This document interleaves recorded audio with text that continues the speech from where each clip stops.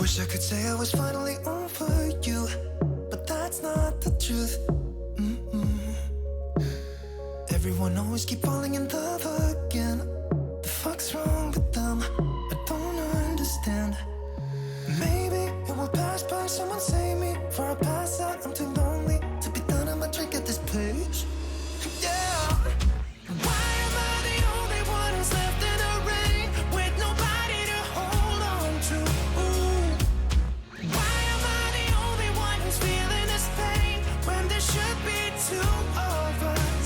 And yeah, I know we both wanted different things, but letting go just comes easy to you, don't it? Why am I the only one who's left in the rain? If I had an option to be someone else, I would, and let go of you.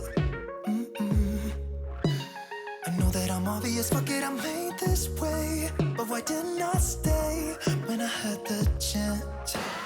Maybe it will pass by, someone save me. Before I pass out, I'm too lonely to be done in my drink at this pace. Yeah.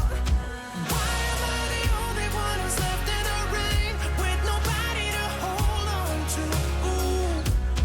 Why am I the only one who's feeling this pain when there should be two of us? And yeah, I know we both wanted different things, but letting go just comes easy to you, don't it? Why am I the only one who's left in the rain? The only one that's left in the rain.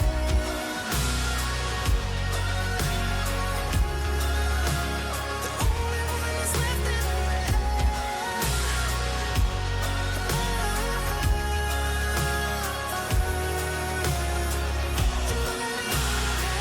Am I the only one? Am I the only one? Am I the only one? Am I the only one? Am I the only one? Am I the only one? Wish I could say I was finally over you, but that's not the truth. Why am I the only one who's left in the rain with nobody to hold on to? Ooh. Why am I the only one who's feeling this pain when there should be two of us? And yeah, I know we both wanted different things, but letting go just comes easy to you, don't it? Why am I the only one who's left in the rain?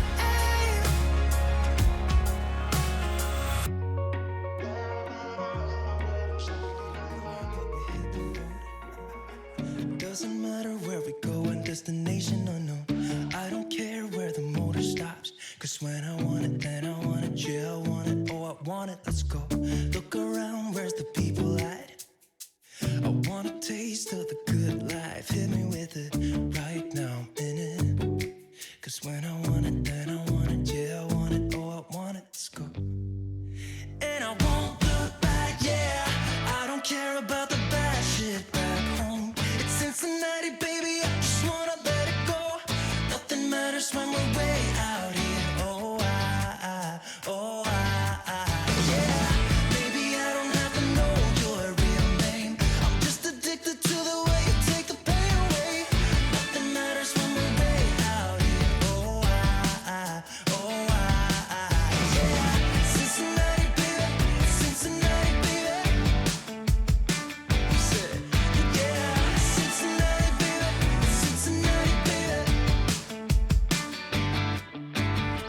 It's 2 a.m. when we close the bar, but we're in the get-go. Next place, give me someone I could dance with you beneath the stars. Cause when I want it, then I want it. Yeah, I want you. Everything stops when you move like that, and I wanna get in close to you. It's what I'm gonna do, cause right now I'm in it. I feel kinda dizzy when I'm staring at you. And I won't look back, yeah.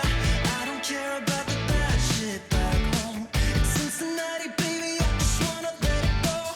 Nothing matters when we're way out here. Oh, yeah.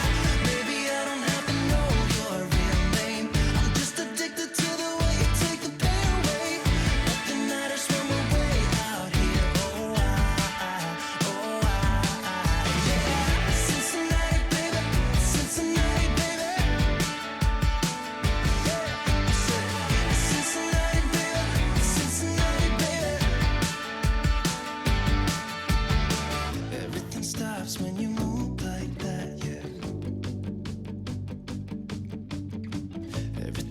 stops when you move like that, yeah. Everything stops when you move like that, and I wanna get in close to you. It's what I'm gonna do, 'cause right now I'm in it. Yeah, I'm fucking in it. I don't care about the bad shit back home. It's Cincinnati, baby, I just wanna let it go. Nothing matters when we're way out here. Oh, yeah. Maybe I don't have to know your real name. I'm just addicted to the way you take the pain away. Nothing matters when we're way out here. Yeah. Cincinnati, baby, Cincinnati, baby. I said, Cincinnati, baby, Cincinnati, baby.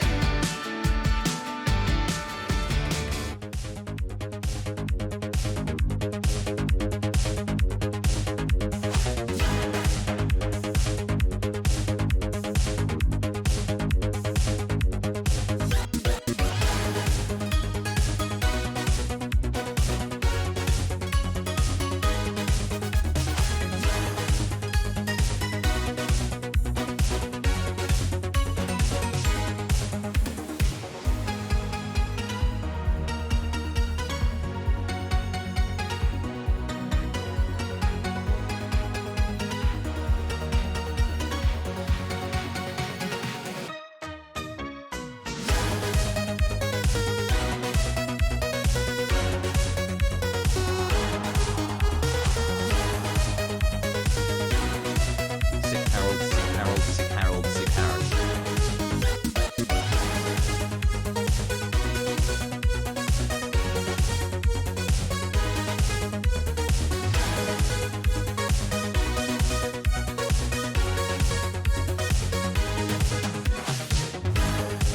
Did you do anything right with Grace?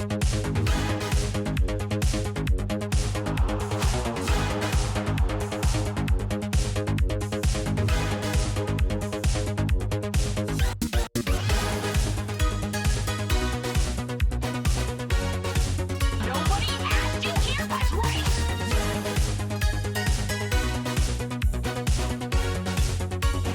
Nobody asked for your help but Grace.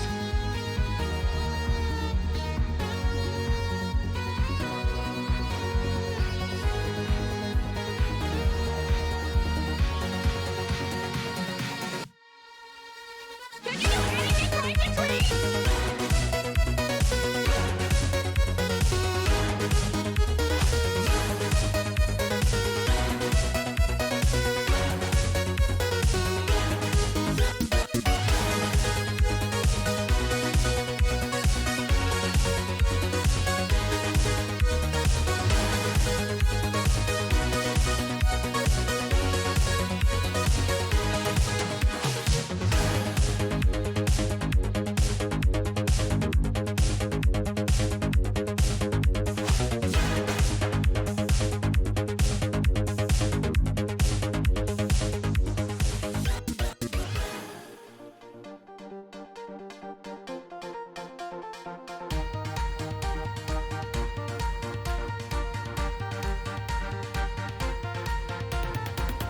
Take everything we got, give it an honest shot. Turning it on and off, we've been sliding. Riding the highest dream, keeping the fire real. I call for you. Hold your gun, cut the wire, aim for fun. With a light your fire. I've been flying up the ceiling, taken by this feeling. Maybe we're invisible at last. Fueling every engine, power is descending. Maybe we're invisible. Over the coming days, let's cut to the chase.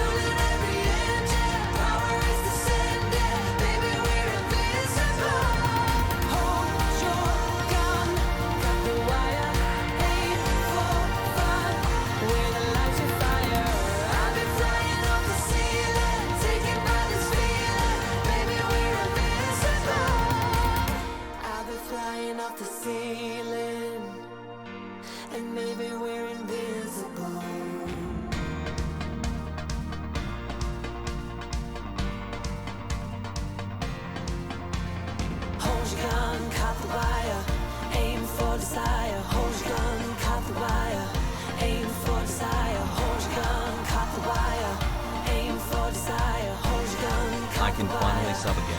Been enjoying the VODs, Matt. Love your content. Sick.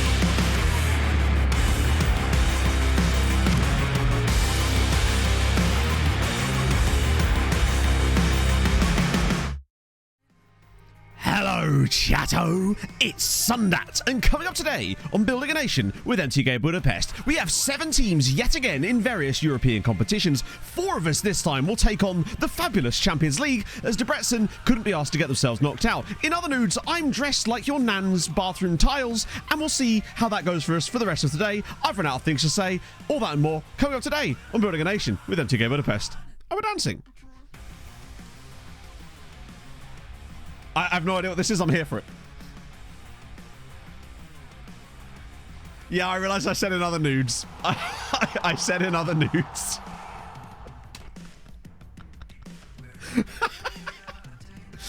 Oh, Sortifugal, thank you very much for the 17 months, my friend. And also, let me just catch up on a second. Smithy, thank you for the 21 months. Aaron, thank you for the 30 months. And Neutral Normal, thank you for the 12. That's very, very kind of you, my friend. And Peter Bread with the 18. That's 2 Twitch babbies. You'll have to see it. Let me turn this down. Sick Matt Jam 69. I love the content, Matt. Hope you and Pog are happy, and can I request an ED7 in respect for the colonation? Sick sausage roll, sick. The colonation sounds like a medical procedure that you do not want to get. I'm with you on that one. I think it's terrific, Anarif. Thank you. And I'm glad you're enjoying it as much as me. I went shopping. I mean, we're getting there slowly but surely, right? If you, it is very like your nan's bathroom window shirt. I've come for the stained glass window vibes. So colons take over the world. It's true. Or everyone just signs for colon. It's. I like the shirt. I thought it goes nice with my white jeans that I'm also wearing with it. Yeah, that's right. You thought it was bad before, but now he's taking it to a whole different level. You gotta mix and match the right things, Chatto. I was just vibing yesterday. Goodbye. Anarith needs some quiet time. Oh, guest sprint on Miami Vice. Hell yes. Miami Vice is brilliant. Top stars. Hey, joke all you want. I feel fabulous today, Chatto, and I'm not going to take it. I'm actually entering Eurovision. Strange. Times are tough, chap. Chat. Cross the road before walking past. Oh, exactly. I'm just dressed for Miami. It's fine. On the plus side, that's going to be a proper split screen jobby later. Oh, shooter's bad. No, the shoes. Well, actually, I don't really know about the shoes, but we're rocking lately these white Adidas Gazelles. So, you know, I do rather like those. Eurovision week is almost on us. Just a posh bar in Lake Balaton. That sounds delicious, honestly. I'd love to be in a posh bar in Hungary right now. Oh, I don't even care what you say. I like my outfit, frankly. Crocker right there, some Don Johnson vibe. Yeah, man. No, you need a white blazer with the sleeves rolled up for that. Vice City equivalent of the guy who screams, "It's the bad."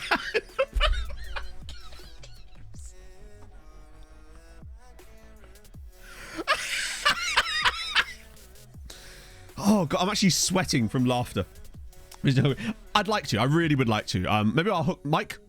I'll convince Mike and Chloe to come to Budapest with me and Pog or something. Let's get off of this nonsense so you can see less of me.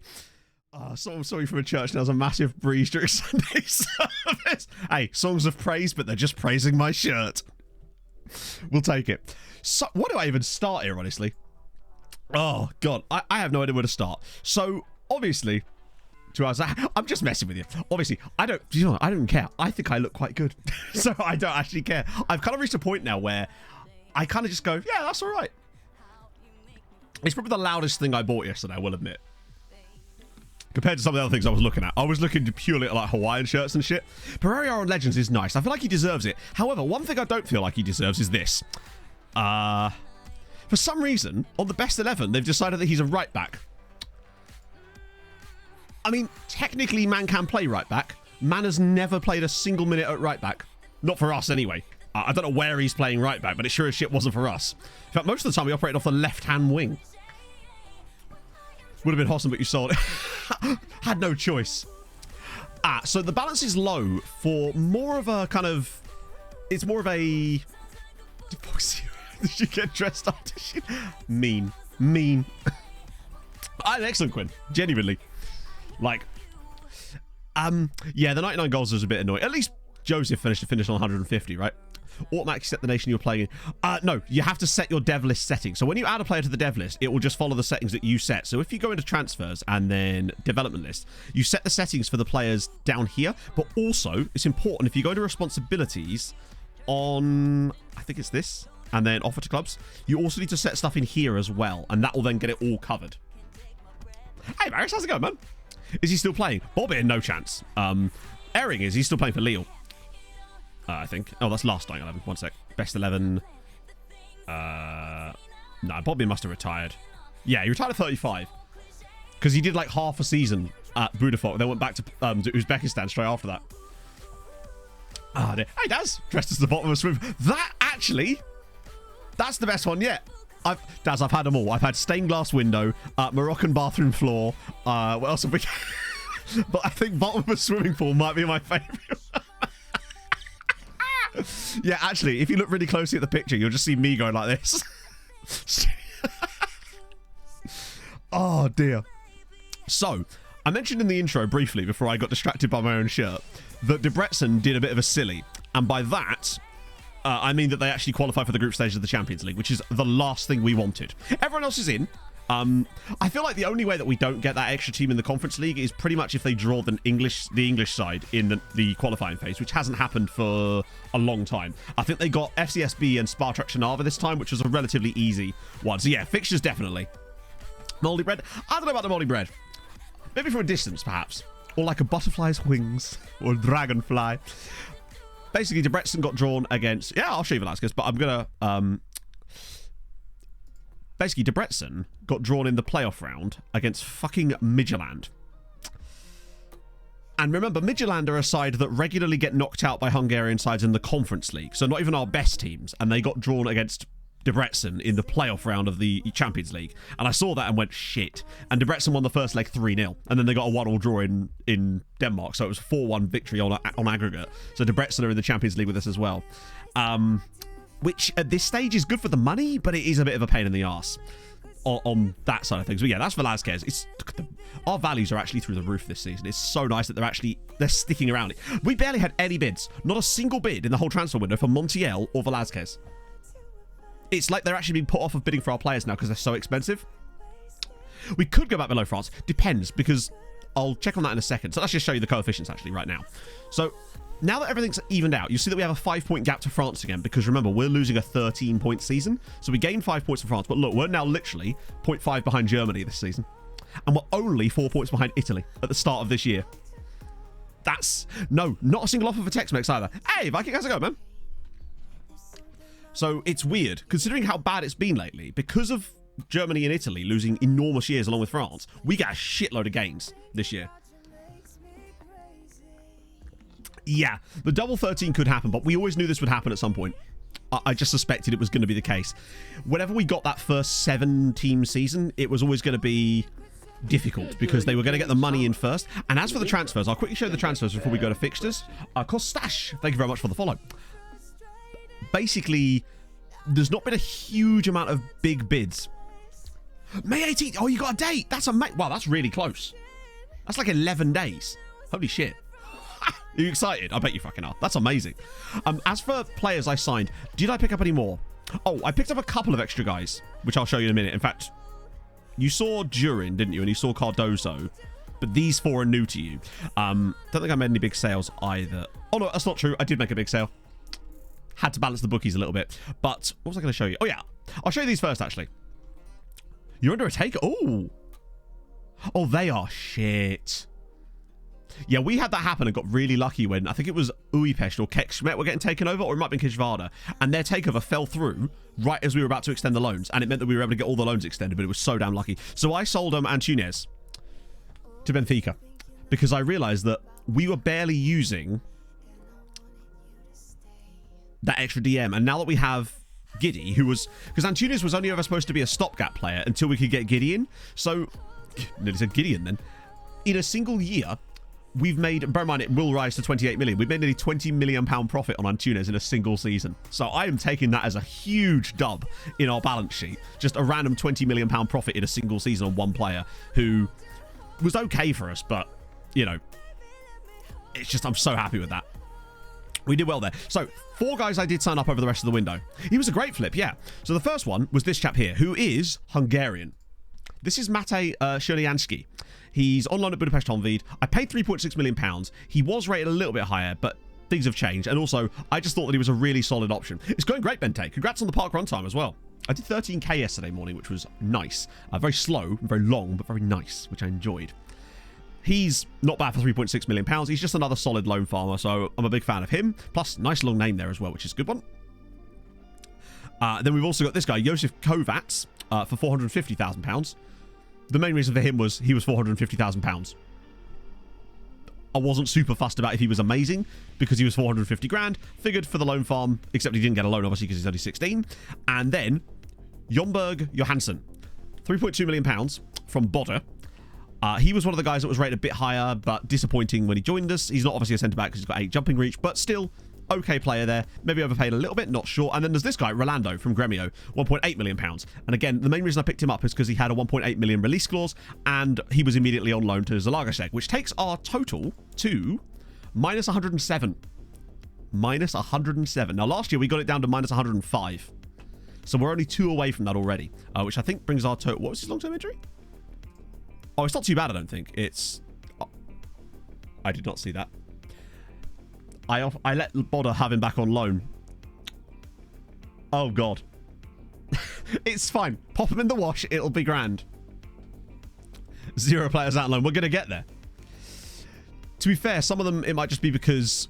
It feels like some of them, when they come in, their ratings drop, and then after about 2 or 3 months, they're back up to being the high ratings again. It's really weird. If you actually look through some of the players out on loan that joined us in the start of the transfer window, they are back up to being 5 stars again, or like really close to it. It's really odd. That's disappointing. So I think the reason I didn't notice that is because I obviously kept him out on loan at Bodø, and that's obviously happened since then in trading. Yeah, that's probably killed him. That might actually be why that wouldn't normally change, but I wonder if it has. It's weird that he's not lost like bravery or anything like that. Estonia would be fun, Hayden. Yeah, that's the one that's like mulling around in my head. We'd have to change a few bits about it, but I feel like that would be the most fun. So I guess the next thing to look at would be scheduled. So we'll quickly run through them. Us, PSG, Juve. Tough start for us. Nice away. Red Bull Salzburg away. Solid. Hey, John. Man United away. And then Milan away. Bodø at home. Dortmund at home. That is not a very easy set of matches. Honestly. Like, I don't see us getting top 8 off those fixtures because our easy games are both away from home, the allegedly easy ones, and then Nice and Red Bull Salzburg are the 2 pot 4 sides we got. I don't think we get top 8 with that, really, which is not ideal, unfortunately. As for the others, let me just go to Champions League so we can find out what they've got to. So we've got Budapest. I haven't actually looked at these myself yet, so we'll find out. I'll also show you the other Hungarian transfers in a minute. So they've got Benfica away, not easy. Lech Poznan at home. RB Leipzig, at least it's at home. Liverpool at home, no chance. But Dortmund away will be tough. Galatasaray away won't be easy. Atletico at home. I feel like Budapest are probably not getting 14 points this year. It really does feel like we do play Dortmund every year. Like, it actually does. I wonder if we played Dortmund more than any other team. Ferencváros, right, they need a good schedule this year, please. Give them something. Atletico away. Schalke at home. Okay. Schalke and Dortmund are both at home. Okay, weird. PSG at home. Red Bull Salzburg away. Lech Poznan as well. Porto and Chelsea. I think Ferencváros have got the best draw so far, which means they will inevitably still not win any matches. But the question is now what Debrecen got, because this is their first ever attempt at the Champions League. I'm not hopeful of this. Shirt off. Yes. We'll do it. Galatasaray at home is good. Leipzig away. Barcelona at home, no chance. Man City away, oof. Nice away. Dortmund again. Real Madrid and Milan. I don't... Specs, 1 second. Fel, thank you very much for the 11 months. That's very, very kind of you, my friend. Hope you're well. Specs, so... Fuck, what is it? It's a 3700X, like AMD Ryzen 7 3700X processor.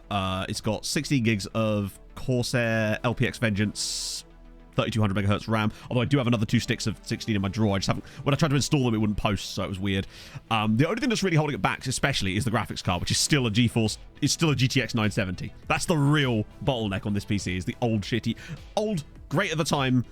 No longer quite cutting it graphics card, but I paid £50 for it. So, you know, it's been great, Hayden, honestly. Went shopping with Pog yesterday. Had a bloody lovely time, honestly. Went to Blue Water. Haven't been there in years.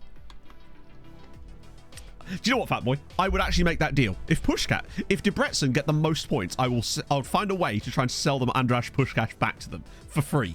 Because obviously, you know, otherwise it's pointless. But I don't see it happening. Got anything? Oh, yeah. I got plenty of things. What else did I get? I've got some more like shirts and stuff, not like these, like Oxford style shirts and stuff, and some bits and bobsies, which I just quite like, and a pair of like blue jean shorts too, which I like. Okay, let's see, next one. Honestly, Declan, I have no idea about computer specs anymore. I built this PC in 2019, in late 2019, so I'm completely out of date with what's good and what's not anymore.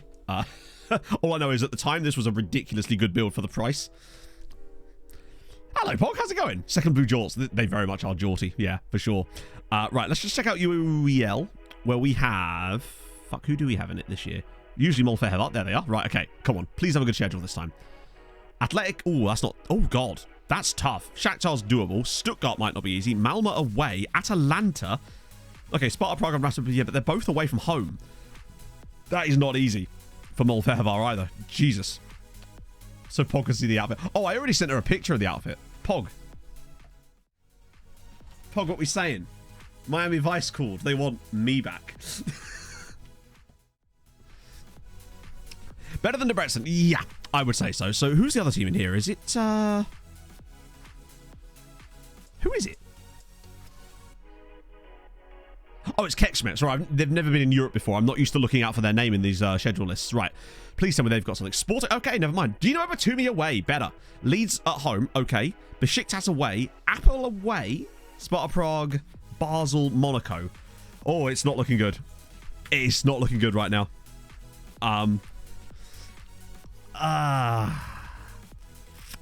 That is tough. My turn is asking for 30% of your wage budget. It just depends entirely on loads of other factors, YOLO. Because is he actually good for your team? Actually, how much money... You say 30.5% of your wage budget, but how much is... Like, I take it that means he'd be the highest paid player at the club. How much is your highest paid player at the club currently on, and how much does this guy actually want? Because I feel like that's actually more important than the percentages a lot of the time, because it can actually upset your wage structure overall a lot of the time. Hungarian Chinese player, did they really?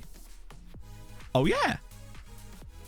Oh, no, they had a German Chinese player, Zhenjing Mei, who actually looks pretty solid. They signed from Balingen. Wait, was he on loan there? Oh, they loaned him to Dinamo Dresden. My bad. Twice as much. That's going to be really tough. The main issue you have there, YOLO, is because he'll be on so much more money, any player that you now come to that wants a contract negotiation with you, like a player will want an extension, they're going to ask for stupid money because of that. That's the problem when you give one player way more money than anyone else in your team. It's a real problem. Hey, Sandro. Obrigado. I know that's thank you, but like I don't know much Portuguese, unfortunately. It's a risk, YOLO, but I mean, it's like... It depends on how long you're expecting to keep him for. It's... Put it this way. Would it bankrupt the club if it goes wrong? I think that's always an important one, right? San Marino squad's found this guy. He's 57. What?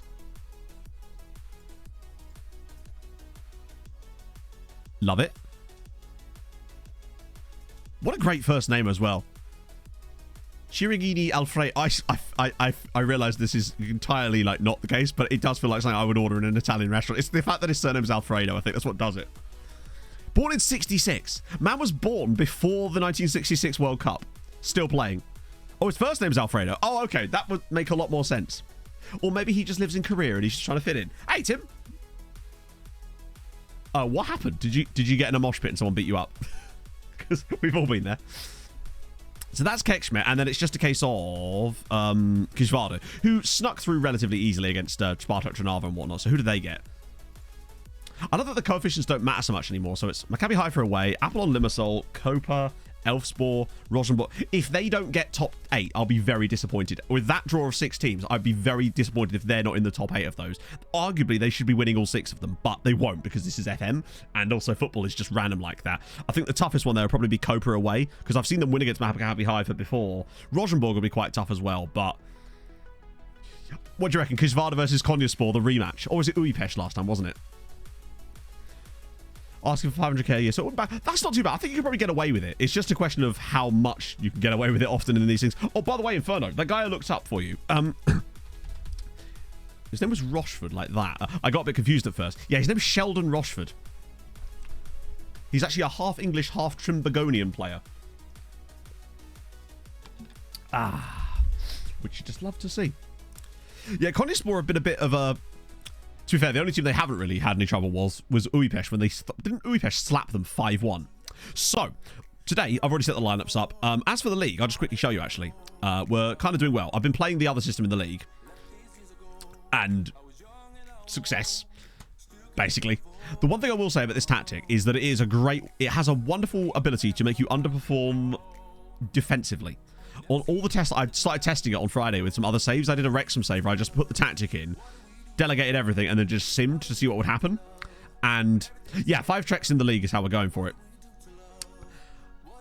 And they got to the Premier League, basically, without really...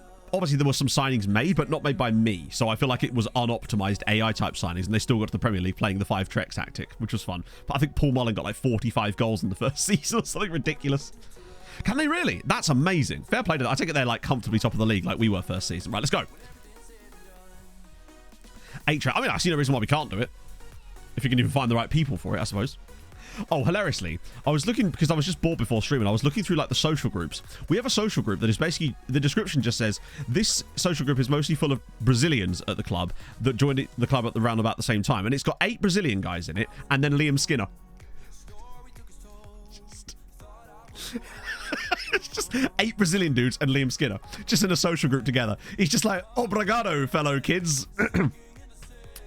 Ah, dear. They've just adopted him. Yeah. Oh, Dioshaw going up. Oh, fair one. Just FM things, yeah. Skinnerinho. I almost feel like he deserves that nickname now. Remind me after the match. We'll get him in. Skinninho. Little Skinner. Skinnerow. The capybara of social groups. We've got main social group 1, 2, and then there's the Brazilian group, and then there's other, which has got a few people like, weirdly, Patrice, for some reason. Did you do anything right, Patrice? He can't even stay in the right social group. I'm just saying.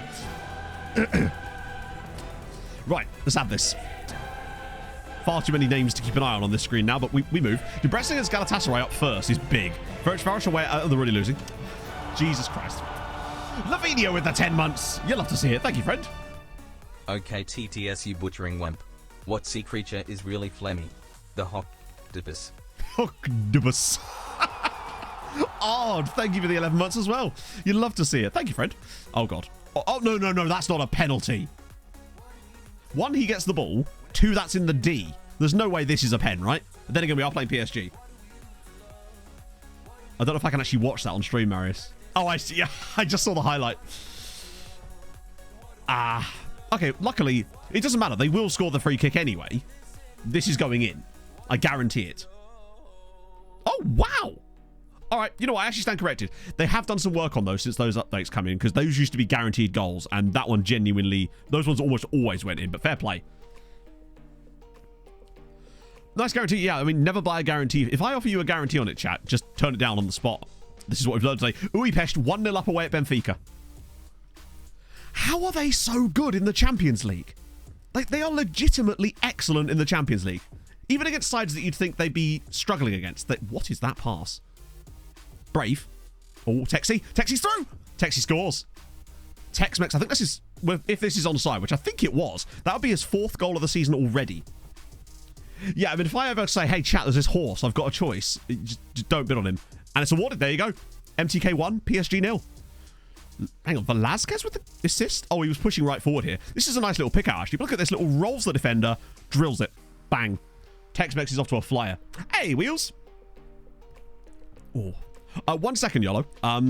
Show me again after the match, and I'll be happy to take a little look. Okay, so it's... Oh, luckily they're all sort of up here, so we might be able to keep an eye on the games the entire time. We know the man well. Oh, good lord. What is it? It's Enrique Pereira. In that case, yes, do it. If I'd have known it was going to be Henrique, I'd have said go for it straight away. We signed him in this save. We brought him to Hungary in like season 3, and he stayed here for like 9 years, was vice captain of the club, and is now one of the club legends. So he's a fantastic pickup that you can get for free. I would highly recommend him. He's really consistent. He plays really well on both sides. He's a great finisher as well. In the early stages of a save, highly recommend Pereira. No, this is not the Trek system. This is the normal style system for this. In fact, it's not only the normal style, it's the original normal style. I reverted it back to the one that we won the Champions League with, rather than those little changes we made last season around the knockout stages that I feel like made us worse. And I think we maybe shouldn't have been making those changes when we did. Because I think maybe... Because we played really well against Dortmund, but we kind of fucked it against United.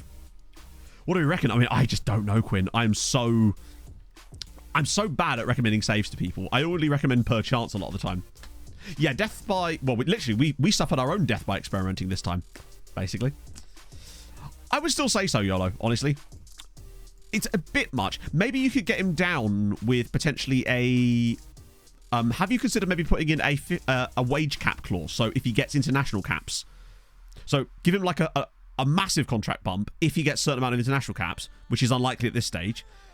And then you can drop his base wage down and you might be able to get it more in line with what your club's like. Debrecen are winning.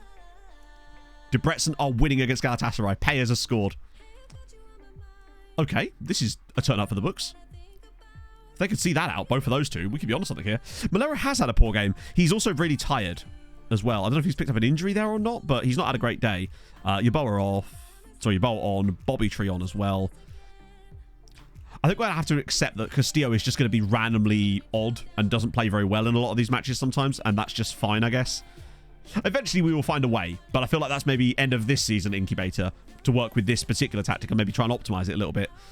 I'm going to get Giddy on. And maybe also Skidinho while we're here. Even in tactics. Oh, I don't know, Mouse. Huh. Do you think it could be a network game bug, Moose? Because I've seen some weird bugs in network games. I don't know if that is one. I haven't played a network game this season, unfortunately, so I couldn't possibly compare. But if chat has any ideas, I'm curious. Come on, lads. This is a home game. We kind of got to see this out. Oh, come on. No, please don't foul him. Yes, well done, Brandon. Getting back and covering and... Oh, go on. If we play this out all the way forward and try to find... Oh, please. No! Oh, I had a feeling that was going to happen. Fuck me. Yeah. No, not a bother at all, Mouse. That was unfortunate. We kind of got ourselves... That was so annoying because we kind of got ourselves clear and all we had to do is play that ball at the pitch and then we just kind of played ourselves back into trouble again by just not playing a simple pass. Classic. Oh, unfortunate on the keeper as well. I don't think there's a lot you can do, but it's frustrating. I guess the game just like checked the reputations of the teams and went, they're going to need one of these. At least it wasn't me, Montiel or Patrice, who's actually had a relatively poor day anyway. I just turn one in the box on for 10 minutes and just try and... I don't know. I'm a Fulham fan in real life. Moose, thank you for the follow. Hope you're well. I'm sorry we can't be more help, honestly. 2-0 to Debrecen. Our late equaliser, though, for Benfica.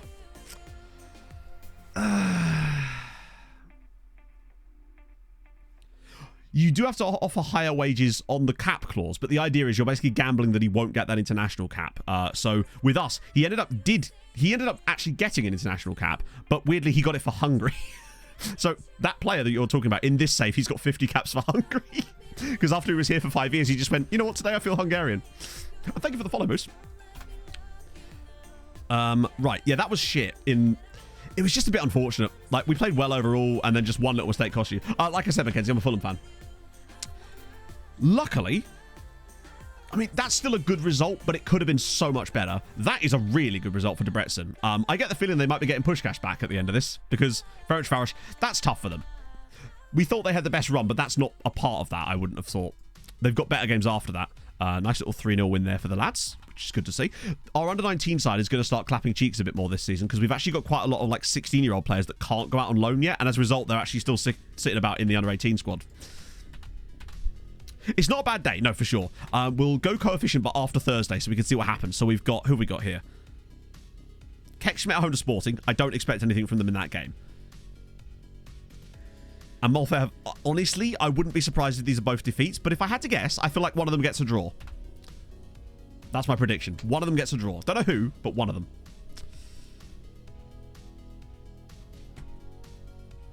Well, slap my cheeks and call me Shirley. Kekschmidt 1, Sporting 0. Draw Amar with the winning goal for Kekschmidt. Come on, also a draw for Molfehovar against Athletic Bilbao is sensational scenes as well. Do you remember a couple of seasons ago, Kekschmidt were doing a little bit okay in the league and we thought, oh, maybe they could give it a go in Europe? You were right. I was right. One did get a draw. I can't argue with that. But that is a huge result for them. There are definitely databases out there like that, Crazy Bro. I just don't know of one off the top of my head. I don't actually look at databases very often, truth be told.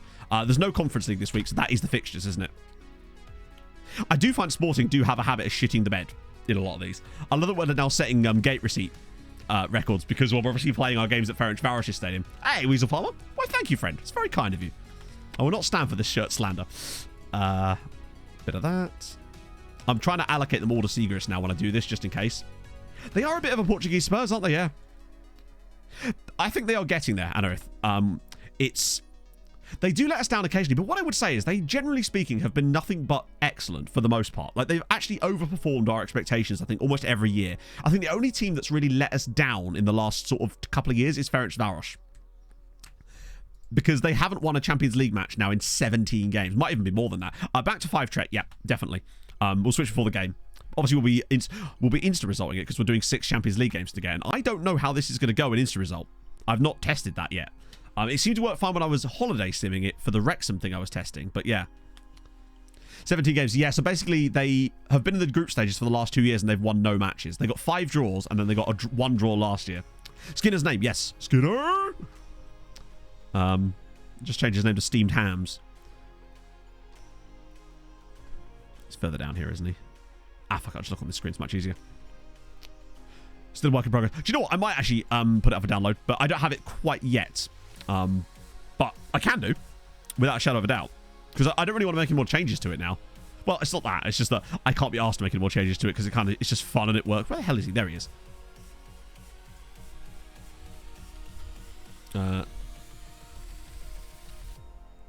Skinninho. There we go. That's a lot of N's in his name. Wait, is that... Oh, no. I thought that was 3 N's in a row. Skinnerino. Oh, Skinnerino. Yeah, Skinnerino actually works a bit better. I prefer Skinnerino than Skinninho. Like that. And it's just longer, which I prefer as well. Right, coefficients. I mean, hot diggity dog, chatto. Firstly, Croatia clapping cheeks, but also we are literally less than 1/10 of a point from Germany at the moment. Keeping that gap to France, Italy have started strongly. I think there's a chance if we can kind of just have a good season compared to Germany, we can get it. We drew 1-1 with PSG in the first game, unfortunately. Took the lead through Tex-Mex, and unfortunately, defensive error. Brandon Silva gave the ball away when playing out from the back for seemingly no reason. More a case of just game check the reputations of the clubs. Everyone wants to do it. Pretty much, but I tell you what, it plays some amazing football. Like, you have no idea how nice the football it is. It plays. It's so fun to watch the games with the... Oh, they got a Nigerian. Awesome.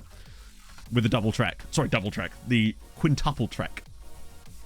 It's just fun. Because no one wants to score. No one wants to shoot because every trek is basically designed to pass the ball. So they'll pass the ball like 3 times when they get into the box. And there's basically every goal is walking the ball into the net. And it actually works. Peter Andres turned professional. It's going to go finally out for hunting his mysterious girl. Poland are fun.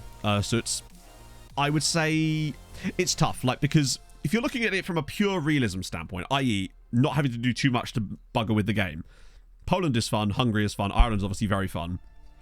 But the reason I chose those ones is because you don't have to do too much to the game. Frankly, if you know a little bit about the pre-game editor, you could pretty much make a building a nation out of any nation just by changing a few of the league rules and just in making it more focused on fun than specifically on realism, which is what I think we might do next year, potentially with Estonia. Andre Zinia, thank you very much for the follow. Hopefully I've said that correctly. 8 treks and the passing. All right. I know we're only going to do the Champions League. I'll make you a deal. This is a cup game against a lower league side. Right, 5-star trek. Presumably, that means... So you said 8 treks. So would that be with 3 strikers? How do you get the other... Oh, 3 AMCs. Can you actually play a 3rd AMC? You can. All right.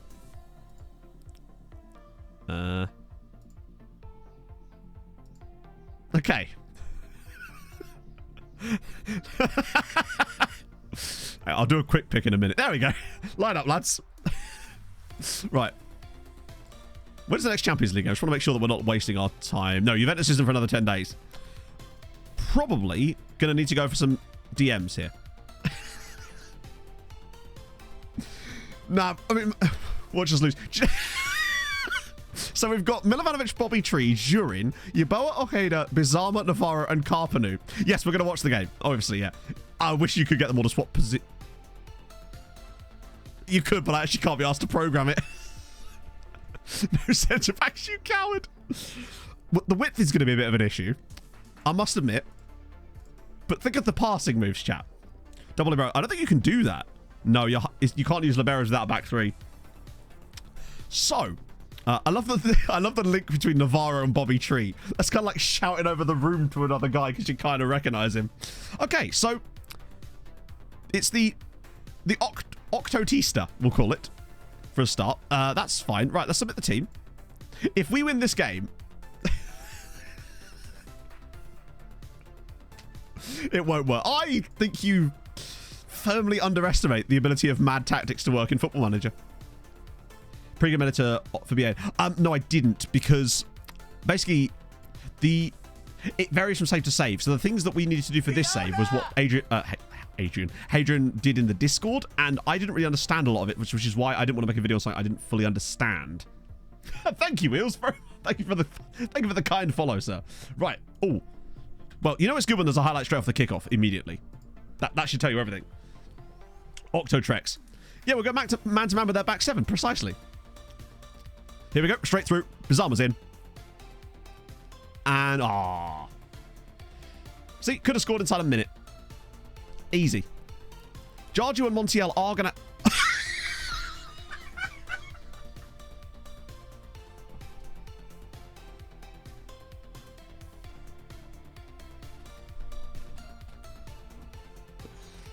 That is the worst free kick I've ever seen in my entire life.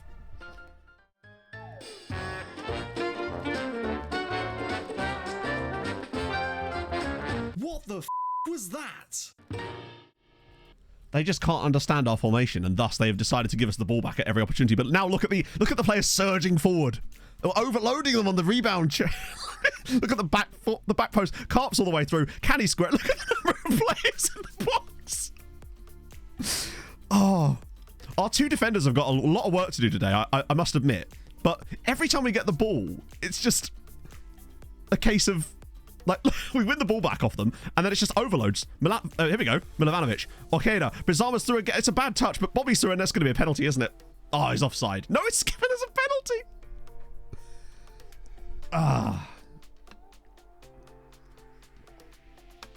Fix it in the second half. I don't think we will. We lead. Jarju from the spot. 1-0. Moses Jarju's first goal of the season. It looked offside to me, like miles offside. But I guess the referee was... maybe the referee is just a fan of the Trecotista. It is OP. Already got 1 XG. Here we go. Set piece goal coming up. I do like that we play a system with 8 Trecotistas, and it's the centre-back that scores the first goal. One of the two centre-backs. Strong start from us. Oh, my God. You're going to have to go long here, bud. There we go. Bobby knocks it out of the air. Milovanovic is in. There's players surrounding him. Doesn't matter. Oh, Duran with the shot across goal. So it's been a strong 10 minutes from us so far. What I would say, though, is with us having this many players forward, they can just lump the ball over the top at any time they choose to. They just won't choose to. And thus is the hilarity of it all. As it slipped through for Ojeda now. He's through on goal, and he makes it 2. They're getting overrun in the defence. Ojeda with a brilliant one. I love that all 8 of them are already up there to celebrate. It's 2-0 in 10 minutes. Okay. I do believe if your opponent is weak enough, you can pretty much play whatever tactic you want to. No, this is on key highlights. just the 3xG in the first... we just played the normal system in the PSG game. The sort of... the old system, the one that won us the Champions League. What we need is a couple of ball-playing centre-backs, I think. Carpenu pushing their entire team back. They've got no one to mark. There's just too many players in there. Look at the number of players in the box. Oh. Fine, 8 Treks. We had a cup game and we just thought, you know what? 5 Treks wasn't enough. Let's do 8. See how it goes. And so far, it goes goo. Central libero and a halfback.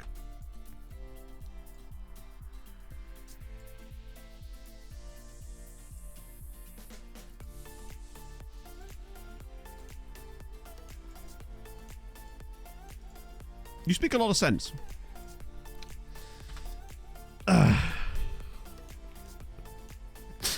It's fine. The halfback will drop in.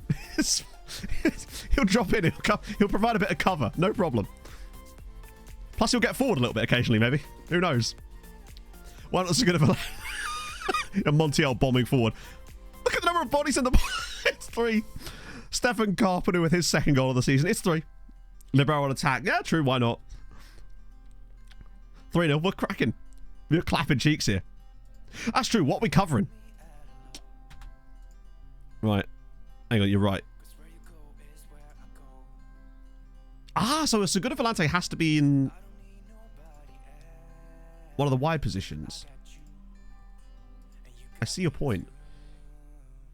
I feel like we need every player on attack. I just feel a bit sorry for Montiel. We'll split those 2 over. Because at least Montiel is actually a centre-back. Cool. Okay, so that's fine. You know, it's a lot of yellow cards, actually. We're going to get the Segunda getting forward a little bit more. I feel like we haven't got enough bodies committed on the attack. No, because very attacking would actually make us far, far worse, I would say. Oh, I just realised Lucas was in goal. I thought it was Portia. Montiel's like, can I dribble all the way up defence here and just play a perfectly weighted pass? Bobby flicks it down. Nobody there, though. That's it. Push up. There you go. Wins it back. Look at the runners. There's just so many of them. We've got our entire team basically -1 in their box. Oh, he's missed the target. Like, stick a foot out. Come on. Yeah, our formation is a question mark for everything. Like, one good ball over the top and they've got us, but they simply will not play the pass. Ojeda. Everyone is in their half. We're leaving one guy back. I feel like they get a couple of goals in this game. Maybe 2. Bobby Tree. So many bodies forward. Carpenter again. Off the bar. Ojeda can't get there.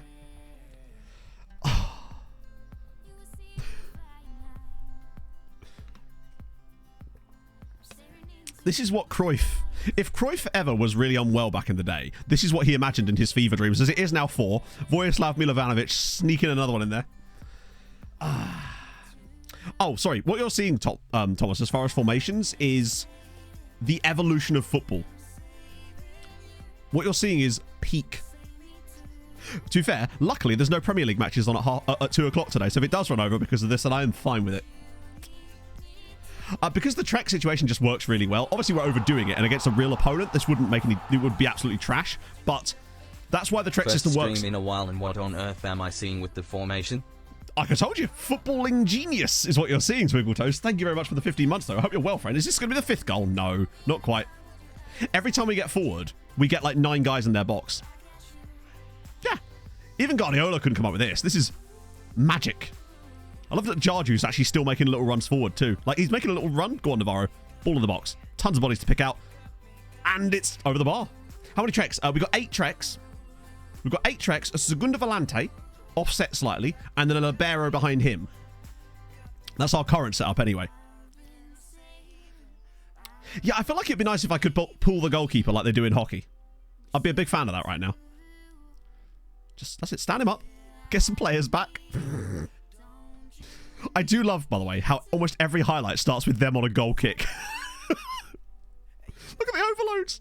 There's so many bodies forward. They're all forward. Everyone. Oh, here we go. Chance for the breakaway. Not having it. Montiel's not doing it. Everybody's up. That's it. Use the keeper. Get the keeper in their half as well. Come on, Lucas. You can do it, bud. Oh, I want to control the keeper, damn it. TSRT, thank you for the 13 months. At 13 months old, babies are becoming more mobile and active. They can sit up and crawl or even walk with support. They begin to show interest in exploring their surroundings, and may enjoy playing with toys such as blocks or balls. Thank you very much for that wonderful introduction to childrenery. It is now 5. The ball is deflected into the path of Durin. Oh no, he's just there. Good finish. You have a downline. I can put it available. 7 before half time. I think we can do that. I think there's every chance. Yeah, the keeper's on attack. Every roll is attack as well. I believe it does, Weasel Farmer. Yes, or certainly ours do. Let me just check. Yeah, moves into channels is built into the Trek roll. Some of them have shoot less often on, obviously, because they're still stuck from the previous roll, but that's fine. I think some of them shooting a bit less often might do this some good. Look at the space through the middle. He runs into the box. And why defenders? Well, you kind of... Basically, because I can't push any more players into the attacking midfield. Believe me, if I could play an entire team of just Treks, I would do. But at least we've got a Segunda Volante and a Libero. But the thing is, he gets the ball in the box here. And there's already 2 guys waiting for him. It's 6. We're doing a little bit of an experiment today, Thomas. Yeah. We thought we'd just try it out. But it's 6-0. We are playing a team with 8 Trequartistas in it. So that's fun. Keep her up for court. Wouldn't be the worst idea, would it? Get to that ball. Yes, here we go. Bit of open play. This is more like it. Flips it over the top. Milovanovic with the run, but he's got runners inside him. Runners everywhere. So many runners going to shoot, isn't he? After all that, man's got 9 people in the box to look for, and he's like, I better just shoot. Probably just shoot here for the safety. Go on, get back. Oh, chance for him here. He's going alone. Might need Lucas. We need Lucas. Was that their first shot? Oh, they've had a couple of shots, you know. Yeah, it would be cool if you could... Oh, I thought he was injured there. I'm pushing forward with our very thin defensive line. Is stretched to his limits. Protect the lead. I think we'll be fine at 6-0 up, honestly. With FM Trek. I'll get Matt involved. It'd be perfect.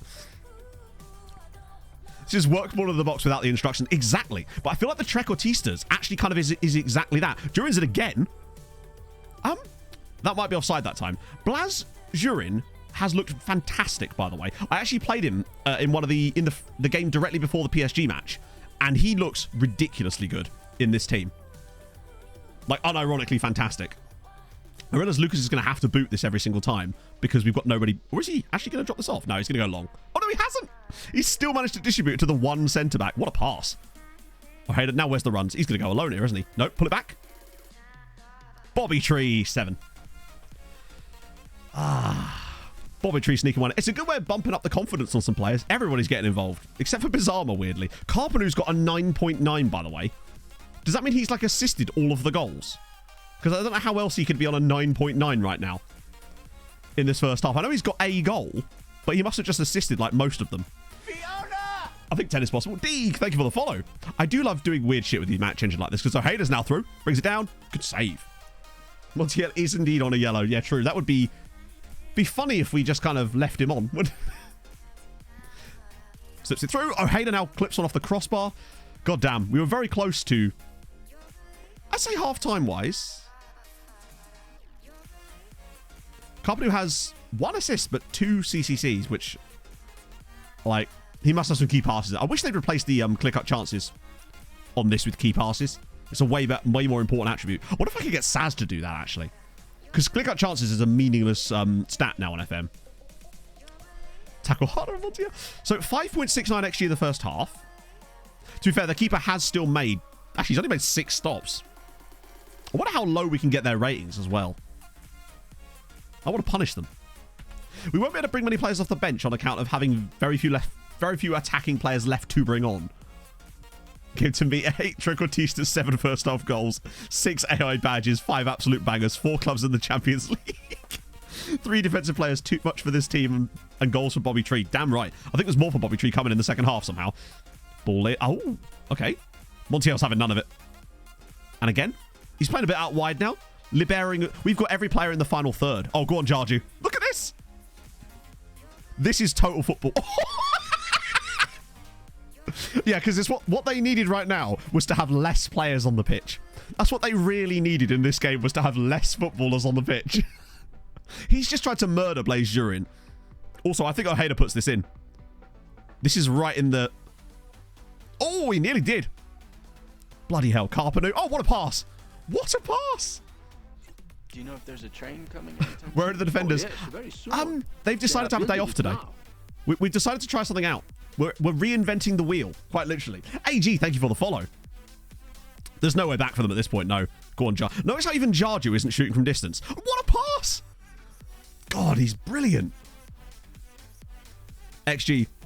Yeah, I do remember the clear-cut chances. It's weird how they still persist as a stat that is like really prominent in the game for some reason.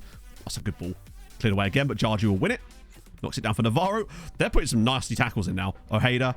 But look, before, if he wasn't a Trek, he'd have shot there. I think this is a shot. All right, okay, here we go. Go on, get back, Montiel. He's coming. Oh, Lord, he's coming. Yes! He has just run the fastest 40 yards ever. Get him in the NFL immediately. What an absolute long... Like, you're 7-0 up and man is still pushing it back to get those kind of saves. Go on. Montiel. This is why he's going to be captain. One day. Oh, thou shalt not pass, literally, yeah. Oh. He would get a higher drafting place than, was it Will Levi? That's right. Matt Wrenchton's NFL. And now we move. Oh, a set piece goal. Maybe add that onto the top of the pie. Oh, breakaway chance for him, potentially. Although we actually do have a guy back from these, obviously. Go on, yes. It could have been more, honestly, Leanne, I feel like. Here we go. Right, now they're in the position because it's all treks from here. They just won't shoot from those angles. Yuboa. Oh, that's another penalty. Levis, that's it, yeah. I think clear-cut chances are... Oh, hang on. Jurin for the hat-trick. Scores a hat-trick. He scores his first goal for the club, and now he has a hattie as well. You'd love to see it. We've got a couple of touchdowns today. Has Bobby got a knock? Oh, we don't want that. Our tree's leaking sap. One sec. I can shake it off, but... Oh, we do have... Well, I mean, it'd be rude not to bring on Francois Xavier Hardy now, wouldn't it? At a time like this. How do we do the league with this? I suspect poorly. If I had to guess, I would suspect poorly. Then again, we are clapping cheeks in the league with five Trequartistas, so you just never know, really, do you? But the players are getting back for this. Are they starting to venture forward a little bit more now? Or is it just a rare attacking flurry from them? But it's actually situations like this where I feel like we could be most dangerous, when they've actually got a few bodies knocking about. Here we go. Look at the runs. Look at the passing. It's Jurin again, and it's another goal from... I think that one is definitely offside.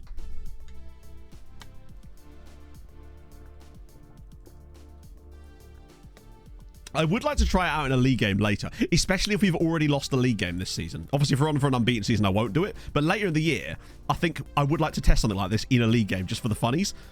Lucas is... Yes, that's what I want to see. Oh, look at this from Francois. Look at the runners. Navarro, he's through. Right, come on. Guillermo, you've got to finish this, buddy. Oh, that's unfortunate. Hey, Gelcha. Yeah, Blaise, he does look, like, blazingly good. He's fantastic. When I've watched him in matches, he seems to really suit this style of play. He's a great finisher, but he's also got good passing. He just picks out teammates. There was a wonderful pass he actually played for Jonsson in one of the off-camera games. It was fantastic to see. He's going to be an absolute god. These guys are probably third or fourth tier, I would say. Not a team I've heard of, not a team we've played against in the past either, which is why I thought it was perfect for us to mess around with this. Youngsters from the bench. We'll have a look in a second as Bizarma's in. Oh, I feel so bad for Brian Bizarma. He's the one guy that doesn't seem to get the program. What else we got off the bench? I might get Pretzel on for Montiel. As for the rest, there's also Jonsson for maybe Ojeda. But the rest are all kind of defensive players, other than Castillo, and I kind of want to rest Castillo for this.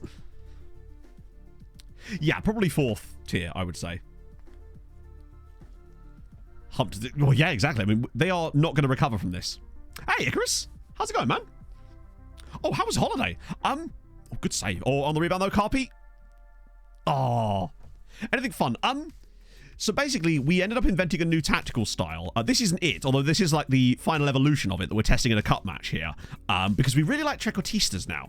In addition, 7 teams in Europe is very difficult, is what we found out. Although this season is actually going quite well. I would be disappointed, I think, if we didn't get to 10. That's where I would be sad. I feel like double figures in a game like this with this kind of team out here, particularly against 10 men now, when we got 7 in the first half, would be very disappointing. Like, we're actually playing against less players and somehow scoring less goals. Maybe they're getting more defensive as a result of that, and it's just kind of congesting things. What does the game call this? Oh, it's because it's... Yeah, you can't see. We'll look after the game. 10-man OP, true. Durin just waiting for his moment. He's just going to go on a little dribble. Treks also have a lot more dribbling about them too. That's great play from him, actually. And Navarro pops it over the keeper, and now Blas Durin has an assist. And Jonsson has died. He's I love how no one cares. What happened to him? Did he just get... He just falls over randomly. Ah, dear. Well, there's number 9. You're a wanker, number 9. Who do we sell? Oh, it was Antunes. 28 million. So we in a year, we flipped him and made nearly 20 million on it. Oh, hang on. Chance for them. Goal. They've got one back. Zoltan with the goal. Zoltan... Best name ever. Zoltan Santa. Or Shanta. Mid-game heart attack caused by just wondering what Earth system they're playing. Well, I guess we've got no choice but to bring on Castillo now. We take that. The comeback's on. They've got it. That was a bit of a gift. It's true. I at least want double figures out of them, lads. Come on. You can do better than this. I love how they've actually got a player on a 7.1 that isn't their keeper. Meaning lame or limp. Christmas must be really dull for the Hungarian dressage guy.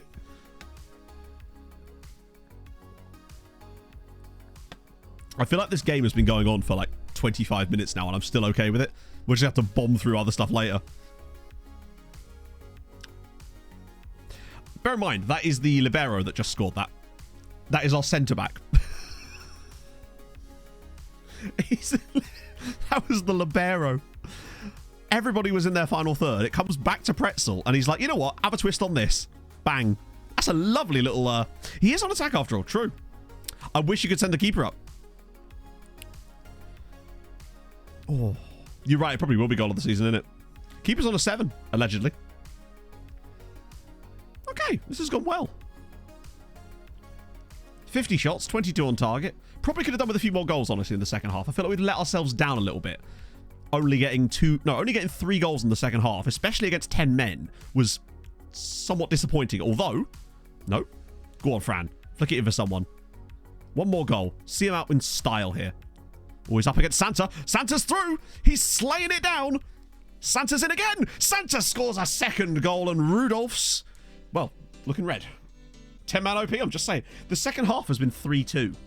Like, the scoreline in the second half is 3-2. With them having 10 men. There you go. Solid result, I'd say. We take those.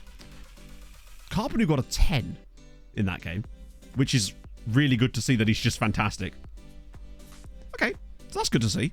You see, Budapest won it with a late goal from Joshua De Bruyne. Well, to get them to... Wow, they nearly lost to Erd. Erd are like 3rd tier. They really do put the Erd in 3rd. Okay, solid result from us there, I would say. Durin with the 10, that's just fantastic work. Plus, it's bumped up all the stats. Massively. Love to see it, though. The thing I like about Durin, he's got solid passing attributes already, which is why I think he's going to make a fantastic Trek. High flair, good dribbler. Great. Love to see that. And it's a twisted knee. I don't know how he's managed that, considering he was just running, but I guess he must have fallen over. How did he get a 10 when he only got 1 goal and 1 assist? We really were spreading the love around in that game. You love to see it. Oh. No longer concerned about promise. Oh, he doesn't want to go out on loan anymore because he's like... To be fair, he's only played 2 games this year, but fair play to him. We'll take that. Yeah, he was definitely in one of the AMC roles. One of the 5 AMC roles. Oh. I mean, to be fair, I'd feel happy too if I just got a hat-trick. Oh, yeah, we want to see what the game calls it. It will tell us on the schedule page because I have the formation set to that. A 2-5... To be fair, that's the formation we started with. 2-5-3 wide. Oh, hang on. There you go. We played 68 minutes. Ah. as a 1153 DM wide, presumably, is what that would say if I could actually hover over it, but you can't. That was very fun. Hopefully that will set us up perfectly to get the confidence back. I can't save that one because, hang on, let me just adjust it to what we actually played. So we've got that in the back pocket in case we ever need it. When will we ever need it? There you go. That's what we played. Cool. Don't need to train it as well. Good point. That is a very good point. I had not considered that. Right. Oh. Octo Trek. And now we can delete it from here, because otherwise we can bring it in if we need it. But we don't want them to actually be training it, unironically, because it will just waste time in our trainings. Overkill. No, I see no problem with it. Looks fine to me. Who's he? He's going to move to someone massive eventually. He just ain't going to be us. Oh, he's very good, though. I worry about... Goddamn. It's like... He would be a very good business. I'm still tempted at some point with him. I think Glenn's kind of like... We finally decided that Glenn is not the guy for us. What about Humlegord? 1 jumping reach. He's 5'6" and has 1 jumping reach. That's actually kind of embarrassing. He should feel embarrassed about that. We'll get rid of these guys too. Oh, a little bit, I would say, yeah. Right, okay. Let's actually catch up to some... Remove from shortlist. Okay, that's weird. Must be because I looked in before. Okay, so we've got... Full strength for Ferencváros-ish, and then Újpest. Be kind of curious now to see how our default system handles... I say default system, you know what I mean. Handles the insta result thing. Oh, other Hungarian signings. Yes, my bad. There was a couple more. In fact, it was quite a few more. So, big ones. Yeah, so this is where we got to last time, I think. Bergeron, thank you very much for the follow. Right, yeah. So there were some quite big signings later down the line, a bit closer to the end of the window. So Újpest actually sold a guy to Watford for a start, but that's not really what we want to see. It's more players like... That's us again. Újpest sold a guy to Al Jazeera. There you go. Újpest spent 6.7 million on Cleon Tanis, which I think is a record outside of us. So a left back, they just brought a Greek left back from Panathinaikos for nearly 7 million. This is Újpest of all people. There's more though. Debrecen also did a good job here on Idrissa Cisse. 300 grand for him. Great shout. He's worth nearly 10 million quid. Look, 10 to 15 million for him. Újpest also picked up Ujkai here. Which again, every player when they join as well, they get for really cheap and then they have huge... Puskás had the Tycoon takeover. Don't worry, they did sign a couple more guys. Just wait. Here we go. Another one. Rashid Belabi. 5 million to Puskás from ASO Chief. Ferencváros picked up Mamadou Barry from Diambars for 500 grand. Tripled... Oh, no. Like, quintupled his money. Raul Garcia from Tigre to Ferencváros for 10 million pounds. Sorry, for 5 million pounds. Another guy here, Hans Dur from Excelsior to Puskás Academy. Like, again, fantastic player. Obviously, we sold Antunes there. Then I think that was it. There wasn't a lot. Like, oh, one more. Tunde Amadi from Enyimba Arba. Good stuff. They've done business. Oh, God, we just drew against another lower league side. One of ours, yes, he was a permanent transfer. A few of the guys got released, and he was one of them. Most of them, I would say. All but one, I think, joined Hungarian sides. Oh, my apologies, Wheels. What was the question? New contract. You're not getting a new contract. No, not yet. Ooh. San Marinese, no way. Wait, hang on. Oh, he's in the San Marinese league. For a second, I thought he was San Marinese. That would have been amazing. I mean, still, he will, as you say, destroy that league without a shadow of a doubt. Oh, a few. A couple more injuries there. Not ideal. Hey, Gordy. Kadumbi. Oh, they've actually got an academy as well. That's a rarity. Nice. We take that. Ovict. Thank you very much for the follow. New 7 isn't in English or Spain. I mean, that's just... It's a very broad question, Wheels. Because... Oh, FM20 as well. Yeah, that does change things. I really just don't know. I'm terrible with save recommendations because I, like, lately just do one save a year. Oh, hang on. I want this one here. Whoever they want in there, but we still want Tex-Mex middle. It's weird how they've switched those two out. I'd rather than play like that way around, ideally. Cool. Yeah, maybe. Perchance is what I always suggest. See you later, Thomas. Portugal? Yeah, I mean, lower league Portugal. I would just really like at some point just to recreate Uniao. Bring them back from the dead properly. That would be a nice, fun one. Yeah, actually, I'd like to manage in Belgium at some point. I don't think I've ever managed in Belgium. Ever. Have I not got... Oh, shit, I don't have it on autosave. One sec. Want to make sure we don't lose our... That was with... Look at that. This is what I mean. Devastatingly creative. Like, even against teams like Ferencváros, who are arguably the second best side in this league, you just destroy them. The one thing I will say about it, though, is so far I have noticed that we're underperforming our XG a little bit. But we're so good elsewhere that it doesn't matter so much, but I would like to see us score a few more goals with it. Let me just turn on the autosave so we don't get caught out by some mad shit today. After matches. Nice. Ferenc are struggling a little bit this year, yeah. They had that a few times, though. I often find that they end up pulling it back relatively easily, but we'll see. Maybe this is the year that Újpest finally assert themselves as the second best side, because they have started to look it. Also, was so defensively stable as well. Did you chase games? Yes! I would like to try it against a weak side in the Champions League at some point as well. Austria would be fun, yeah. If you do think of Austria, I would highly recommend Admiravaca. I did a brief stream save with them before I started streaming properly. I did like 2 streams with them, basically, and I had a great time there. Helderum, thank you very much for the follow. But I think if I was to pick... Basically, Admiravaca have insane youth facilities and youth recruitment and stuff. Well, they certainly did back on FM20, which is actually the one you were playing, as it goes. Hello, Mr. Progger. How's it going, friend? I did it. What did I do? Other than be fabulous. Let's see. Castillo with a slight injury. That's fine. Okay. I've never managed in Switzerland either. I think there's a lot of quite major European countries that I've not managed in yet, and I feel like I've managed a lot. Kishvada again doing quite well. Pushkas, I really don't want Pushkas to get relegated this season. Like, RB Salzburg, yeah, they are, but like I feel like if you're going to do Austria, it'd be a bit boring to just do RB Salzburg. That's why I like someone like... I mean, obviously do whatever you want with your save, right? The file for this save, in the Discord, but the file for this save is only the... There's the file from the very start of the save, and there's also the database, so you could start off the save with like a fresh save, but still have all the stuff that we've got implied to it, like the loan thing and the slight tweaks to the nation development stuff. Hey, Pastek. Lowest league. I guess I managed in some of the regional leagues in England when I was doing Whitport. Plus Kazakhstan, Malta, that was fun. Cypriot 3rd division was pretty low with Ahironis.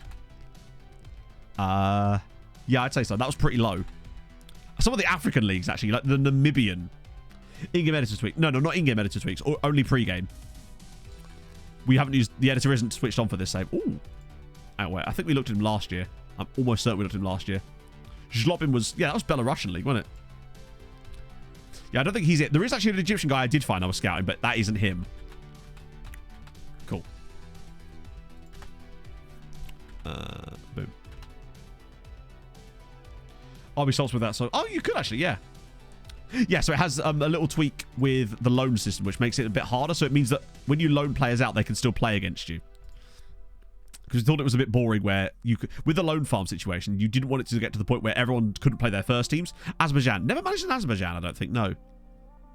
No. I've done Kazakhstan. An MLS save, no. And I probably never will, honestly, because I just don't really have an interest in the MLS. I don't really like leagues that you can't get promoted in and out of. It sort of doesn't interest me. I like the kind of journey up through a league, and as a result, that's just a league I wouldn't probably ever do. That, and it's just like...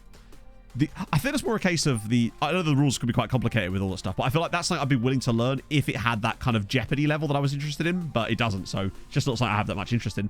Doran is actually... still here. I say still here. He's back now. Have I spelled his name wrong? Is it? Yeah, it's Doran, isn't it, with one... Emmett's now back as our second team assistant manager. Slowly working his way back through the leagues, if you like. Oh, so basically what that is, Wheels. So with the team report system that we use for scouting, we found that because I have like 600 team report scout reports queued up, when we get one in, I then set it to scout them again because it takes like 600 days for the next one to come through. So I'm just sort of essentially adding it to the back of the list. That way it keeps going on the cycle of scout reports where you don't have to worry about then going through and setting them all up one by one anymore.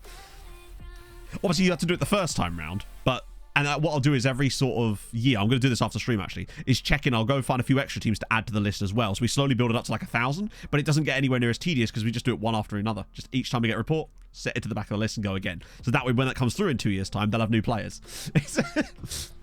That's the latest little tweak to it, I think. When you're on defense or attack? I mean, I guess so. It's just that, like I said, my interest from FM comes from building teams up from the bottom of leagues, generally speaking, to the top, and that's simply not possible in MLS, and that's why I don't have an interest in it. I'm sure people... I'm not saying other people can't enjoy it, I'm just saying I don't have any interest in it. I feel like it kind of has to operate like that because it has to sort of mimic the other American sports styles, but that doesn't make it interesting to me, anyway.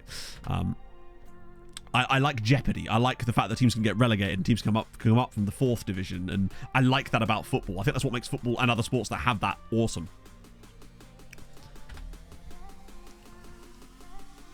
Really interesting as it's like to have Wisła. I know, which gives us so many options. We could have Wisła, we could have Lechia, we could have Swansk. I would like to do Swansk actually, because I just really like saying their name. Oh, we beat Juve. Hell yeah. Oh, Zamalek, go on. Yes, there we go. Mustafa Yehia. Potential. Boom. Then we'll add Zamalek's under-19 squad to the end of the list and see them in 600 days. Oh, yeah. Oh, that's what it does, basically, Wheels. I have a whole video about it if you're interested. It doesn't have the bit that I just explained about adding them to the back of the list because that's something we figured out afterwards. But if you do ! team report in chat, you'll get like the method as a whole. Oh, yeah, no, I don't think it would ever work in the States. I think it would have had to have been implemented before when the league was first introduced. I think it's one of the situations where I think it can still grow and be massive. It still isn't ever going to interest me, though. And that's fine, because that's just me. I'm one person. Who cares about what I think? Right, so this is league, but rotated league. At least a lot of our midfielders get breaks. I guess, actually, I really like the idea of playing Milovanovic and Žurin for these rotated league matches, because they are great, and I'm really excited to see. I think Norway, Sweden, and Denmark are great for young players, yes. Norway especially has been fantastic in this save. It varies from save to save, because they're all excellent, but Norway in this save, there's been some absolute monsters. We'll do Karpanu. No, I want Karpanu out wide, really. Although, as we've already seen, he's clearly quality. We'll put Jonsson, since he seems to have recovered from that injury. 51 for top line. That's exactly it, yeah. Because it's such a large country as well. We'll do Giddy. We'll do... Lost Dale pass and relegation play. Hey! But that's exactly what can happen in English football.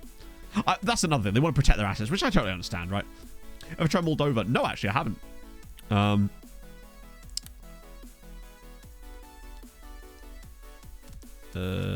River Devi is... Oh, we'll do Skinnerino. And then Patrice... LMS, yeah. LMS and... I said MLS then. LMS and Jarju coming in would be good. Out of the second division, good set. Is that actually happening? That's kind of sick, actually, yeah. I think American, like, soccer, it just needs to find its own cultural style as well, I think. And I feel like some teams try to copy European football when, in fact, they'd be... Because, for example, right, Portland Timbers... Is it Portland Timbers? Yeah, I think it's Portland Timbers I'm thinking of. The ones that have the giant guy... The guy that cuts wood when they score. Just shit like that. I feel like it's stuff like that that actually makes them kind of interesting. Whereas I feel like some of them just try and copy European soccer culture or South American soccer culture. And South American soccer culture makes a little bit more sense just because they're more closely related geographically. But I feel like it needs to find its own organic soccer culture. And I think that's better. I think that would actually probably make it more interesting for me. I find the more interesting teams are the ones that actually kind of let themselves... Maybe that's just because they're older teams, perhaps, and they don't have that instant gratification level, I suppose. Right, cool. God, that's a really cool... That's a great front line with De Bruyne, Zwane, and Mihail as well. Big fan of that. This might be a loss, you know. This would be a real test, actually. If we still beat Uipesh with this system... Uruguay, Argentina. What do you mean? When you say try Uruguay and Argentina? As in MLS try Uruguay and Argentina? They're going to matches. If that team isn't based in Massachusetts, then I want a word. Because that's amazing. Okay, so we just got twatted 4-0 by Uipesh. Albeit with a rotated side and a red card. That's not gone well. Mihail's just scored a hat-trick against his parent club. Hey, you know what? I'm glad that's even a thing that can happen. 5 Trecotista. So I'll show you in a sec. First Forest win. Ooh. Oh, New England Revolution. Fair one. That does make a lot of sense. So yeah, that's what it looks like, basically. We've not done well there.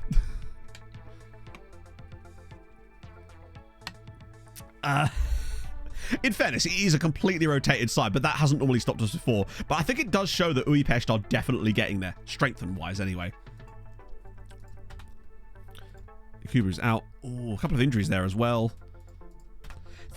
We can't even blame the red card. That was like 83 minutes into the game. But Mihail, what a performance from him. Bit of yoga to calm us all down. You love to see it. Oh.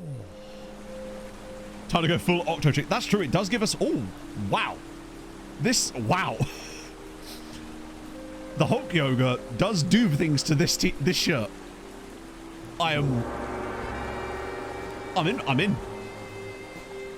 have to beat Juve next. True. It's true.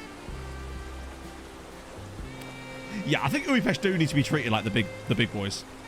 Oh. Lovely stuff. I just love what it does to various clothing items, you know. Okay. I can't believe we're not top of the league. But what a start for Budapest. Like, we'll get them over the course of a year just because we have the depth, but I do still want to persist with at least doing Milovanovic and... Oh, God. Oh, that's fine. And during those games when we need to rest team players, because I think they'll get an extra 10-15 league matches this season with that, and that is going to be great for their development, because I don't see either of them getting loans. Career in South America? No, I haven't. Well, have I? No, I haven't. And unfortunately, I wouldn't. Not because I don't want to. I think it'd be really fun, but it wouldn't make good content, sadly. Well, it would, but no one would watch it, and unfortunately. We've done the tests, believe me. Honvi with the win over Debrecen as well, and Puskás finally out the relegation zone, which is nice to see. Wadi Degler, they're always good for a crazy good... Yes! Up the Deglers. You'd love to see it. Roll ability stars. Oh, Trek... Think of Trek a little bit like a roaming playmaker, i.e. the game is going to punish you if they don't have exactly perfect attributes for it. As long as you can highlight... Like, say when you look at your Trek... Obviously, ignore the fact that it says he's good at it. As long as when it highlights this, you kind of have players that are okay in the things that it's actually highlighted, I wouldn't worry much about the stars. It'll get there. Eventually. Right, we'll send Wadi Degler around. A couple more Egyptian friendos there. Particularly, one of them's 15, which means he might actually be... Let's have a look at Mohamed Hamza. Okay. See what Gonzalo thinks, maybe. Maybe there. Sure, Wadi Degler. Pushka's signing one good. They signed some players. They spent a decent whack of change, which is nice. I wouldn't say they were...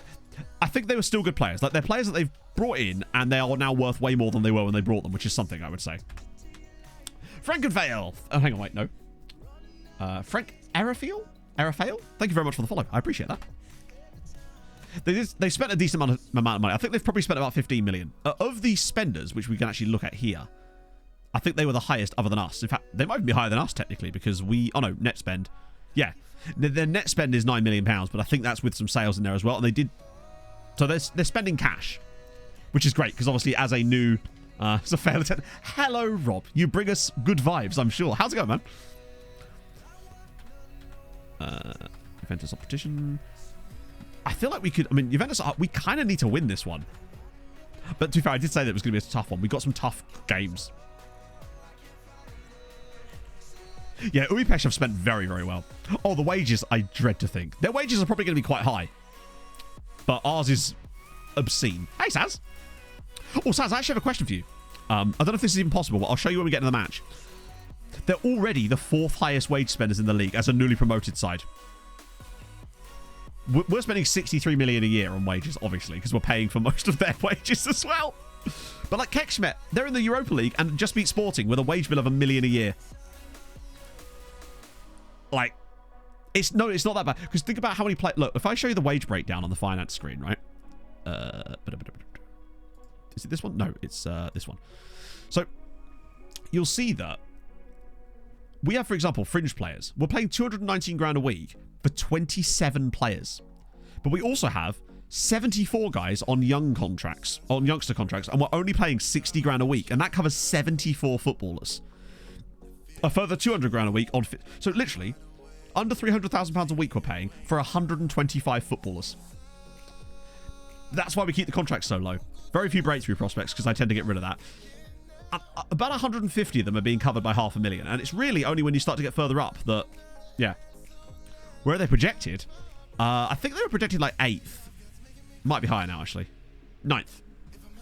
Which is still better than getting relegated. I really hope they don't go down. That would be catastrophic because it might cause their big funding daddy to scale down funding, and we do not want that. This is the first time we've actually had a proper tycoon in one of these saves. Like, Longford were okay, but apparently they weren't anywhere near as good as we thought they were. Whereas I feel like this is a proper tycoon because they just dumped money into them straight away. Like, upon coming up, they already had a budget of 20 odd million pounds. Which is great. We need to get into Europe, ideally. Even if it's not first season, then hopefully next year they can do it. But it's going to take them a while to catch up because the other teams have got a lot more...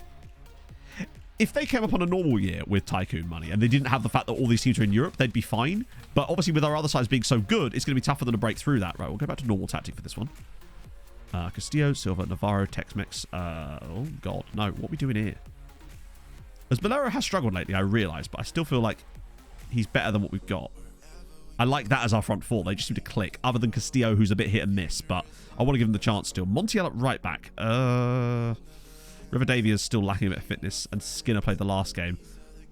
It might have to be those two, honestly. I mean, I'm fine with that. Montiel's an absolutely world-class right back as well. That's why I love him, because he is actually capable of it. They've got Gavin Bazunu in goal.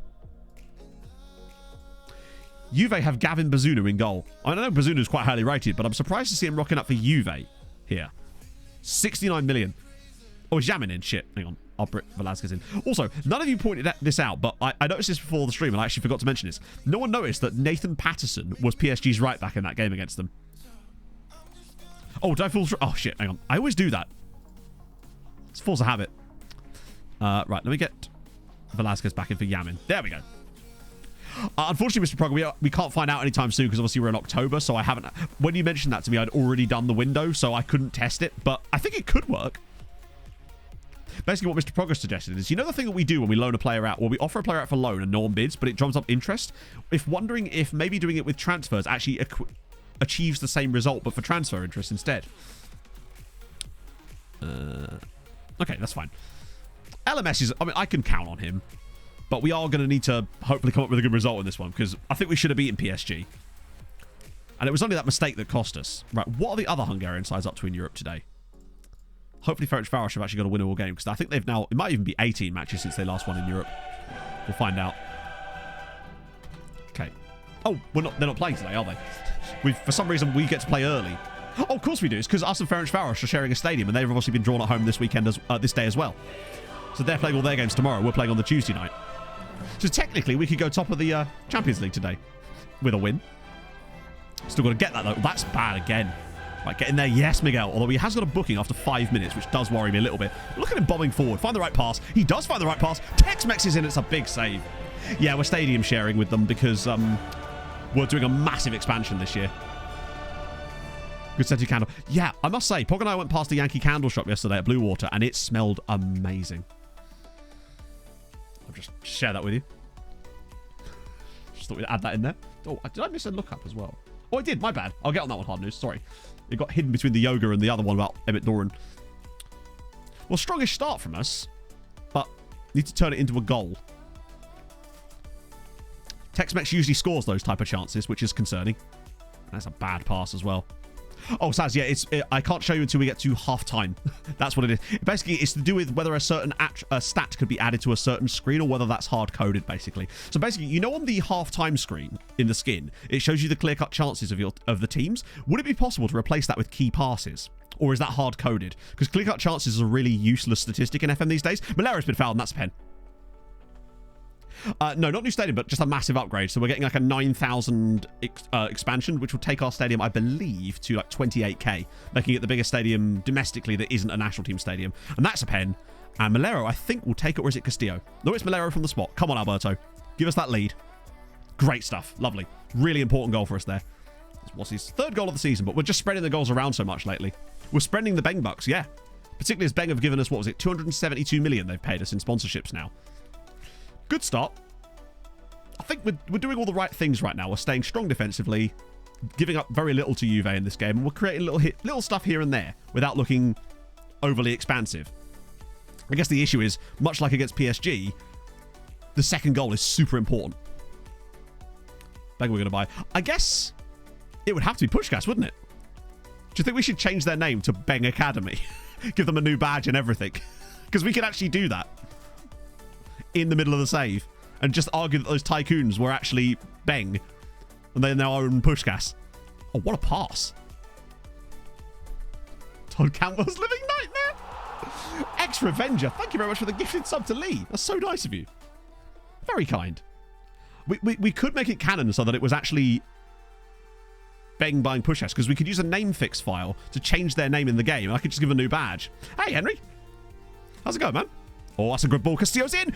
Yes, that was a lovely, lovely pass. And 2-0. We take that.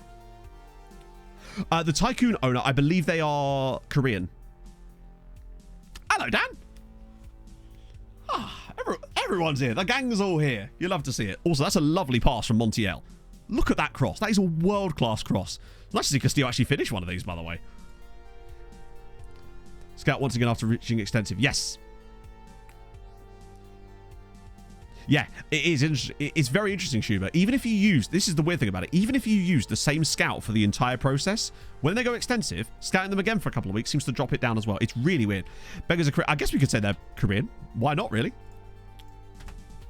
North or south. I think let's hopefully imply that it's south. Had the other day in Discord that broke amateur. Oh, really? Hojun Kim. I think so. I don't know. Oh, shit. So sorry, Saz. I totally forgot. I think I can still show you after the game as well, because the same screen will pop up. But basically, you know the screen you get where it's got like the teams down both sides and it's got the stats in the middle. One of the panels, one of the like statistics that it displays is clear-cut chances. It'd be awesome if there was a way that we could have that display key passes, perhaps, instead.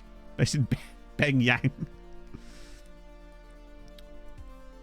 What's been going on? So today, we actually tried to... We messed around with a system where we played 8 Trequartistas and we won 10-1. So 10-2, my bad. Castillo's in again. Round the keeper. How... Oh, my life. How is that not a goal? But what's really been going on is we won the Champions League.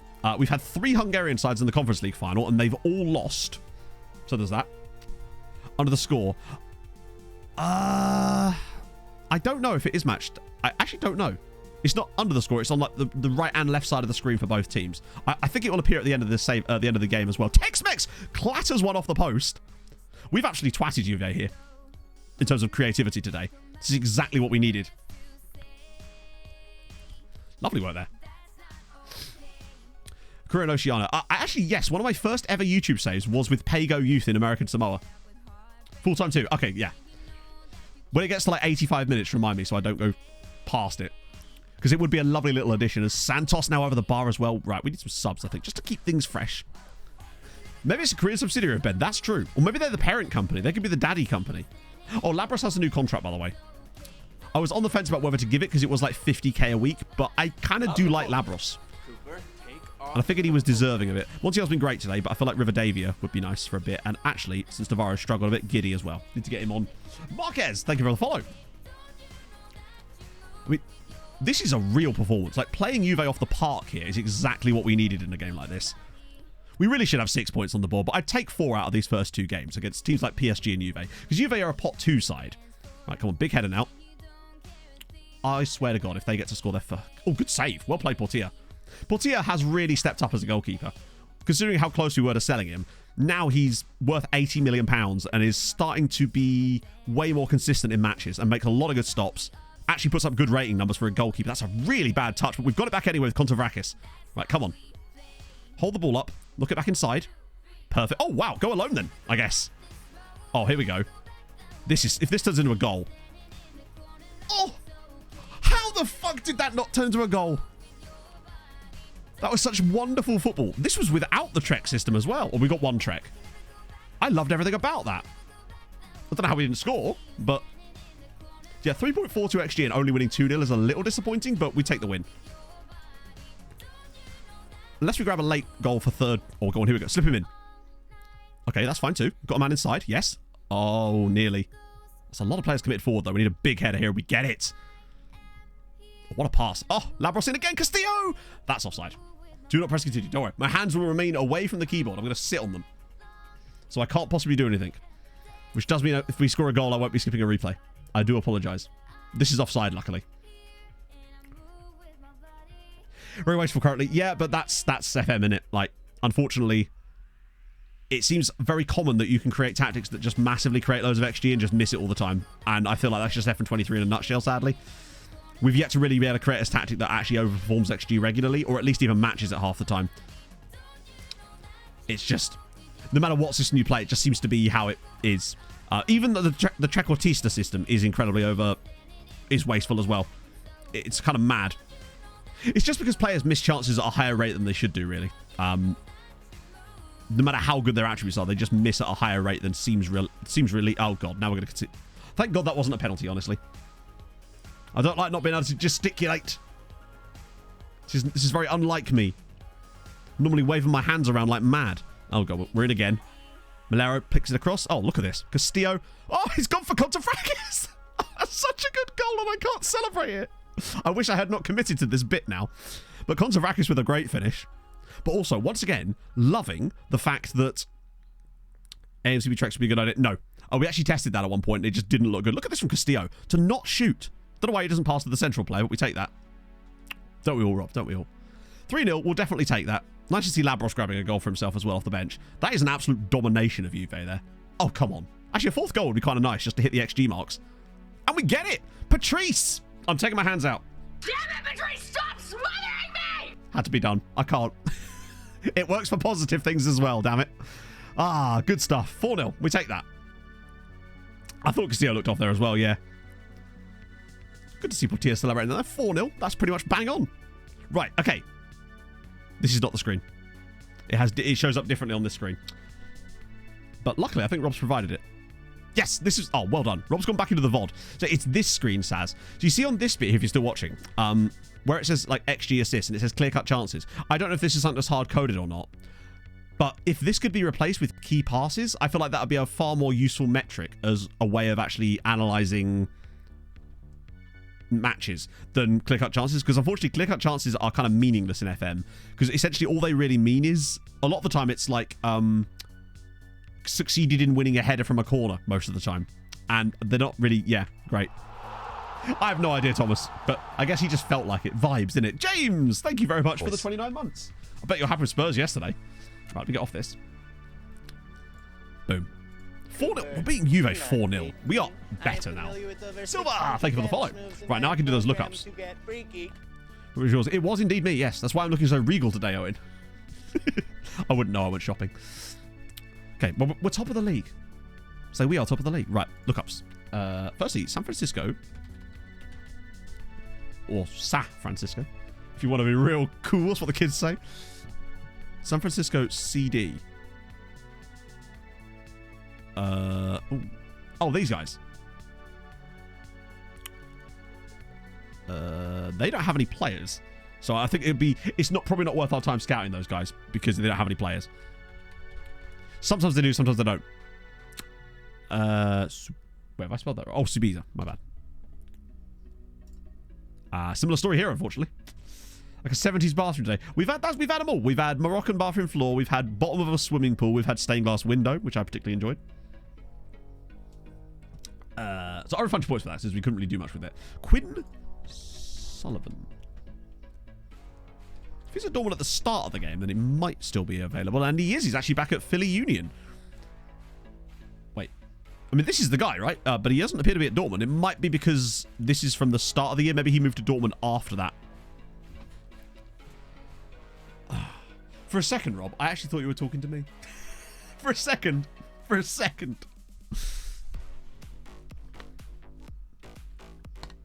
Yeah, it feels like it's like San Felix as well. They're pretty good for that kind of stuff. Other Hungarian teams haven't played yet. We played a day early because we were sharing a ground with Ferencváros, so presumably they're playing their home game on the Wednesday. He looks pretty solid. I assume it's that he actually moved to Dortmund like midway through the season because I obviously started on the old patch, I suppose. Red Star. Red Star are always so fun. Wait, that's not the right one. Oh yeah, of course. Hang on, my bad. Sorry, got them in the end. Srevena. They're very good. Plus, every year it feels like they produce an insane youth player for us. You're mean, but I feel like you've mellowed, Rob. I'll take it. Breno Biden. Aha! Yes, Breno Biden actually played in Hungary for a lot of this save. For Ferencváros, and then for someone else too who's escapes me. Yeah, Unial have gone. It's a shame. I'm kind of want to do like a rebuild of them, like completely rebuild them from scratch. Obviously, start at the lowest possible division in Portuguese football and bring them all the way back up again. So, how about if I somehow get number 1 before the end of the game cycle? We'll try that. So yeah, I mean, Red Star are regularly around and about, but they're usually in the Conference League for the most part these days, anyway. And obviously, as for players, like we always scout them because they do tend to produce some absolute monsters. In fact, we've got a couple of guys. We found more good players from Srevena Zvezda this year than Partizan. So Unial de Liera, wait, they're in the 3rd tier? I swear they were a 2nd tier side in Portugal. Huh. Fair play. They actually do have some players. And you know what? Do they have a under-19 squad with anyone in it? Ah, they don't. I was still curious to see if they had any young players we could have at least scouted, but they don't. I think their youngest actual player is a 20-year-old. And I can't imagine he's amazing. He's not awful, but he's also 20. And Breno Biden. Yeah, we weirdly looked at Breno Biden a couple of streams ago. And I think he was back in Brazil, but on loan or something? Oh, no, he's back there permanently now. But he was at Ferencváros. Then he was back in Brazil on loan. Then he was back on Brazil on loan. Then he was at Debrecen, then Pecci. Now he's back in Brazil permanently. Dan! I found a used football in Sports Direct. I picked it up and took it to the counter. How much is this? I asked. That'll be $5, said the owner. Would you like me to pump it up for you? Of course, thanks a lot. I replied. So, he got a small pump from under the counter and in a few seconds the ball was as good as new. Okay, all done, he said. That'll be $10 please. $10? I replied. But you said $5 just now. He looked up and said sorry. Inflation. I read ahead a little bit, chat. Of course. Man's just a promotion merchant. You bring in Breno Biden, he does the job.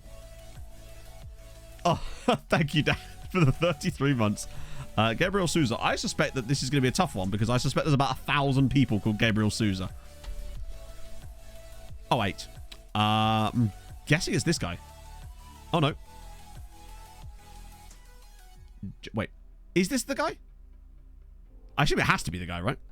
You got to choose carefully, and today you chose well. I'll give you that.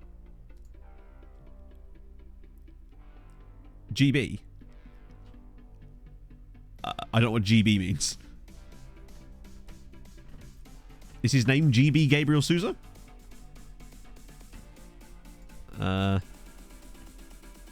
That's the only Gabriel Souza I can find. Oh, yeah. Sorry, my bad. He's literally written there. I'm an idiot. He's actually called GB. I have questions. I have so many questions. I swear there was a player like this as well that played in... Oh, Christ.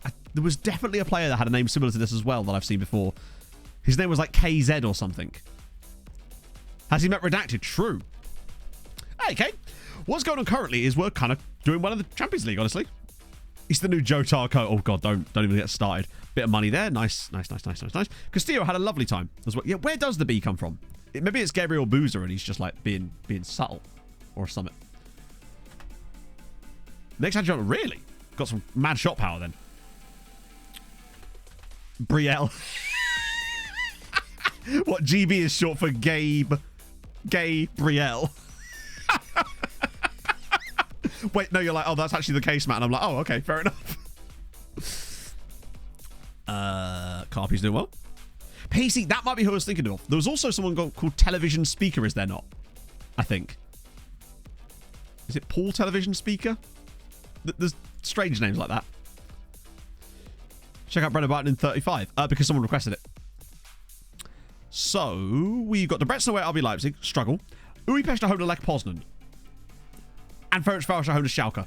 Please, if we've got any chance, we want win there, nothing there, and then I want at least 4 points from these. Ear infection and knows how to treat it. Pog gets ear infections all the time, but I don't know what she does to fix it, sadly. 2-2 draw.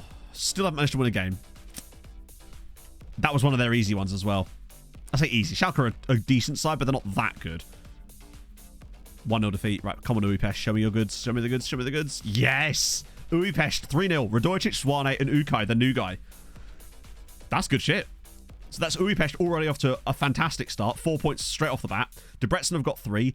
Ferencváros are still shit. That's now, I think, 19 games in the Champions League without a win for them. They will get one eventually. Manchester United MacGyver, of course. Ukaj, the new guy, is great. Yeah. I guess it's probably pronounced Uikai, isn't it? Desire Douay. I'm guessing, because of all these lovely accents, I'm guessing it's Desiree Douay. But still, you know, free from desire and whatnot.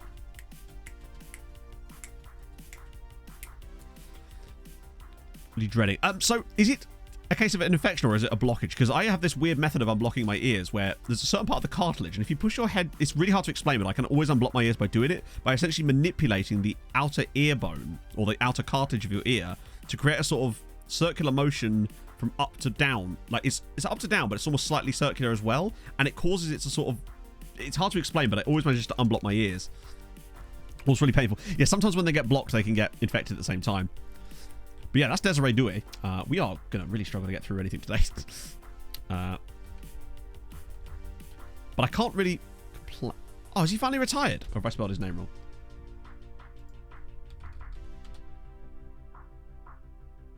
Oh, Christ. I think he's finally retired. He was in the save. He definitely was in the save, but I think he's finally gone. Independiente. I'm not sure what I can really show you about them, unfortunately, because obviously with Ecuador not being turned on... God's sake. Let's just type in Del Valle. Be much easier, wouldn't it? There we go. Yeah, I'm not sure what I can really show you about them. To explain the situation. This is very true, yes. You should already know this information, really. Daisy Brick. Isn't that how we found Daisy Brick in the first place, when we were looking for Daddy's Boy originally? You're really hard by coming up. Yeah, I found that yawning does often... Because doesn't yawning like adjust the pressure or something? Yeah, I mean, I've had my Instagram... Because I just get kind of waxing. U-Squad report. I mean, I've already got a U-Squad report on them. They're... As always, basically, if anyone basically says like, oh, you should get a report on this club, the chances are I already have that report set up, basically. And then when that's done, we'll get another one. It's, yeah. Because that's how we're doing the scouting at the moment. So there will always be a report ongoing for one of clubs like that, really. Oh, shit, I should have taken your points there. Because we have like 700 reports going around at the moment now, because we've got it all like perfectly stacked up. Disasters of silence, now we're talking. Big Hungarian transfers. A couple. Like, Uipest signed a couple of guys for like 6 million, and Puskás obviously spent like 15 million, not on one player, on like a series of players. You say Lech Poznan's guy? Banishak. Oh, he's 19. Oh, he's worth a scout, isn't he? Can't go wrong there. Sure, Kate. Yeah, crack on. We'll do our best to help. I feel like different elements of different saves need different like stuff. Do you know Batumi against Kek? I think Keksmet could win that. Molfara away at PSV Eindhoven is very unlikely to happen. And now, finally, Kishvarda. Away at Maccabi Haifa. Toughy, but still. I want to see some wins out of these guys in these games. Oh, yeah, we also played a game with 8 Trequartistas earlier and won 10-2. So there's that. We're just vibing these days. Every country had... Oh, weirdly, Inferno, I actually tried that. I actually did go around and set every country to have 0 youth rating. The game literally would not process properly. It crashed every time I tried to use it. The database just would not function properly. For whatever reason, it just was not having it at all. I might have to find something else. I think it's because I was maybe changing too many things at the same time, but the game just did not like it.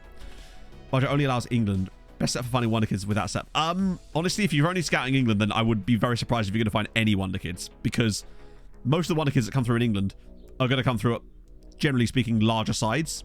Occasionally you'll see some come through at like Crew and whatnot. Very rarely from the non-leagues, but you can still pick up good players there.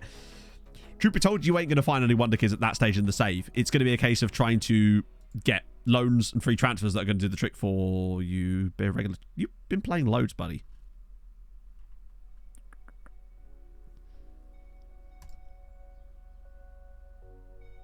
Okay, well, he's an idiot. Like, what is your squad status? Breakthrough prospect. Right, well... Yeah. Keksmet 2-0. Molfevar 0-0. Now we're taking. Now we're going. Kexmet win again. Back-to-back wins for them in the Europa League. And Molfevar get a draw away at PSV Eindhoven. Okay. Hungary is looking a little bit tasty now. This is good. Random number would need to be 0 instead. That's a good point. It might actually only be... I can't remember if it was 0 or 1 that I sent it to. It might have actually been 1, but that is a very good point if it wasn't that. And yeah, Kluivert's our scout. And what about Kishvarda? Ah. Disappointing. Oh, come on. All the Conference League finals. Yes. Yeah, we did. Not on, like, full match. We tend to do it on, like, comprehensive, so we can still do transfers afterwards. Other countries. Yeah, you kind of have to, really, to get that done. Coefficient. Once we just check the actual results, then yeah. So far, Kishvarda, obviously, with that defeat, it's not ideal. I still think they're good enough for top 8, but they are going to have to step it up a little bit. Europa League, though. Kexmet with 6 points. And Molfevar with 2 points, but their draws have been against PSV Eindhoven and Athletic Club, so they're good results as well. And as for the Champions League, well, it's looking good. Right, coefficients, though. This is big. How are we doing compared to Germany? Well, we're ahead of them. We've leapfrogged Germany, chat. Just barely. Like, by the tiniest of margins, we have leapfrogged over Germany. France having quite a good season too, but we're still far behind them. And we're actually gaining ground on Italy as well. In multiple finals, then I guess we just do them all back-to-back, right? Because they're not on the same day. No, Haladash unfortunately lost 3-2 in the end, which is a shame. I'm so annoyed. Oh, Kishvarda played so well. But that does make me think. Bear in mind, Maccabi Haifa away is the toughest game they have in the Conference League. So the fact they played that well, in general speaking. Yeah, top 4 all get the same. So we're currently here. So we do get 7 places still, but it's the allocation of the only real difference. It's no longer as big a deal as it used to be. Like, top 4 was what you used to want before. But now top 5 basically gives you the same thing. Because you just get a league pass spot instead of 4 guaranteed. But we got 4 in the Champions League this year anyway. Second on the year, which is good. No, it's this year that drops off. So that's why we're getting such huge gains at the moment. Because Germany are losing like a 20-point year. France are losing a 19. Italy are losing a 19. Whereas we're getting 6 points on them from the very start. Yeah, so we basically got what the equivalent of top 4 anyway. It's really top 5 that matters this year. Because after they changed the rules slightly with the new league phase thing. Good win for Pushkas there. Just love stoppage time apparently. It means that top 5 is actually kind of what's more important. Kerala Blasters. As a team I probably don't have a report on. So I'll probably add one of those in while we're here. I'll just check. I think Croatia was still quite high. Oh, maybe I won't actually because they've got... Sick badge, though. Fuck it, right? Nah, I'll probably won't do B team because the B team's going to have no one in it. Just in case. 5th automatic... Wait, there's a 5th automatic Champions League spot for top 2? Oh, top 2. Right, see, top 2 on the year. We came bloody close one season as well. Yeah, so on the year, we are number 2. England are ahead, and Portugal are just behind. Croatia have fallen off bad now. Nice. Yeah, I would love to get a bonus place for top 2 at some point. Was it one season where we came 3rd? The 20-point year when we won the Champions League. We were so fucking close to it, I think. But then I think all of a sudden, Italy got a load of points out of nowhere because they had a load of teams in the Conference League or something. I can't remember the exact breakdown of it. When is the next Champions League game? Isn't there a little break now? Yes, we've got Molfevar, Kishvarda, then Nice away. Okay. I think there's an international break there too, so we'll get that sorted out with a nice friendly to boost it up a little bit.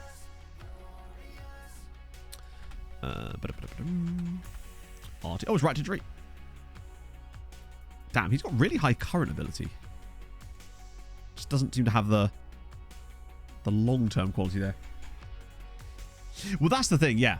But also, think about it like this. When you are starting to get those 20 to 20 like more point seasons, those points that you're getting have to come from somewhere because there is a finite number of coefficient points that are every season. So if you're getting those points, you are taking them off usually the teams around you as well. So as you do better, they will be doing worse by definition. Yeah, so key passes instead of clear-cut chances. Because it's just... Clear-cut chances is a really bad metric that doesn't really work in FM anymore, whereas key passes is a much better metric to display there anyway. 4th team in the Champions League is Debrecen. Retro, thank you for the follow. Hey, Andreski. Pushkas, not that many. I did try to get a couple out on loan, but they weren't really super intent on going there for some reason. We tried to get who was it?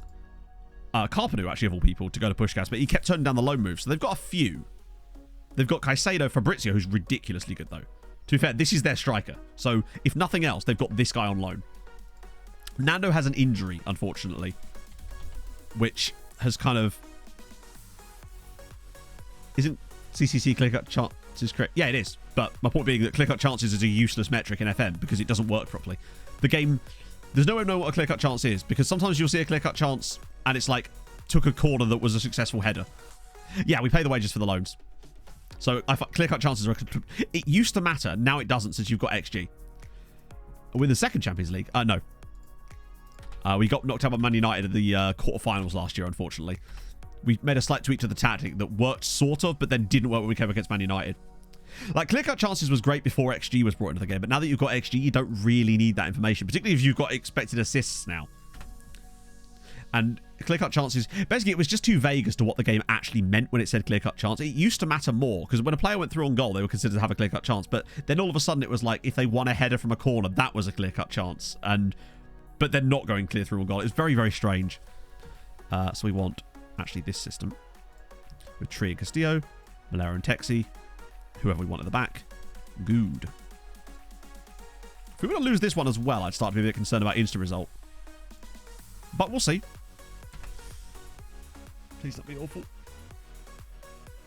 It would suck if we weren't able to instant result these matches. Well, we would. We'd just play the other tactic, but... Because it seemed to work fine in my holiday sims. But this is with a full strength side. That's more like it. And with a red card after 26 minutes. That's better. Much more like it. 2 for Malero, 1 for Castillo, 1 for Bobby, 1 for Navarro. And 3 of those goals came after the red card. With our full strength side, we can definitely clap with this system. Although Budapest win again. They're still top of the league.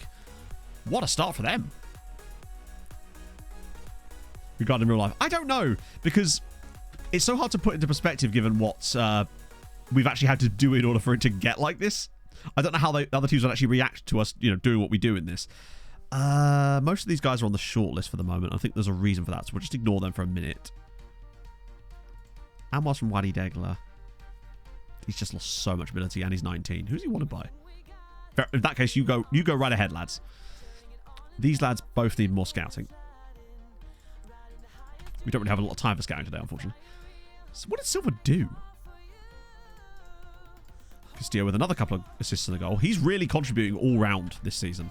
Even if he's maybe underperformed his XG a little bit, he's got 4 goals and 4 assists. That's what I really like seeing out of those front guys. Yeah, there's a lot of rules being bent for us. That's for sure. A bit of sun... That. We'll just get us a friendly. Let's call up the Fotties. See if we can sneak a cheeky friendly in against Fott. Yes, you'll love to see it. I do love in the last stream where we were trying to set that friendly up with Tromsø, literally in their local stadium, and they were like, "That's too far to travel, bruv." Till 2 today. I always stream a little bit. I start earlier and I finish earlier on Sundays. The idea was that it would meant that we would never clash with like the football matches, the Premier League kickoffs and the F1. But obviously Premier League's on later today, as is the F1. Broken 2. You're right. Expected assists would probably be better, but I don't know whether that's even possible. If it is possible, then that could work even better, honestly. Fabrizio's... Oh yeah, we already do that.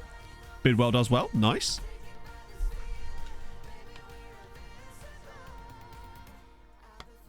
Everything does seem to be very, yeah. Should be a lot better than last week. I don't know about that, though. Isn't the problem with this track that you basically can't really overtake properly?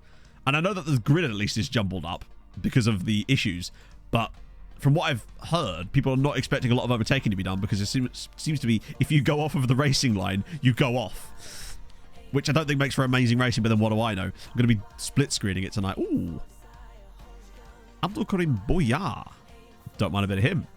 It's not like any street so I know, and that's, but like my point being, it's just like, is that interesting really? Like, I mean, it looks to me like Checo really has, it's Checo's race to lose, isn't it? Starting on pole, unless maybe Alonso beats him down into turn 1, that would be interesting.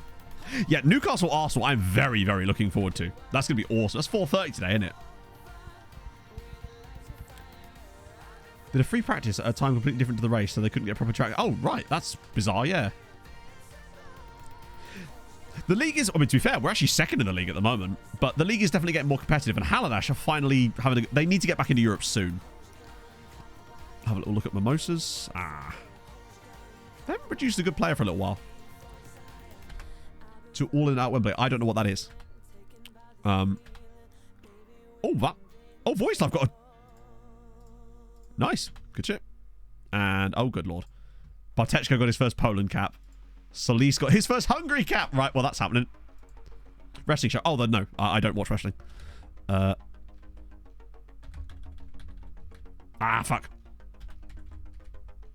God, I can't type. Why can I not type?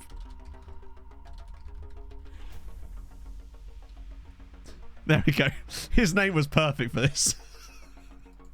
There you go. Enjoy. Sounds like a burger. Oh, that now I'm intrigued.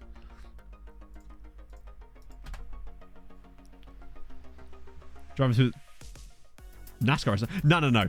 So I saw that clip on Twitter, on TikTok as well. The car carrying the truck carrying Leclerc's car was during a Porsche Carrera. It was the Carrera race. But I saw a lot of people making a huge deal out of it. But actually, what it was they can't use the main paddock that's the same as the F1 cars, obviously, because they're a support series. So they're usually based in Parc Fermé, like they have a separate area on a lot of these tracks, and they have to drive through like an entry gate to get onto the track. And it just so happened that they were going past on like their out, not even their out lap, like their entrance to the track lap. So it wasn't really like a big situation. This happens at tracks all the time. Whenever I've been to touring car races, you see this shit all the time, because what will happen is if someone's crashed and they have to be safe to get out, to move the car out of the way, you'll see the cars sometimes coming out to do their like just to get onto the track so they can actually go around and do their walk, like their formation lap or grid laps before then. But obviously this is still a different event, but I see that all the time when I used to go BTCC. Hungarian team. Oh, you mean Mihai Alaku? Yeah, no, he's fantastic. Croatia would be fun. I guess Croatia would be fun basically if you don't do Dynamo, right? No, I think the person with the video I saw made it look as if it was in the middle of the race, but it wasn't. I think they just didn't really understand what was going on. Ooh, 101 on international duty. That's the most we've... Was that 102? Regardless, that's a lot of players. That's the most we've seen. God, there's so many players. Giddy's getting... Oh, God, he's actually playing for... Man's actually getting caps for Brazil now. I feel a bit bad for him because, like, he's going to get less game time now because we only play that one central midfielder in that other system. Not central midfielder, you know what I mean. Trot was off. Well, not really. Like I said, this is done all the time. They're on a tight schedule. The cars aren't going fast. They're just... They're basically supposed to be driving onto the track just to get into the thing. They're not in the way of each other. They're just driving, innit? Players under contract. I think it was 200. It was over 200. But like I said, this happens all the time.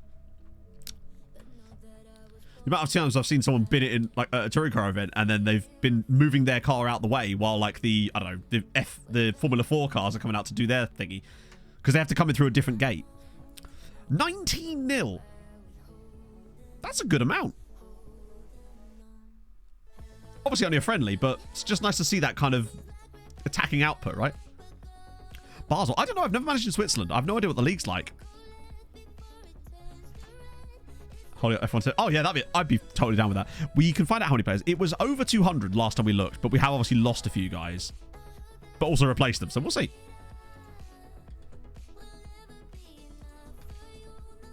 The game won't let me do a control A. Chat, we have too many players for me to do a control A. Hang on. We scrolling. They see me scrolling. Wait, what? Is this broken?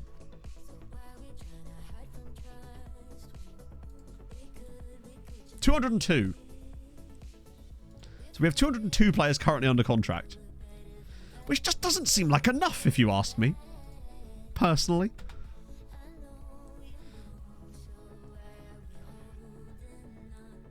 Street circus drives. To be fair, I mean, I personally find Monaco extremely boring as well. I realise it's like an important race and all that, but it is not interesting to watch, is it? Let's be honest. Qualifying is basically the race. Get those as well. Cool. Yeah, we got literally just over half called up for international, which is good going too, when you consider some of the nations these players are from, right?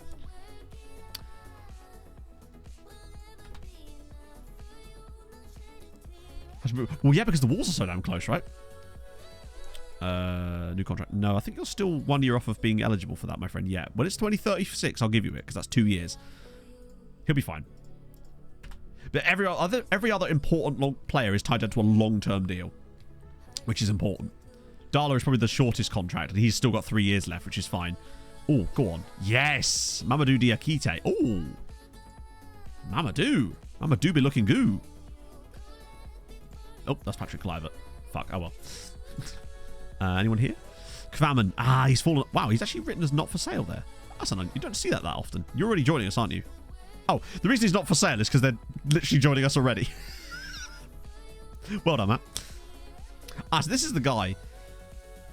He's fine, but he's no Bobby Tree, is he? Let's be honest. Still a solid player.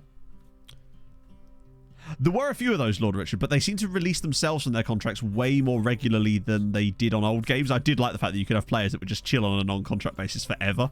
Airing stuck around for a while on one of those deals, to be fair. Yeah, I mean, honestly, Cage, you're kind of wasting your time looking for those kind of players at this point. English wonder kids are just... Unless you are literally managing Manchester City, it's kind of pointless. Every now and then, you will find a monstrous player that comes from like a non-league side, like a Geisley or somewhere like that, as we have done when we were Treaty especially. But they're so rare, and they're not even wonder kids. They're just players that will get you up to like the championship level. They feel like wonder kids when you're at that level, of course, but he's not amazing. What about Hamza here? See the... I don't hate Hamza. Orange injury proneness. Relatively cheap, I think, is the one thing about him that I kind of like. Oh, because of the age, yeah, because he's only 15, so he probably wouldn't move for years. I'm going to acknowledge him. Yeah, it will just take time to get your budget up. Basically, what you want to be able to do is get that budget up to the point where you can at least scout outside of your current nation, and then you can do a few team reports. Hey, Theophanis.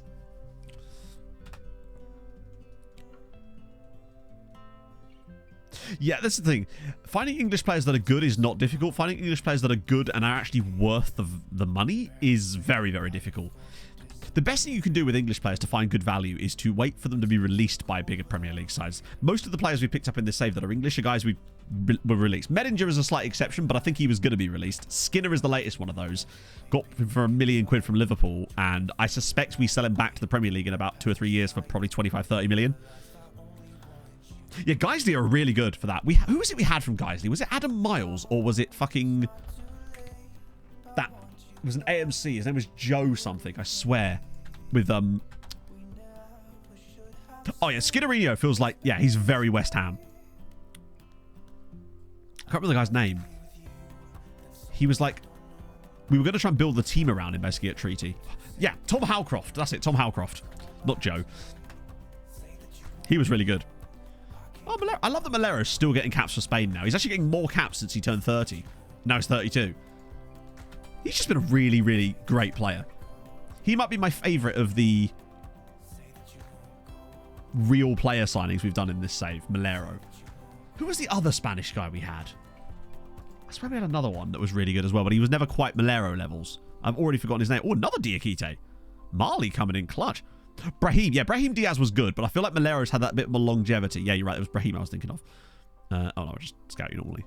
Okay, Marley's churning in some talent here. Captain 17 years. Yeah, since we've got 2 here to get, I'll just queue them both up for the moment. It's Bellingham. Oh, really? We actually had Bellingham. Well, we had Joe Bellingham in this save, but we still made money on Bellingham, in fairness. Got him for free. Sold him to PSV for £24 million. And the moment that he signed for PSV, he got an England cap, which was good because we had an enormous cap clause in his contract. That's Farabat. I want a really good Moroccan player again. I feel like we haven't had one for a while. Malero is Mr. Europe. He's also just Mr. Everything now. He's all things to all men. Is he still there? I don't know, actually.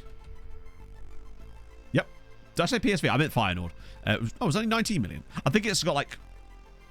add-on. Oh no, that was it. Still, regardless, we paid nothing for him. So, nothing. Bring him in for nothing. Plays for us for 3 years. £20 million profit. I love making those kinds of signings. It's what keeps us ticking over. Damn. Speaking of oh yes, Eunice. Better. I would love to... One thing I haven't noticed, we haven't found like a 5-star player from one of the African leagues for a while. Be nice to add that in there. Playing time sticking up. Oh, hang on. We just go for that one. World Cup winners. Well, we had Norway win a World Cup. In fact, Norway won a World Cup and Euro double, which was mental. But they did have a stacked ass team. But even so, and that's a bit more like it. At least we can go back ahead of Budapest now with a win. We're back in business. For 2 years available. Oh, I thought you meant to sell. Oh, go on. We had Casablanca. Ah, so close. He's been hoarding the vowels as well. Actually, no, it's unambitious, but I don't mind him so much, but still not quite. I think we must be getting close to 600 reports now. Was there a Gibraltarian playing for... Oh, yeah, there is. That kind of does make a little bit of sense, yeah. It's half Moroccan, half Gibraltarian. Yeah, I had Denmark win a... Oh, hang on. Oh, he's Norwegian. Denmark won a Euros, I think, on one of my saves. Because I think Durrami was, like, massively killing it. So basically what I do here most now, and I'm going to be starting to do this, I reset the ones we already have. But what I'm going to do is every year, I'm going to go through and look and then add in extra teams if they've then generated youth intakes. So what we should eventually end up with is like a rotating set of like 1,000 team reports. That means that we get to hit them like every 2 to 3 years, which gives them time to build up players in that period. Occasionally you might miss an insane 15-year-old wonder kid, but it does, I think, mean that we're always going to have an opportunity to look at players we've not seen before when we get them. I think that's going to give us the biggest coverage. Yeah, I'll just do that and then we can rotate because I want to keep doing that. I said I was going to start with Shura and Milovanovic, although I do want to make sure that they've got their correct feet. So he's fairly strong left foot, really strong right foot. Fuck. Milovanovic is... Okay, in that case, Milovanovic will go on the left-hand side of that. Just to make it more comfortable. That's true. And the next gen list, I mean, to be fair, the next gen list has basically just been going, hey, look at all our players. Mixed in with a little bit of, hey, look at all these guys that are on loan from Ferencváros. Hi, FM. Can I... Oh, my God. I am literally clicking on the fucking...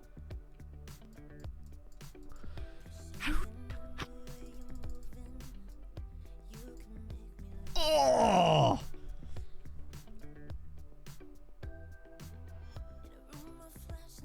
Jesus Christ. Why do they make that so difficult? Yeah, nameless is better, you're right. The problem with the nameless is just a pain in the ass to see stuff sometimes. Right. Labros. Malero for... Where is Ojeda? Since he's complaining as much. We'll get Yamin in here. Actually, no, we'll do Giddy. Rivadavia. Actually, yeah, we'll start Rivadavia here anyway. Montiel. We'll play Pretzel, even though he's not the tallest, but he'll be fine. Stuff like, it's just the littlest things that I just don't feel like they need to behave like that. It could be so much smoother. Yeah, was J-Lo in there? Oh, nearly. He's so close. He's sub number 13 in our hearts. That'll do. Yep, cool. Gives everyone a nice little rest. He's getting there. He doesn't have a contract or anything, but he is getting there. I could see Chris Barwick scoring a couple against us in this game. Thank you, Mithro. I'm enjoying it too. Chat joke, but they're just jealous because they don't own the shirt. Very beach-like. I'll take it. It's better than bottom of a swimming pool. Let's go. Well, Pog thinks I look handsome, so that's all I care about. I feel like this tactic has the propensity to be dreadful and really good at the same time.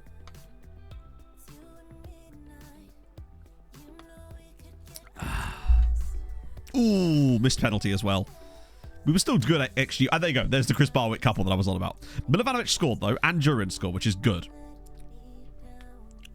Although we have once again squandered the ability to be top of the league. Oofy.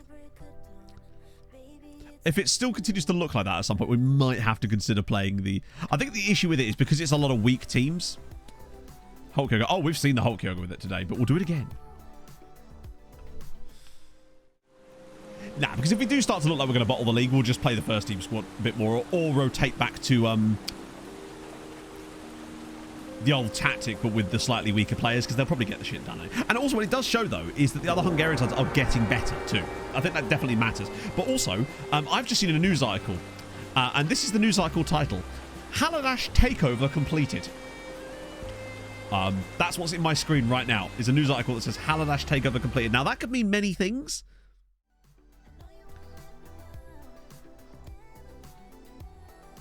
Former director, which means nothing, right? Hang on, wait, Smith. Wait, Smith has had a... No, hang on, someone called Ryan Smith has just taken over Haladash. That doesn't feel that internal if it's a guy called Ryan Smith. Please, please, please, please, please, please, please, please, please, please, please, please. Nah, I don't think it is. No. Promotion from within, somehow, weirdly. No, no Tycoon. Oh, imagine if Haladash got a Tycoon. That would be very, very good if they got one. How are we doing performance-wise this year? Yeah, it's that where the real issue is. They're just not scoring the chances. I think that's what's costing us. Yeah, he might come along with the previous goods. Well, it has to have, really. Any Arbor as well? Oh, go on. Oh, Baba Yahaya. And he's... Wait. Oh, hang on. I recognize this guy. I swear we looked at this guy before. He's only 18. It's the fact that he's half Nigerian, half Albanian, which is just fun. And also this guy here, Andrew Chimizi, who's half Nigerian, half Norwegian. Okay, well, Nimba Arbor have actually kind of stepped it up a little bit. He's a man of the world. Just the one Champions League pumpkin so far, anyway. And counting. One and counting. Tall boy. How tall are we talking? I don't know how tall 200... That's like 6'6", maybe? I'm not sure. I don't know. I don't speak European. Oh, these... Oh, wow. He's dreadful. I am let down. Sadly. Actually, wait. No. Attribute-wise, he's fine. And therefore, as a freebie in the loan farm, I think we could probably get him on that without actually... Yep, that's fine. For free. Attributes are fine. Boya, he's free as well. I'll call you Clint. Oh, this isn't where I park my car. Fuck it. You call him Pumpkin, Sugar Plum? I'll call you whatever I want. Maranalos, thank you very much for the follow. Let's get you for free as well. I don't mind picking up these guys kind of for free because they were sort of okay attribute-wise and they'll go fine in the loan farm. Oh, Garly. Oh, he's fallen down a bit though. Yeah, he wouldn't be free. I feel like he lacks that ceiling. And that's with I think that is a Gonzalo one.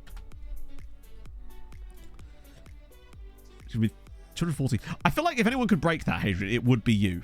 Like, you found a way to allow us to have teams that play at the altitude of Mount Everest. Which I'm still working on, by the way. I mean, to be fair, I was super productive on Friday. I did a shitload of stuff on some scripting stuff, and I made this button chat. Why won't you let me help you, Latrice? And I feel like that alone is worth so very much. So we get Boya. Another youngster. Got to pad our stats out in the loan farm a little bit. Wait, he actually wants... Oh, he might not go for this. Oh, he will. Okay, never mind. Hard-coded, but you could always change the hard-code part, no? Decompile the entire game is what I'm recommending to you here. Clearly. 4'11" players with 20 jumping reach. That would be fascinating. I wonder what that would just look like in the match engine. Is 4'11" the lowest you can go? I am loving Patrice's development, though. He's worth £150 million. He's still only 20. Him and Montiel as a centre-back pairing is actually going to be what carries us through the rest of this save. Players would grow. You just see their legs stretch every time they jump. Rivers? Yes. Tell you what, Africa is generating some lovely players for us this year. Still not got a 5-star guy, though. I feel like it's coming. We're going to find one 5-star guy in one of the African leagues. A team of stretched arms. Now that I do want to see. Jarju's bruised his foot. I feel like this might be either the last or one of the last years of the Jarge, sadly. Which does, of course, mean that Montiel will finally be moving into his rightful spot as captain of the club because he is just amazing. And he kind of does deserve to be in that role, in fairness. Hey, ECD. 10k training's going well. Actually doing the 10k for it next week. Did 13k yesterday, which was fun. I say fun. I kind of zoned out quite a lot on it because it was a very long run. It was like an hour and 50 minutes that took. Obviously, I was running deliberately extremely slowly, but yeah, it can be a bit, not tedious. It's just, you know. Then after I do I'm not doing like, it's not actually a 10k, I'm just doing 10k. I couldn't be asked to sign up for a race for it, but then I am going to be doing the half marathon in August in Milton Keynes. So then I need to start training for that as well. 7-0 against Nice with our under-19 squad. You'll have to see it. That's really good.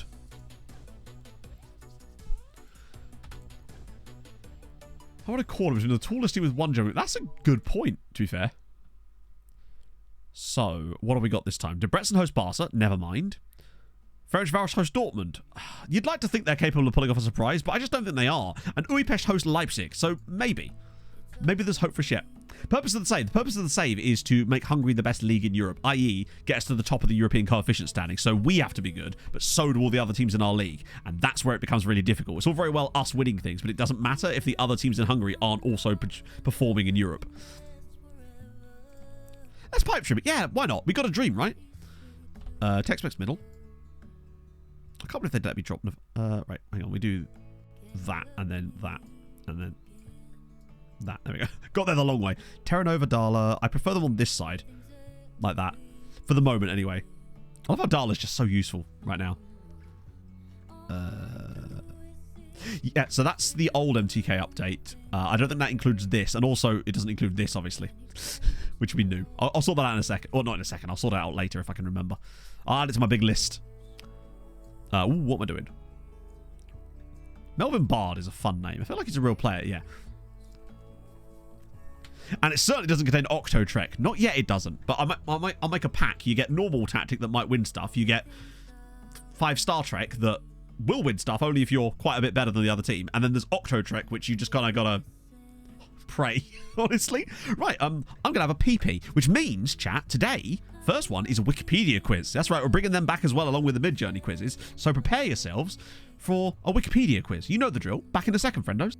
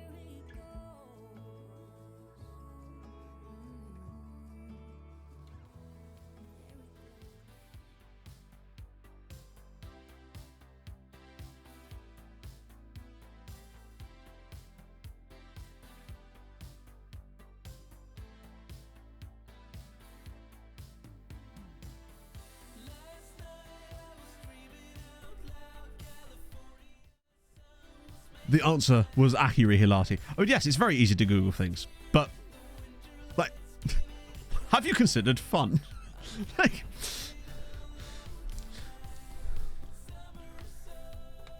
it's easy to do a marathon in a car as well, but, like, you know, intruder. Thank you very much for the follow.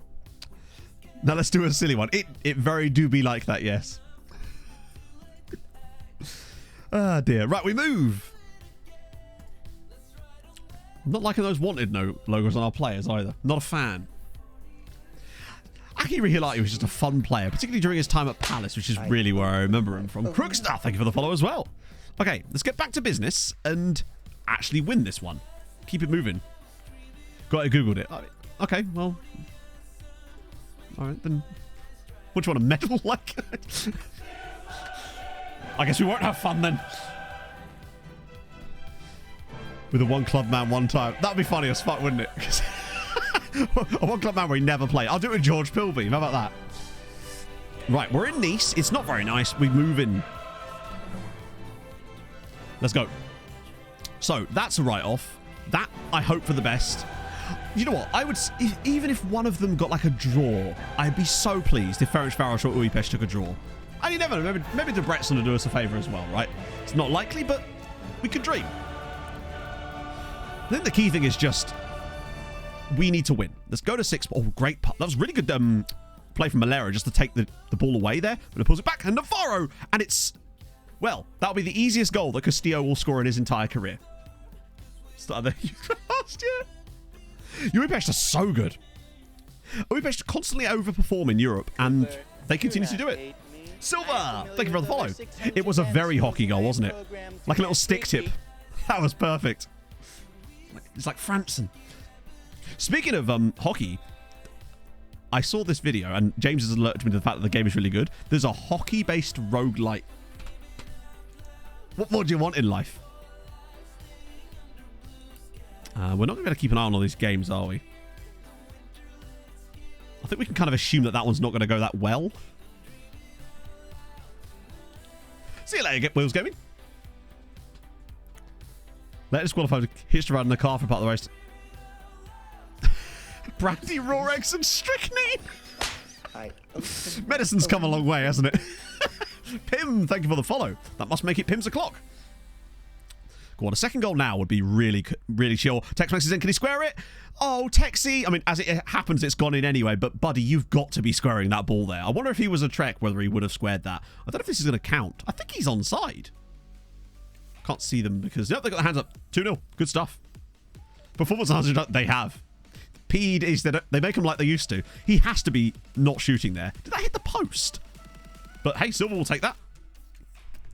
It's always Pim's o'clock if you're brave enough. This is true. I haven't had Pims in a long, long time. Are all the games actually still 0-0 with our brethren? It does be seeming like, although we can't see the Budapest score unless it pops up here randomly. A third goal would be lovely. Start to really build that lead. One of the Cubans runs lost all his money and ate some apples from a tree and got extreme cramps. That's why you got to be careful. They always say, when it comes to running, never, like, do something in the race, like drinking or eating, that you didn't prepare for. You got to train to eat when you're running. Like, train with the same things you're going to eat during the race. And he obviously didn't train to steal apples from a tree. Oh, Silver's in, just slipping around the corner. Castillo's in again. Oh, that's a nice attempt anyway. Truth be told, there isn't really, Pim, because it's really about the deal in itself. Like, if I can find the right deal, then I'm not concerned where the country is from. If I find an English player and they're cheap enough and they suit what I want in terms of value, then I'll do it. Same with France or any of the big nations, really. I think you're just less likely to find the bargains there, really. So that's the way I like to think about it. Only one more stuff in the whole race. It was dust cups with the cars. Like, yeah. To be fair, one of the hilarious things with the Tromsø marathon, they had like a big thing and they were actually warming up energy drink in this big pot, because the idea was, because obviously they were outside and it's like minus 15, they put in the cup, pushed it to the end of the table, and I shit you not, by the time you get to the damn thing, it was room temperature, and then there was something like they were already frozen at the end of the table. So at least it gives it a little bit more chance where it's still at least like a liquid. The max we've spent on a youth player so far in this save was 27 million. But, in fairness, in my defense, it did turn into him. So I feel like we were completely valid in spending 27 million on Patrice Villone, because he's now worth 150 million and will easily be one of the best centre-backs in the world in 5 years. And he's already up there, frankly. Sorry, not damn it, Patrice. Wait. Why won't you let me help you, Patrice? That's what I meant.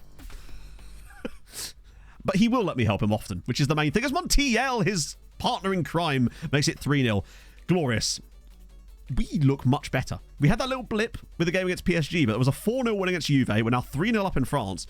We're certainly trying to go for the goal difference record this year. Malera with another assist as well. They just got dominated at the near post.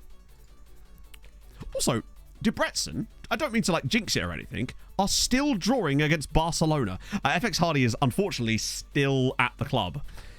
He's really struggled to find loan spells, and he just wasn't the player we were hoping he was going to be. It's a shame because we did spend a lot of money on him. He's probably the biggest flop of the save so far. Booty is not still playing, no, but he is a part of our backroom staff. I can't remember exactly which position he holds. I think it's just as a coach, but he is in the backroom staff now. He was on loan a long time. Oh, go on, Tex, you just square it. Oh, the filth! Jose Luis Castillo, under-19s coach. There you go. Completely, like, massively unnecessary. He did not need to do that. Man is doing donuts before he's even crossed the line. Oh, that was good, though. We've actually got another booty as well. Tex-Mex, look at that. Little chop between the legs from Castillo to pop it in. Oh, Nice has been very nice to us, yeah. Ah, Dortmund have scored. There you go. That's Ferencváros letting us down, as always. We have another coach called Booty. I can't remember his full name. It's either Jared Booty. I think it's Jared. Oh, no, it's Matt Booty. We've got a coach called Matt Booty, yeah. And that's not a nickname. I'm just very proud. We got Yamin on. We'll go with Skinnerino because Darla's looking a bit tired. Patrice is on a yellow, and LMS could be a really useful function right about now. And honestly, I feel like this calls for a bit of Labros out wide. Just to mess them a little bit more. Yeah, Ferencváros just let us down repeatedly. They're like that child that just can't seem to get their shit together. That is Ferencváros right now. Like, they've dropped out of uni. Here they are. But so far, so good. Big shout out to Debrecen. If they take a draw against Barcelona, then why do we even need Ferencváros anymore? Is really considered an Everton legend? I don't know, actually. Skinnerino's in. Squares it. And Silva's there for 5. Wow, we've got some lucky goals today. He's at DC United in this save and has been the entire time. I mean, I say that as if I didn't drop out of uni as well. Like, more than 2 million. You shouldn't really need your scouting budget to be any more than 390,000. So if you're trying to make your scouting budget 3 million, you're wasting the time. Sorry, you're not wasting time. That's just a waste of money. You should only need your scouting budget to be the one that will give you world scouting, which is, I believe, 390,000. Barcelona score. Disappointing. They've held them out for nearly 70 minutes, though, which is pretty good. 5-0 up away from home in Europe. We do look... Oh, he's in again. Go on, Texie. It's 3-on-2. If Labros could get up with them... Oh, that's such a waste of a pass. I think it's 390,000 now. I think that's how much World Scouting costs a year. Or is it 360? Whatever it is, that's what we get. It might change from time to time, but... Our average scoring distance. Yeah, that's fine. We try to walk it in. Every single time Terranova's into the box. And it's a good effort from Labros. I'd like a 6th goal. I don't think we've won 6-0 in the Champions League before. And these aren't even that bad either. We've just made them look very bad. That's great again. Oh, go on, slip it inside. Yes, Castillo, go on for the hat-trick in Europe. Castillo! Oh, my life. It's in! It's actually in! We've got very lucky. There's been so many deflections in this game, and Castillo has benefited to the tune of a hat-trick. He only got 23 goals in the whole of last season, and he's already nearly into double digits this year. He's definitely stepped it up. What are MTK? I don't know if that's even going in, you know. Immediately thought Regan Brutti, even though he plays for Maidstone. No, he would still be an insane player for you. I can pretty much guarantee it. Okay, so 6-0. Debrecen 2-0 down, sadly, now. They gave a good run. If we get a 7th goal... I'm glad we've moved back to this tactical style. It really does work in Europe. And you do still... Oh, they're losing now. Shit. I couldn't see it. I was not expecting much from them. I was hoping more than anything else. But at least we're winning, right? Go on, one more. Brandon Silva, square it. Oh, he's going to go for it alone. Oh, please. Yes, it is 7-0. Tex-Mex's 5th goal. God, how many chances do we need there? We really do need to be, like, directly on the line. That's how we score our best work. We have to get the ball directly on the line and then score it. Like, we had, like, 2 shots there while the ball was basically just hitting against the keeper. One save there. Then it deflects off the keeper again. Little tackle, and Tex-Mex, he puts it over the line. Oh. 7-0 is a solid win away from home in Europe. We will take that. That is one hell of a performance. And 7 points on the board already. Not bad. Oh. Hat-trick for Castillo. Brandon Silva was perfect as well. Lovely scenes. Yeah, the only news article they can publish for that. Right, let's just see if Uipesh maybe pulled it out at the end. I'll accept that. They've done well so far. Did you say Debrecen's... That's good. I mean, it's a shame they were 2 goals down when it happened, but they scored against Barcelona, which alone is fantastic. 2-0 to Dortmund. Go on, Uipesh. Reed Müller. So we were the only side in the Champions League that won this on this day. Ferencváros, 32nd. Debrecen still 23rd. They're doing okay. Uipesh still top 16. Nice. It was a Nice win. Also, plus 11 goal difference. That's good. I mean, it doesn't matter, but it is good. I wish it mattered. And there you go. There's 7th heaven. As per. Castillo was excellent. Ferencváros, I don't know what it is about them in Europe. It's like they just play at the wrong systems when they play in European games or something. 7 goals. I swear he was... All right, whatever. Tex-Mex with fun. But the fact that he's got 11 goal contributions so far is what's really the standout thing for me. He's getting involved in the build-ups too. Uipesh, they didn't beat anyone. Oh, sorry. They beat Christ, who did they beat? I should have gone. Oh, Lech Poznan 3-0, and then they got a draw with Benfica away from home. They were winning till late on. We're currently 5th, but technically we're 4th this season. On like a completely current basis, we're 4th. Cambridge avoiding relegation. Oh, no way. That'd be amazing. Does that mean Morecambe are going then? Oh, if Cambridge stay up, that'd be amazingly good. We're going to wait to do the coefficient check until after this round of matches because we've still got Kexmet Hope against Leeds. Oh, if they bury Leeds, that'd be hilarious after Leeds winning the final last time. Molfehovar against Shakhtar. Not easy. And then Kishvarda hosting Apollon Limassol. They kind of need to win that because I think they have to get top 8. I mean, the thing is, Ferencváros have good players in their own right as well, even without the loans. That's the thing. They're still able to finish in like the top 2 every single year in the league. So clearly they've got the players. They just seem to be weird in Europe. Now, it might just be that the new manager's taking time to settle in because they have been a bit funny lately. Right, here we go. Kexmet drew with Leeds. Good lord, they are actually killing it. Kexmet got a draw with Leeds. They were binging with Babic there. And then 2 for Molfehovar as well from Owono. 2 more good results for us there. Which leaves Kexmet top of the Europa League. Kexmet are top of the Europa League. This is their first ever season in Europe in this save, and they've got 2 wins and a draw already. They've beat Dinamo Batumi in Sporting and then got a draw against Leeds. And Mol are 15th, but they've had some tough fixtures so far. Haven't lost a game yet, though. Shakhtar and then draws against PSV Eindhoven and Athletic. That's good stuff. Wasn't enough coefficient. Hang on, we've still got one more set of games to look at, and that was Kishvarda. Please don't let me down. 2-0. Tirana and Pereino. Kishvarda are back in business, baby. Right. League is currently ranked, like I just said. I'll show you, actually. Let's talk about this. So, currently, on the year, we're still 3rd, which is good. Currently, we're 5th. However... Oh. No, somehow Germany have had such a good round, we've actually slipped. Despite all those results, we've actually gone down a place on the match day. Because Germany must have had a really good match day there. But we're on to 6.2 so far for the season, which is good. We're still right neck and neck with Germany for that 4th spot. And Italy are still not that far behind. Although what we are doing is starting to gap France by an even larger margin. But look at Portugal. They've done okay lately. Starting to pull it back, and they're losing a 12-point season then as well. We actually are springtide. Like, teams are just doing shit in Europe. Kexmet are top of their Europa League group. Both lots of Germany. That'll really be what's done it then. But this is what I mean about how you're taking points away from the other teams when you play them, and that's the last thing you want is them both losing to German side. So yeah, I could see why that would do a big difference. Yeah, but I think just having a couple of seasons of having these extra sides in Europe has definitely helped us because they're getting loads of money now. They're able to start defending, like, just getting better. Like before, we were basically relying on the fact that they would sometimes pull off shock results, and we'd have so few teams in Europe that the dilution wasn't bad enough, and that's how we get the points.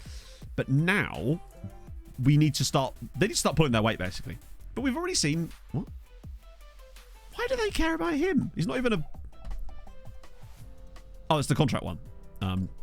Okay, he will complain weirdly. I don't know why you care so much, bud. Pushkas chairman. Pushkas chairman. I'm fairly certain it's the Korean dude you mentioned earlier. Oh, I always do that. Because, yeah. Landmarks. It is Ki-ho Kim is the chairman, their tycoon chairman. I need them in Europe. They could be a big deal, actually. If Pushkas get into Europe for a bit, that's kind of what we need. It ain't going to happen this season, let's be clear, but them in Europe would be fascinating because I feel like that would keep the money flowing in. Okay, we go back to this, but we can play a stronger side against them, which is fun. We'll still play Texi through the middle, though. I just don't like playing Texi out wide, ever. If we're going to rest Malero, that's fine, but I'd rather still play someone like... Oh, Christ, we are a bit light in those positions, aren't we? Fran can play there. Hey, look, it's Fran. A rare performance from Fran.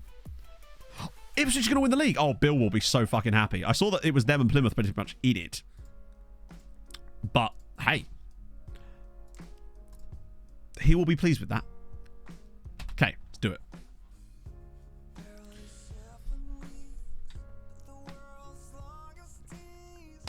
They're losing. Wow. When's the championship final day? Is that tomorrow or something? Because I noticed there was no championship fixtures this weekend and there's still a match there left. I mean, I don't know what's actually to be decided yet. Fran scores a brace. Of course he bloody does. Budapest draw again. Also, Fulham Leicester's on at 3 o'clock tomorrow and it's not televised. It's a Monday. Like, well, they got a blackout there now. Just seems odd that it's the only game on at that time. And they just thought, who cares about that? All right, we are officially now back on top again. Or Plymouth's now scored. Okay. Barocca development. Got to get your vitamins in, Chow. Bit of that. Final flight. Who do you reckon gets it then? What's that your agent? You've got a long-term contract, friendo. How long do you have left? It's certainly long enough that I didn't care. Yeah, he's got 3 years left. Because Wigan are gone, aren't they? Obviously, Blackpool are gone, and it was Reading that was the other one, because Huddersfield got that win against... No, Cardiff. I can't remember which. It was either Huddersfield or Cardiff, wasn't it? Sunderland and Millwall. Ooh. Sunderland sneaking into the playoffs, actually, in their first season back up in the second tier would be quite an interesting story, I suppose. I feel like no matter what happens with the playoffs, it's going to be an interesting winner, really. Because you've got Coventry City are in there, which is just an old school Premier League side. I just like the story there. Luton's Luton. Middlesbrough's got Michael Carrick and play amazing football. I don't know, it's just kind of actually quite interesting. Oh, no, I know they moved it, but it's like, they have cameras. Like, why not just televise it? No one else is watching it, are they? It just seems odd. Kaiser Chiefs, go on. Oh, I was predicting it right, and I was sorely mistaken. Maybe their youth team will be better. What about you, Diakito? You're extensive. He's very cheap. I feel like the cheapness... Oh, that's a lot of wage, though, for a... he does have 2 Marley caps. That would explain it. You two have fallen off the bottom of the list, I would say. Yeah, Luton Stadium in the Prem would be very interesting. Oh, no. I will be watching it, as. Let's be honest. It's a bank holiday again. And I observe bank holidays now, you see. Pog makes me.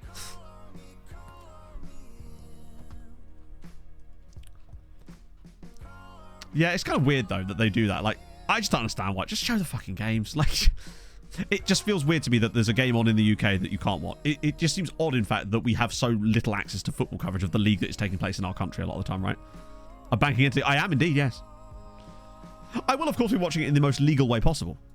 Do love me some NBCSN.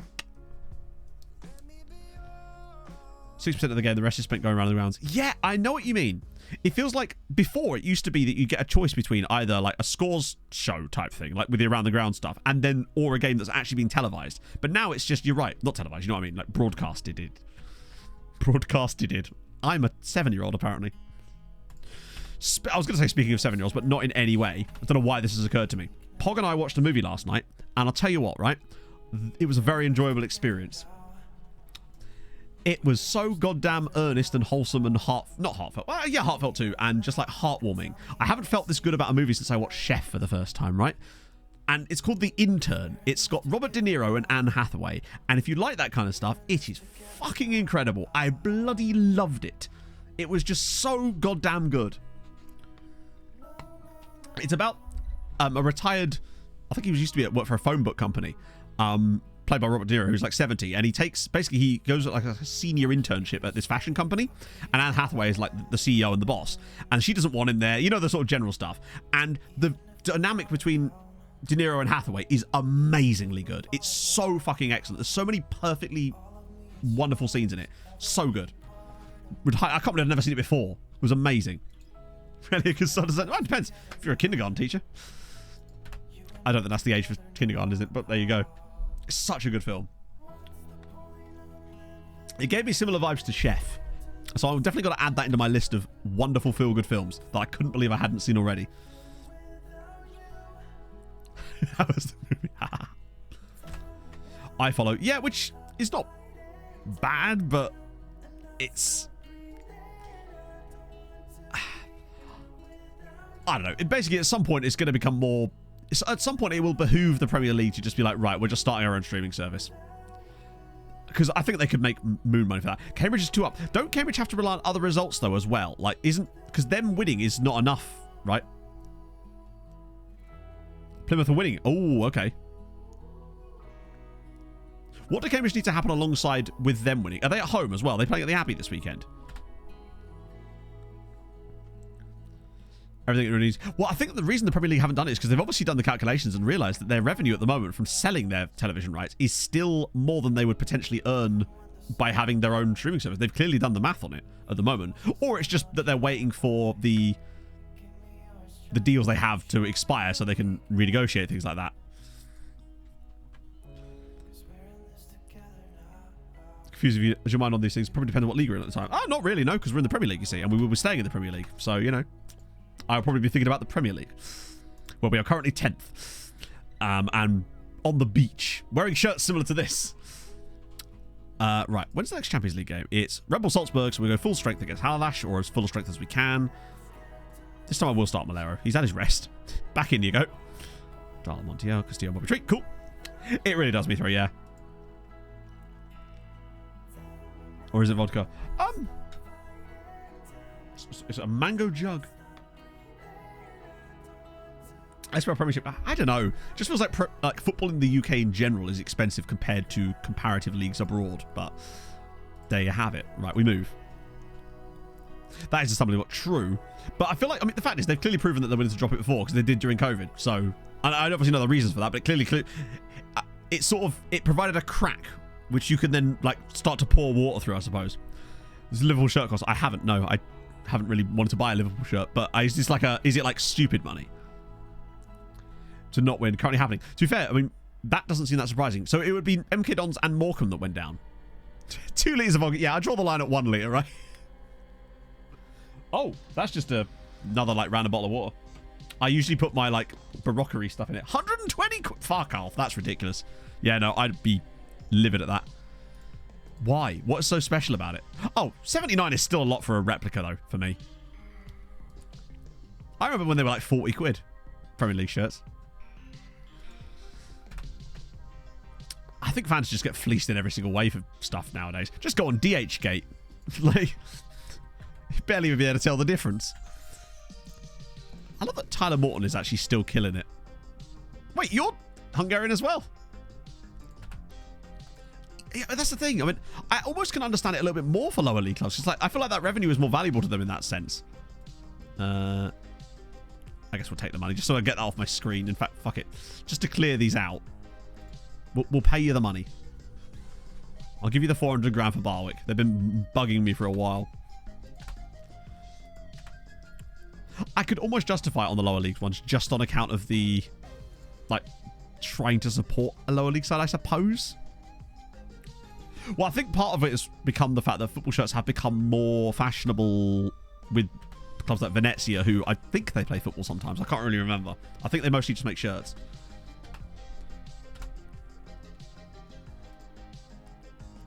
Not more stupid. I mean, yeah, particularly with overseas markets. I mean, not that people in this country don't buy them. Obviously, they do. But, like, yeah. Yeah, I know exactly what you mean, Johnny. I became quite disillusioned and jaded with football a while ago. Like, when Fulham aren't in the Premier League, I couldn't give a shit about it for the most part. And even when we are, I mostly just watch Fulham games. Occasionally, I'll watch the Arsenal-Newcastle game later because that has like stuff that I'm kind of interested in as a whole. But it's, for me, the peak of when I enjoyed the Premier League, and this is probably more to do with my age than it is with anything else, was sort of between, say, 2004 and like 2012. I fucking loved that era of the Premier League. It was just vibes. But that's because I was between 14 and 22 during that period. So I just have more time to watch football as well. The Moritz Volts era, yes. I have one game from Steam open on your desktop alongside on your laptop. You can open multiple games on the same device, Dan. I regularly, if I'm simming something in the background with FM, I will open Peglin, and Steam will let you know. You can have multiple games open at the same time. The hilarious thing is, if you are friends with someone on Discord or whatever, and they have the thing that shows what game they're playing, every time you click from one window to the other, it just keeps changing back and forth. African. God, we still haven't got around to South America again yet with this latest round of scouting. It's scary. I was actually looking at that exact thing to Groovy Gamer, and I was thinking to myself, isn't it like a 37-point gap between Notts County, or is it 35? It's a large gap. And if they somehow didn't go up from there, that would be catastrophic. Paul Pesky dildo up front. Oh, I mean, yeah, Matchday fans. I mean, I'm sure a lot of you have seen the Fulham's prices for their new stadium. Sorry, not for the new stadium. For the new stand for the season tickets next year. Most expensive season ticket in football. Like, what? It's Fulham. Like, I love Fulham. Obviously, I'm a Fulham fan. I'm not deluded. So it's the best way to go. Yeah, I don't know. I guess, was this just done of a kind of, oh, this will be interesting type of thing? Is that for real? That is for real. Obviously, that is the most expensive, but it's still massively overpriced in every other way as well. 23 points above third. Yeah, but they're not playing third, are they? Boreham Wood are like fifth, I think. I thought Boreham Wood were further down the table. We're actually even further away than that. Oh, CU Academy. What a letdown. Also, how many players have they got? And not one that's good. Letdown massively. Yeah, I must say, degree ago, that was still kind of funny, honestly. Do you get a free? No cheese board, no advent calendar, no Victoria sponge. Useless. Jesus, Heiko Genius with a hat trick. They'll probably just stay up by virtue of Pekshi and Zalagaseg being dreadful, but it's not looking good for them. It's a massive rip-off, it is.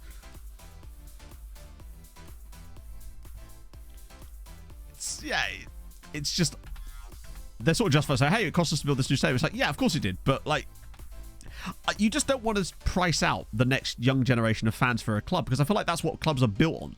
Like, I remember back in the day, Fulham were, like, ridiculed, and rightly so, for taking, like, 40 people to Blackburn away in the Premier League. And now, obviously, the away attendances of Fulham now are, like, massive. Just, like, a normal side of their size.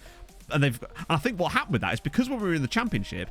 Tickets were cheaper. They did a lot of stuff that made very cheap tickets, and a lot of people started going to away games more. And it seems to have massively built that up again. It's like, don't lose it again. Don't throw that shit away again. Don't price out the next generation of fans, particularly in London. Barry the Baptist, thank you for the follow.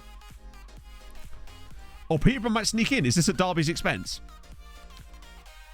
Not with his contracted club. What, is he on loan both times? How do you manage that? We don't do anything special, Barry. We just don't offer players mad contracts.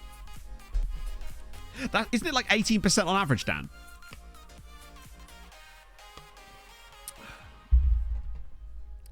But yeah, no, all we really do is we just don't give players massive contracts, and that sort of keeps the wage budget under control. We stagger it up slowly. So we won't, if someone wants like moon money, we just don't sign them really. Even if they're good, it's not worth breaking the wage structure over, and then slowly build it up from there. Like our highest, we've won a Champions League, and our highest paid player is 90 grand a week, which is like lower half Premier League sort of wages. Right, so we want to go slight rotation here. So, oh yeah, I always do. Where have they gone? Wait, what? Are they not available for this? Because have I accidentally set them available for a youth team game? I have, haven't I? Fuck. Okay. This might be quite tough for us. Yeah, Giddy did think that, and then he was so very wrong. Your birthday today? No way. Which airport's to fly from? To Tromsø to Stockholm? Hell yes. Can you fly when you went? I don't know, actually. I think I was on a... We were on a 7... No, I think we were on a 737, actually. It was a 737 dash something else. I remember this because it's the last time I went on a plane. Legaldinho, thank you for the 5 months. $5 a ticket when I grew up in Hammers. That's mad. Oh, not in Europe. Shit. Oh, no, yeah. I got confused then. Oh, in Hammersmith. For a second, I thought it was going to be...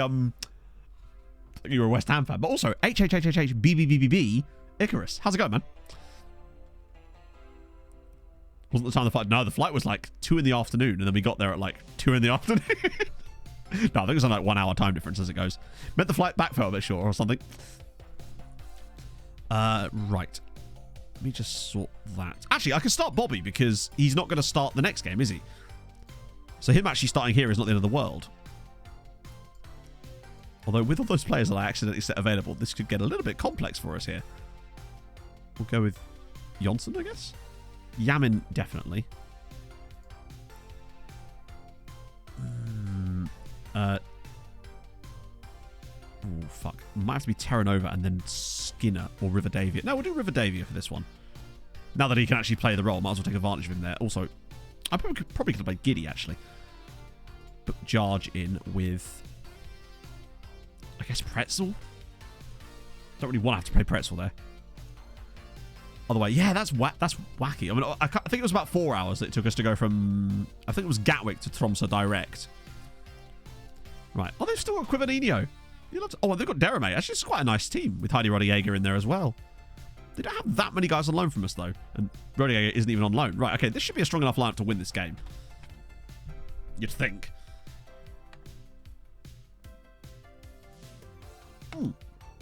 Other good news, chat. Potentially, might be getting fast internet finally. They're actually laying pipe. Oh, good 4-1 win. But we might finally be able to get decent internet. Potentially. Looking at 500 up, 500 down, which for what I currently have is like being in a different universe, honestly. So I might actually be able to have a slightly higher stream bit rate, which would be nice. They're laying pipe on. That is not what I meant at all. Yeah. No, Virgin. No, it's called, I think they're called GigaNet or something. I don't know. Basically, my current speed, like 35 down, 7 up. A push, 7 up. Like, I have to stream at 5.8k. So that'd be nice. Cable. You know what I mean. The cable's inside a pipe, probably. You got to protect it from the elements, Hadrian. Or something. Draft over Kevin Costner. I haven't, but weirdly, I did get that recommended to me on the streaming service I was looking at the other day. I was looking for a movie to watch, and that actually came up there. Term conduit. La-di-da conduits, eh? Sorry, it was a really old Ross Noble reference there. Sinful Sun is a back. Yeah, I use Ethernet for this, because otherwise it'd be too unstable.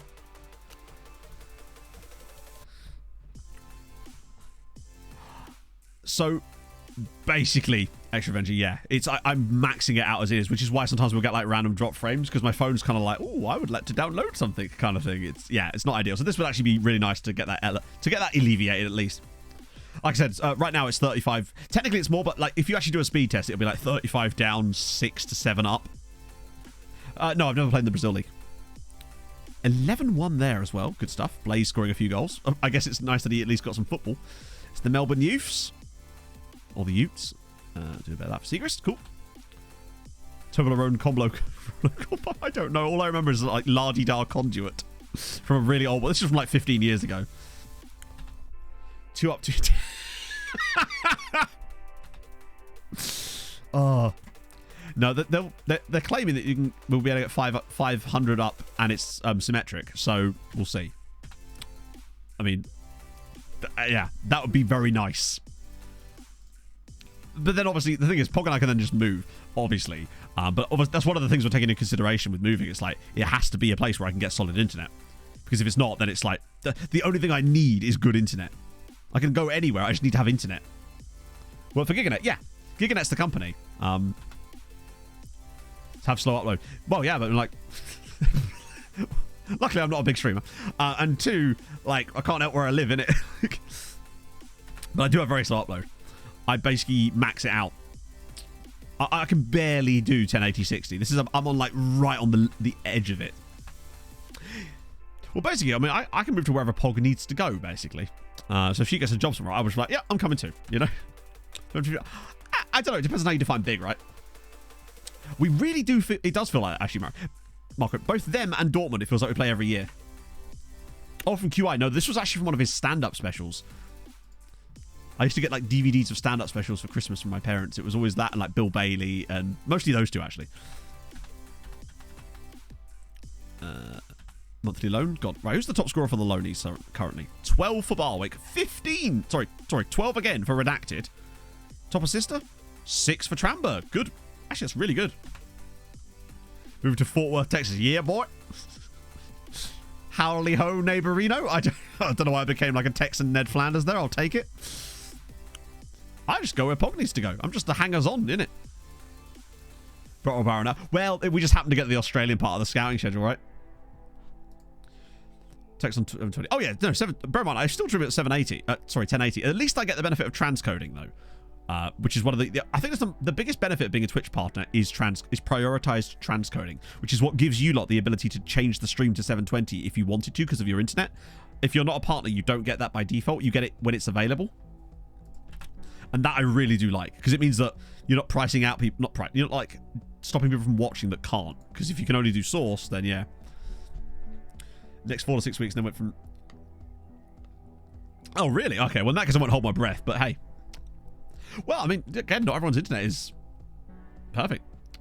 Not 1080 for a partner. It's not the 1080 part for a partner. It's that it's transcoded. So basically, you can send them whatever signal you want, and they'll actually transcode it into other settings for you, so that people can select different ones, rather than just having to rely on... And if you don't have that, you just have to rely on whatever the source is, which is whatever you send them, basically. So to live by, yeah, it really does. As long as I've got me POG, me internet, and the boys. That's all I need. I'm a happy customer. Debrett's away at Man City. Never mind. Budapest are home to Liverpool. Never mind, but also maybe. And Ferenc Varos hosting. Wow, what a day! Of all the days, chat, this is one of them. This is one of the days of the week. Castillo, Malero, Tex-Mex. They always want to do it the other way around. It's like, have you seen them play? And you know what, Monty at right back. I'm here for it. Watch me be all pixelated now, Hodsy. The other thing... The thing is, if I did a better internet too, it means that I could send Twitch like 10k bitrate, and obviously they say that you can only send 8, but actually you can send them 10, and it would just mean that it'll be really crisp at 1080-60. And it, you know, sometimes in matches, sometimes my face cam can get a little bit pixelated, just a teensy bit during matches. That will be gone, because what that's caused by is the lower bitrate. Oh, we'll be so crispy, chat. We'll be like a Pringle pot. Oh dear, they've chosen to play a narrow system. You are going to get absolutely... I've been saying clapped cheeks a lot lately, and this is like a round of applause on the buttocks is what they're about to get, I'll be honest with you. Or, alternatively, I'm about to get hoisted by my own petard. Gonna see every nose hair. Every single one. As if I don't... No, I don't share my nose. I don't really get a lot of nose hair, to be fair. You can see the cheek lines clear in HD. Yes, you can. You can see them cheeks jiggle when slapped. When I see that narrow system, it just never goes well for the AI. A standing ovation, they are. It's going to be like the Cannes Film Festival. Except these aren't cans, these are cheeks. Let's go. Wow, they've got... Hang on. Salzburg's entire lineup looked like it was real players still. That means every one of their players must be like 35. So 34-year-old goalkeeper. 36-year-old Alexis Solomakis. 34-year-old there. 23-year-old there, finally. 35-year-old there. So they've got a 23-year-old. 32. 23. Okay, so not too bad. 34. Sorry, 35 for him. 33 for him. 31 for him. 32 for him. So, of their starting 11, 2 players are under the age of 31. They're going to need substitutes. Lower resolution but higher bitrate. True, but I like 1080-60 is kind of the standard, I would suppose. What's the qualifiers? Immediately last. Yeah, that's the problem. You're so heavily reliant on what the other teams are up to. Oh, go on, Texi's in again. Please don't shoot. Oh, pull it back. Navarro can't get there. Silva! Blocked over the bar. You can't do anything with OAPs. Apparently so. They should all do their internships. Sorry, I'm just bringing it back. They'll all be like Robert De Niro. Who is Anne Hathaway in this scenario? Got promoted every single season since the playoffs happened. Oh, no. Because they've got like nearly the same number of points as the others. Are they going to finish on like 97 or something? Castillo? Wow, he got a lot of power on that. A lot of the top 5s was playable. Not really. I don't care about their squads. Bear in mind, this is not something we see very often. This is only their squad. This is the first time I've seen a squad be like theirs. Most of the time they're not like this. So Silva's in again over the bar. Oh, they're in the playoffs. Okay, fair one. 96, Jesus. Most between 18 and 21. Hang on, you mean which age between 18 and 21 do they develop most? All of them, I guess? Because that's their prime development era, I guess. A slow start from us there. Also, top 5 nation, Austria aren't one of them anyway, but in addition, like, all it would do is slow the game down and we'd have no noticeable difference to what we do anyway. It's just sort of, yeah.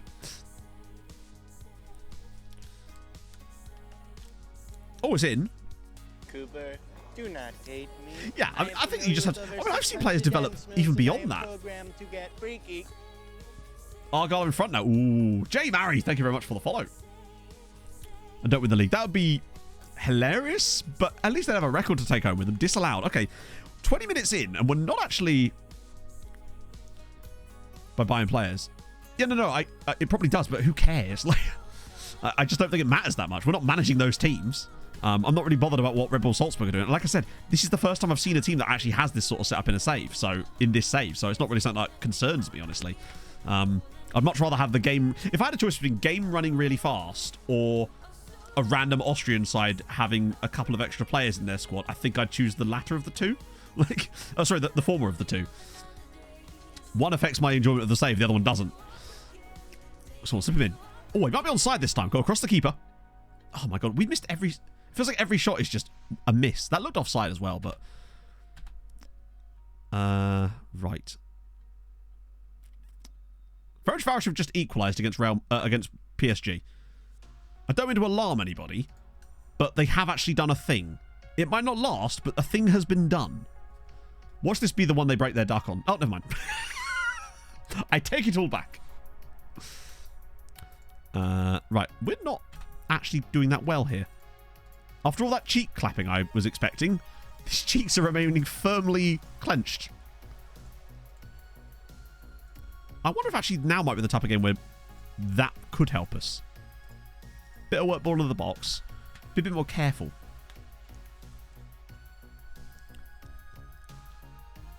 Yeah, I think it's because the development curves that certain players have sort of vary, right?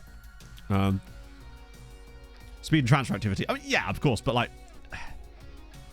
We still get transfer activity loads. Like I said, this is the first time I've seen a team that looks like this in this entire save. So I don't think it's like a particularly big deal, to be honest. Villa, thank you very much for the follow. It's just not really a thing I care about particularly. Particularly as a lot of this, you know, I have to think about the time I'm taking off stream as well to do stuff. And I think that does play into it as a factor. Well, Montiel bombing forward. We need to just get the goal. Oh, lovely. Castillo. No. Try again. Reset and try again. Go on. Big cross now from Monty. It's got support. And that's not going to be a pet. Is it? All right. Apparently it is.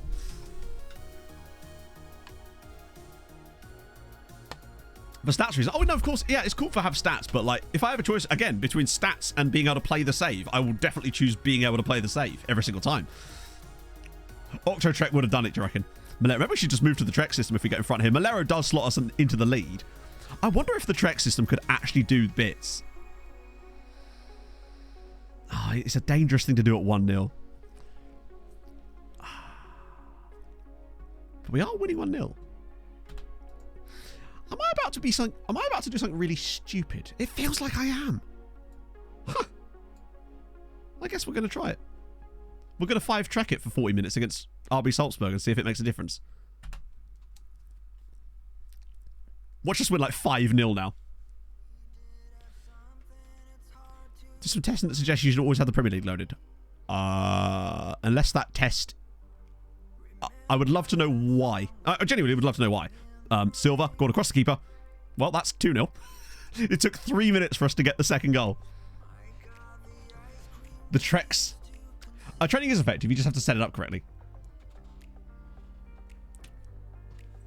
I find if you have the Premier League loaded, it's just basically a way of saying, hey, all my players want to move to Brighton even though I've just won a Champions League.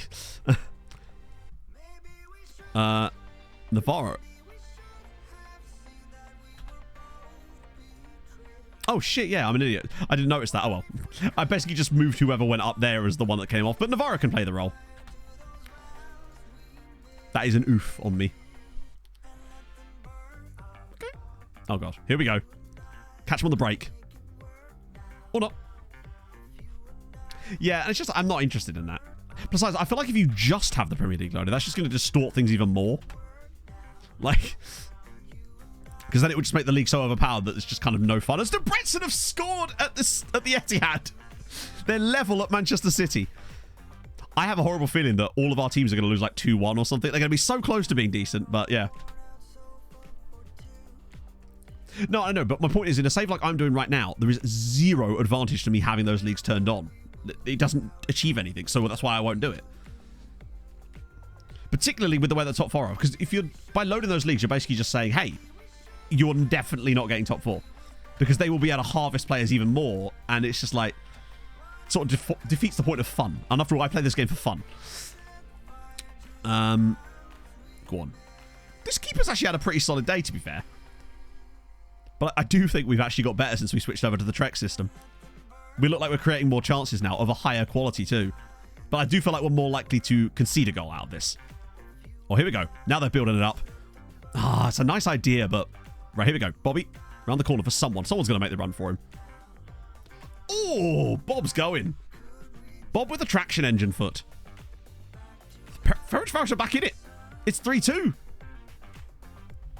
I say with no leagues loaded. I just want to see things. Yeah, I'll always prioritize fun. We played 8 Trequartistas in a game earlier. Just to see what would happen. I can't believe I'm saying this, but Debrecen are still drawing at the Etihad. It's good to know that we can actually be competitive against a solid side in Europe. Because I would say that Red Bull Salzburg are probably at least as good as the best sides in Hungary that aren't us. If not more. So it's good that we can sort of give them a go in a game like this and still be creating stuff. And looking fancy. Oh, look at the run from Castillo all the way out wide. Ah, that's poor. God, look at... They've got 3 guys up there waiting to pounce on us, but it means that we're going to have so much space in the midfield whenever we get the ball here. Here we go. Now's the run. Look at this. Look at the interchanges between them. Strikers go out wide. Players cutting inside. Silva, will he go for goal? He will. It's clipped the bar. Oh. Oh, imagine a Ferencváros equaliser. Just imagine something happens with another Hungarian side. Debrecen are literally 5 minutes away from a draw at the Etihad.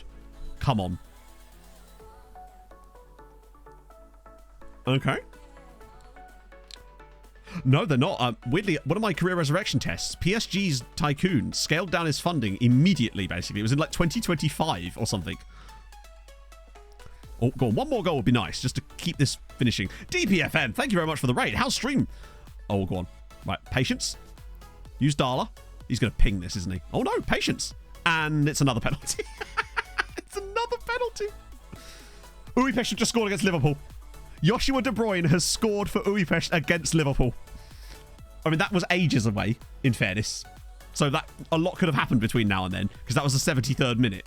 But the fact is they did take the lead. Right, who's taking this now? Is it Castillo? No, it's Malero again.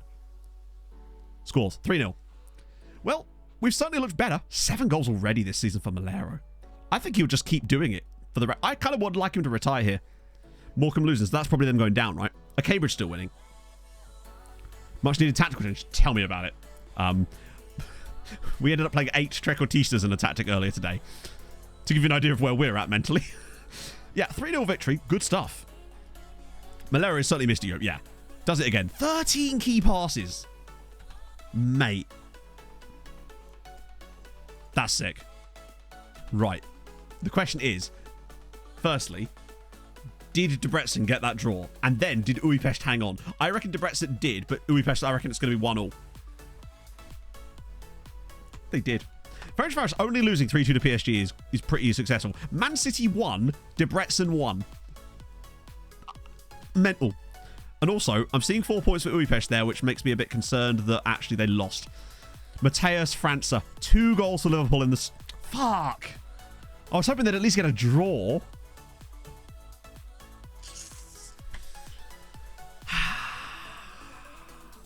That was literally just like roll for reputation check. That's such a shame. But they're still on the cusp. Both of those two... Wait. Oh, it doesn't sort by the correct amount either. Got rep different. But still, fair play to Debrecen. But also, yeah, again, Újpest showing that they can mix it with the big boys. The fact they even took the lead there is really good signs. It reminds me a little bit when Dundalk started getting random results like that. So Malfoy host Stuttgart. Winnable, maybe? If Kekschmet somehow takes something against Besiktas as well, that would be mad. Dortmund? Yeah, sure. What do you want to see about Dortmund? Because obviously, I will, if you don't tell me what I'm actually showing you, then it's difficult. I could just show it on the screen, but then it's kind of just a case of, yeah. Yeah, it's because I had it sort of like goal difference from last time. Team overview, yes. Bournemouth are winning. No way. History, you won't really see anything because there's no history to show you because we can't see the league finishes, so the history page doesn't really work in this save. Because I don't have the German league loaded. So, yeah, you can't really see anything with that. Sadly. We know they're in the top flight, but that's about it. I wish that it would... I think maybe the next time we do a Building a Nation, I might try and do the setup, but then with view only to some of the leagues, just to keep a little bit of like statistical context in the background. Because I did notice in that test I did that as long as you set the leagues to view only, it doesn't slow them down too much. And as long as you've got the players loaded, they do still do the transfers and stuff. Yeah, Mudrik's at Dortmund in this save. Or he was. He's probably retired now, or at least going that way. Yeah, he's still at Dortmund. He's been there for 10 years. Went for free from Shakhtar and has kind of killed it. At Dortmund in this save. To be fair to him. Can't complain about that. Oh, hang on. Who are Kishvada playing? Away at Copa. Oh, I'd like to think they can win that. They kind of need to. If they're going to have any shot at getting out of that. I don't mind if they come 9th there, honestly. I feel like they could get through a round after. Kekschmidt down 4-2. Oh, they had a red card early on. That makes sense. And Molfeheva with another win. Axelson and Nwono do the business. And then, fair play. So another win for Molfeheva.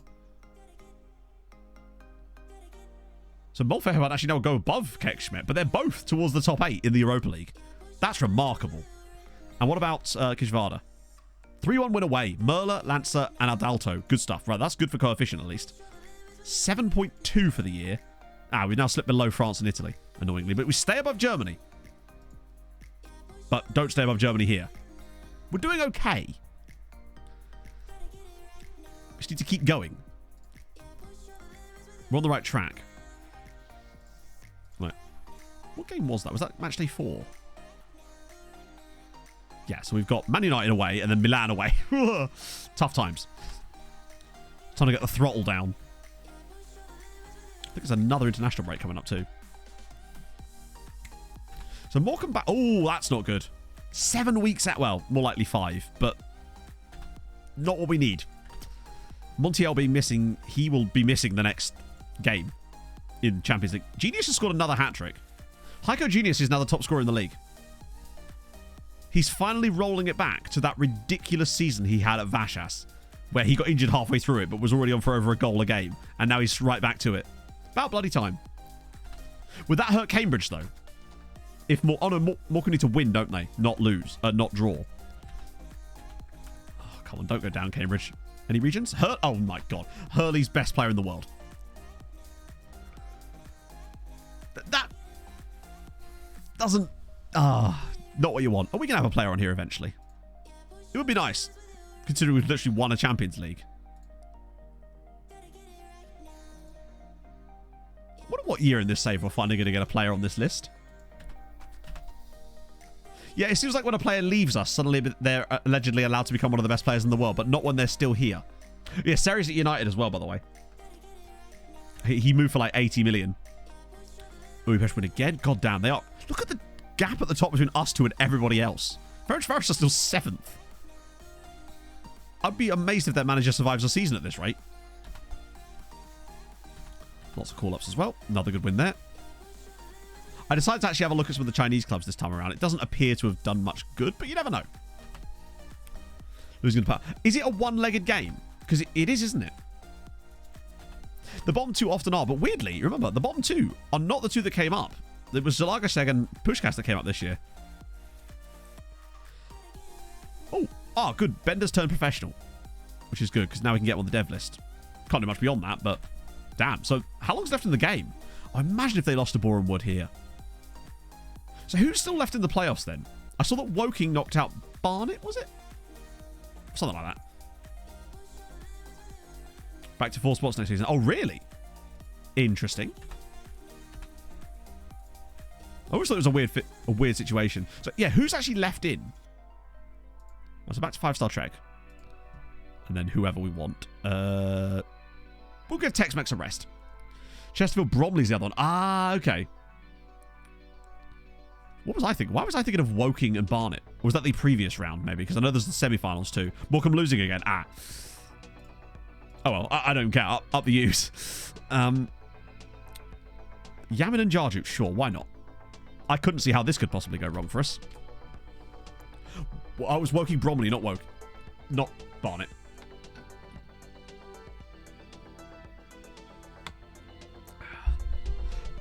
Woking just feels like a perennially non-league club kind of thing, you know?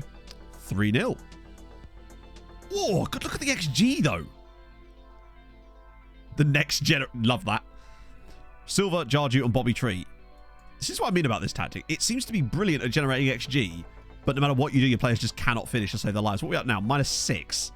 It's not as bad as the -14 after all, so we're still doing okay. A little bit of interesting in there. Wow, I love that we get so little in these reports now. It makes it much easier to deal with. Higaldo, he's 27. John Jensen, all right. I think we'll just keep an eye on him for the moment. Save our pennies for a little bit. Sabangida. It's quite expensive, actually, for a player from Nigeria. From the Nigerian leagues, especially. I'll send Seagrass for a week. Extra have scored. Okay, so that's them back ahead against Morecambe, right? Halfway line. Shitting hell. Hang on. How are you guys seeing this? Is this because, like, they're doing, like, a live score show, but they're actually showing the goals? Because I love it when you can actually get that to work. But I guess it's because it's a Sunday, right? They can do that. Oh, that's... I wish... Oh, God, I wish football was more like that. I guess it's one of these weird weekends where, because they're on a different... Stansfield on a brace. Come on. This works for me on so many levels because, firstly, Jay Stanfield, love the guy, on loan from Fulham, playing for his dad's club where he's wearing his dad's shirt number, and he's scoring goals that are helping out Cambridge. It's just a good day. Okay, so now we've got 105. No, 108. 108 on international. That, I'm guessing. Well, it obviously can't because it's still part of the blackout, isn't it? End of the games. Well, the stream will go today until I finish the Champions League matches, basically. Normally there's a bit more time pressure because of the... there's usually a 2 o'clock Premier League kickoff, but the early kickoff today is 4:30, innit? Al Qasim.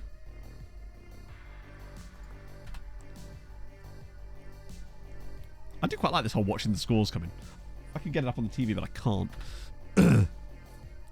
And if I have to use the internet, that's when it goes terribly wrong. Al Ansar. I'm starting to regret scouting these teams. Goal Fleetwood. Oh, okay, so that changes things with Ipswich. I guess it's because Vaduz did like a couple of things, Cthulhu, and they get so much XG for it. Wait. Blaise Durin just got a cap for... Bloody hell. Man's already got a cap for Croatia. He is going to be an absolute star. His value's now to 41 million. Yeah. I think later down the line, our starting lineup is probably going to be Milovanovic and Durin. Wait, did Shares... Oh my god, he got a Norway cap. Oh dear, that's not ideal. And Shibangu got a cap clause as well. Oh, my life. Bit of that. I mean, I'd like it. I just don't know if he's ever gonna be able to do that at this stage. Like, I don't know where he would fit into that team currently. Like, yeah. I'd like to see us play some of the younger players for the rest of the season, though.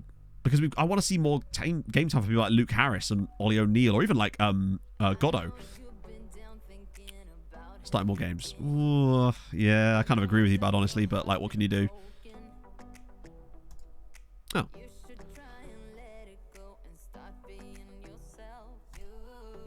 Not a good idea. I love that. That's not a good idea. Well, actually, it's a very good idea. Shut up. I'm the boss. Technically, every win for Vaduz would actually be 2 points. So they'd still have to win a few games to get there, but I guess if they get through a few of the qualifying rounds, that does it all for them, right? Yeah, we're definitely onto the Asian section of our scouting now. Ooh, Capolino would owe us some... Well, they'd owe us some money. But this is doing right now. I think the issue is just that... I don't... I mean, Stansford is such a different type of player than Mitrovic. Not that that's a bad thing. Honestly. We have needed a different spell. Because Dan James actually looks quite okay. Also managed the national team. Because it wouldn't make any difference to the save. So it would just be needlessly tedious for no reason. But I hate national team management. And the national team doesn't affect the save. So I might do it later. But I have no real... If they made national team better, then I would do it. But yeah, I'm not holding my breath. We'll go for the full one there. Yeah, Treaty have actually picked up their form a little bit lately. A couple of good wins. Is it 2-0 to Boreham Wood? No way. Hang on, it's at Notts County as well. Wow. That just shows you, doesn't it, that on any given day, doesn't matter how many points ahead of someone you are, whatever you get on the day. Oh, Carpenter's now scored for Romania as well. That's his 5th cap already. Oh my God. I want to find some good Korean players. Although, it'd be good if they ended up at Pushkas more. Wow. I just think he's a bit too expensive. Get top 2 in this season. Oh, that's a good point. Yeah, and then unfortunately, when you do that, it means that you then lose loads of games almost immediately, doesn't it? I guess. So, I guess it kind of throws it into disarray almost immediately. I don't like those 2 extra random places, to be fair. I don't see the point of it.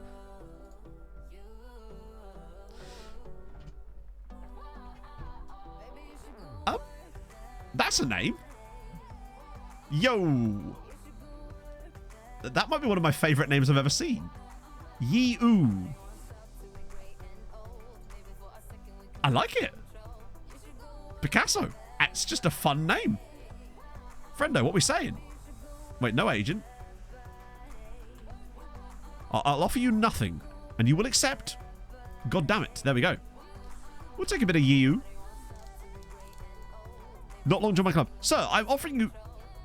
Alright. I guess Yi-oo's not interested. I guess you'll go on the shortlist for a while. Oh, great. Yeah, I forgot. I feel like he should still be kind of like, this team that's won the Champions League are interested in me. Maybe I don't care how long I've been at my club. Let me say, yeah. Oh, he's a Napier doorman through and through. It's true. Or sorry, it's you. God, I hate these international breaks during this part of the season because it just means that it just takes so long for us to get through each game. Well, not through each game, but like to the next set of matches. Because there's like, well, there's only 2, I think, but that 2 weeks can take its time. FC Seoul? No. No Seoul men here. You know, Castillo. Ooh. Okay, it's not too bad. Ah, there we go. So man is actually playing for Chelsea, to be fair. Today is something you get distracted by something in the distance. You basically me anytime anyone asks me a question in chat ever, and then I immediately get distracted by the next chat's message midway through reading the first one. As Tex-Mex has now scored for Brazil. Oh yeah, that's fine. Yeah, that weird. I love that it considers determined as a negative trait. The Seoul mate. God, he's good. He's very good. Squirrel. I mean, literally, I did get distracted by squirrels that time. I had this whole text exchange with Pog while I was sitting in the car waiting for it one time because I was watching these squirrels in the woods. They were having a lovely old time, and then more squirrels kept arriving. Budapest make ooh off. You David. I'm here for that. Yeah, he's got his old he's got Giganet. That's what it is. Making positive development. Good to see it. Another one. Oh, they're so close. Young Do Young. Yang Yong Bin. Still not quite. It's kind of funny that, well, not even funny, it's just kind of interesting that a lot of the Korean youth teams are just called high school. Red Squirrel Ultra. The friend food squirrels park. Yeah. What were you feeding them? Just drugs. Giving them an E. I wanted a squirrel rave. That's quite a hard word to say. Squirrel rave. It's like a puddle bug. Too many R's. Right, go on, Haladash. Keep it up. Tex-Mex technical ability meh.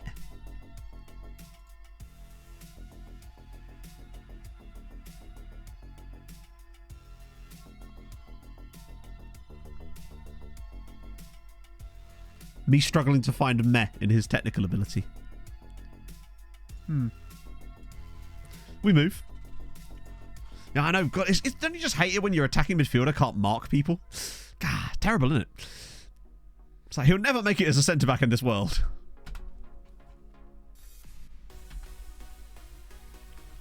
You say, you see, but at least you have that possibility because you've got your because of the transcoding. Do you know Donkin. if there's a train coming anytime soon? Keanu Donkin is just a fantastic name. They are building it now. Big fan. You can complete your language course as well. Villa Bo, thank you for the follow. High school football. I think, yeah. That's kind of sick. As we beat Pushcast again. Yeah, we're actually finally winning this again. We haven't won this league, I don't think, for a while. Alright, it's been a year. Alright, I take it back.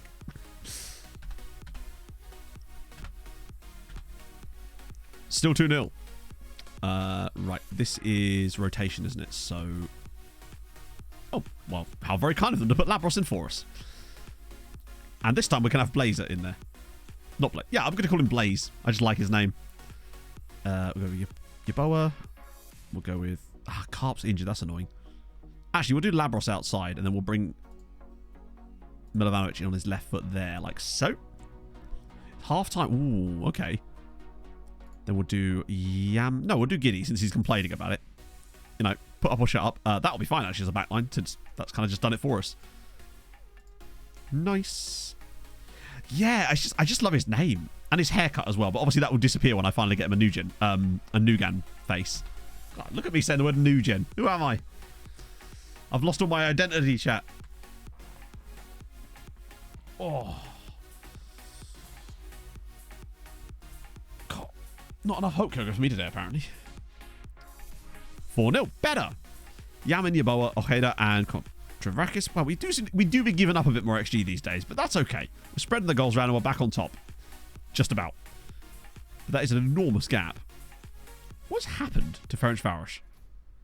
Oh, their striker gets sent off. That's just what you need. Just take the reject and just put his hair on it. It could work. It's a bold move, but we'll see how it plays out. Cool. Well, at least we're back on the top again. We seem to be scoring a decent number of goals, but I imagine we're still like lagging behind on this. Only -4, but it's still disappointing. At least defensively, it's actually been okay. And I've never heard of a Nugent. I don't know. You'd be surprised how rarely I ever actually get like random actually corrections about that on videos these days. I think people are just kind of given up. Got a new shot? I did. It's true. The Nugan faces are part of Zealand's pack. If you do !Zgen, that'll give you like the link. David Nugent. So it's clearly supposed to be David Regent. And we all know it. United away is actually going to be... Oh, no, that's not good. How is he getting on? Not a lot of goals, actually, for a striker. Budapest when God, they are actually pushing us this season. Debrecen with another good result. They're actually justifying themselves in the Champions League, at least. That's the first team. I don't bother with the B teams. There's never players in the B teams. It'd be an interesting test, this, to see how we do against United away, considering how poor we were last time. It is nice to see a bit of a challenge in the league, yeah. Because they're still the only unbeaten side left. Extra 3-1 up now. Oh, please tell me it was Jay Stansfield. But it's their goal difference too. Like, they're the only unbeaten side left. Doing a great... Oh, it is a Stansfield hat-trick. Come on. Very nice. How's he actually got on at Exeter? I know he scored a hat-trick here, but like, has he been like good the whole time, or is it more of like a blip situation? I know he's not the oldest yet, but I hope that he was done well there. Hurley excited, but yeah, I mean, I'm not excited by that though, because he scored the goal that knocked us out of the Champions League last season, or one of them. Still no license for Bentner. One day. You know, chat, despite that weird sojourn early in the stream, I think we're actually going to make it. Still going to get through this game first, admittedly, but unless it's a mad one. Fleetwood beating Ipswich now. 9 goals and 7 assists is quite good. I think that implies that he's sort of playing out wide a little bit for them, right? Rick McKinnell's relegate Cambridge. Shit. No, not this again. Stop being upset when I'm not playing your... Jesus. That's a really annoying thing, as always. Tactical brilliance, maybe. I mean, it turned out brilliant. I can't disagree with that. Also, just as a heads up, I won't be streaming next Sunday. That's my like one Sunday off this month, because it's obviously Eurovision on the Saturday night. And we lost Man United. Ryan Grantham. Let me guess, he's absolutely ridiculous. Oh. He probably is actually still. Okay, right. It's Budapest away at Dortmund. Never know.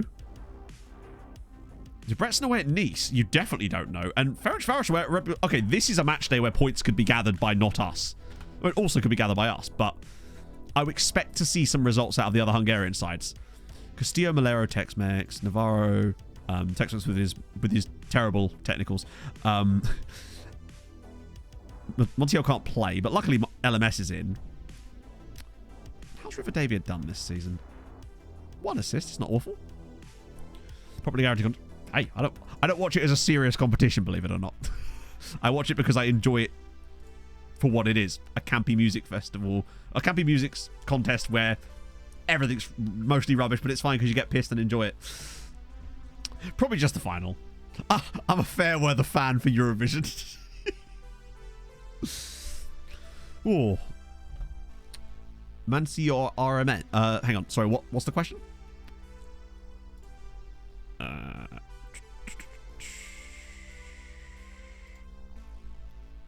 Eurovision casual, I know.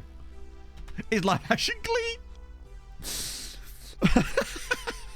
It'd be cool if they did one year. It was just like everything has to be a cappella. Oh, Manchester City or Real Madrid. Oh, okay. I couldn't care less, honestly. I genuinely could not give a fuck. Probably Man City, but like, yeah. I just do not care. Whichever one wins it. Whichever one scores the most goals, probably. Like, it probably will be Man City. But then again, Real Madrid have a habit of just doing stuff, so maybe. It would be quite funny if they won, actually. I think City probably will win, but it would be funny if Real Madrid did. Like, let's go. Yeah, just have an interesting game. Just something. As long as whoever plays them in the final wins, that's all I care about. Right. Let's go. Oh, straight off the kickoff. Will I watch it? Absolutely not. Like I said, I do not give a shit about Manchester City or Real Madrid. I don't support either of the two clubs. So, yeah. Yeah, it is, because to me the League One relegation battle is, like, actually interesting. Like, honestly. Like, there's a lot of shit going on there.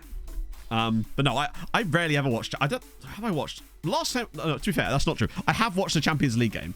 It was the last Champions League final. That was the last Champions League game I watched. What season? This is season 14 now. Wait, that was actually counted. Sorry, I thought he was miles offside. That's why I wasn't even commenting on it, because I just thought he must have been miles offside. Oh, he's not. Yeah, the centre-back plays him on. Look at that finish from Malero. Fulham again, the checkmate Ash. True. Actually, I only watched the first half. But look at us go. 1-0 up at Old Trafford, but we need these guys to do something. We need Újpest, Debrecen, and Ferenc. One of them, I want to see a win. Or at least something.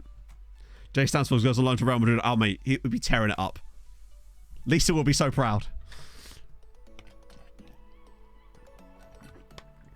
Uh-oh. Rashford. God, Rashford's still playing. Oh, good. Oh, good. It lasted all of 5 minutes there before Joselu puts them back in. But this is already better than we were last year. Ipswich level. Ooh. Babs turned up. Yeah, I didn't even watch that game. I no longer feel the need to consume too much Premier League football because it doesn't interest me that much. And I feel like, because a lot of the time it's fairly... I don't know. Despite the fact that this season has had some interesting stories, it just... I don't know. Everything just feels so sanitized to how it used to be. Debrecen winning, though, which is amazing. Away at Nice. As usual, showing them how it's done. We've not looked amazing. We have scored a goal, but... Red Bull Salzburg beating Ferencváros. The disappointment continues. It's been very, honestly, quite an even game thus far. I might do a bit of working the ball into the box for the second half, potentially. Ah, Bertram with the equaliser of Nice. Tyler Mortoni, yeah. I've watched a few Arsenal games. I watched them against Fulham, obviously. So I've seen at least 2. I watched the second game against Fulham in a bowling alley with really, really bad food. Let's see there. Okay, yeah, I'm gonna just try and control the ball a little bit. Yeah, that's what I mean. I just feel everything just kind of... I'm worried that we're going to get to a state where we literally just have a big 7 and that's all the European spots gone. And you kind of already know what's going to happen with that. And it feels like you pretty much... with obviously, Arsenal doesn't, but it just feels like City kind of win it every year now. It's more of an exception rather than anyone could win it. It doesn't feel like that anymore. I'm just concerned that we're going to become Germany. Or not just Germany, actually, because obviously at least they've had a title battle this year as well, which, again, does still look like Dortmund will win, but... not Dortmund, sorry, Bayern. Kay, thank you for the follow. We're popular with most football fans. I don't think it's just anything outside of the top flight, in a way. But non-league especially, yeah. I think a lot of fans just get disillusioned with what football has become. Where it's more entertainment than sport. And that also weirdly seems to reduce the amount of entertainment that comes from it, ironically. Slip him through. Yeah. Oh, nice. Here we go. Oh, this is a great pass. We've got so many players in the box. Rivadavia. Tex-Mex is on off the bar, and I think he's onside. I'm not sure, actually. Yeah, Serie A picking it up. Debrecen are winning again. Nice. Is this going to count? No. The hands aren't up. Shit. I think he plays the wrong pass. Oh, it's so goddamn tight as well. Great header from Texi. But yeah, it is 2-1 to Debrecen away at Nice. If they won another Champions League group stage game, that would be filth from them. Considering that... oh... yeah, we're playing some lovely football. I think working the ball to the second half has actually worked here. I still don't think it's what we want to be doing by default, but I think in certain games it definitely has its moments. And today is one of those moments. Oh, look at us playing it again. Here we go. Texting into the channel this time. A lot of players back, but clips it in. It's all the way through and Castillo scores. It deflects off the United player. It's 2-1. Yeah, I think the tactical change we made last season really did hamper us at Old Trafford. We just did not look the same. Clates coming in with a big raid. Oh, God, it's Ken. I'll wait for an explanation. I think someone might provide an explanation. Let's see.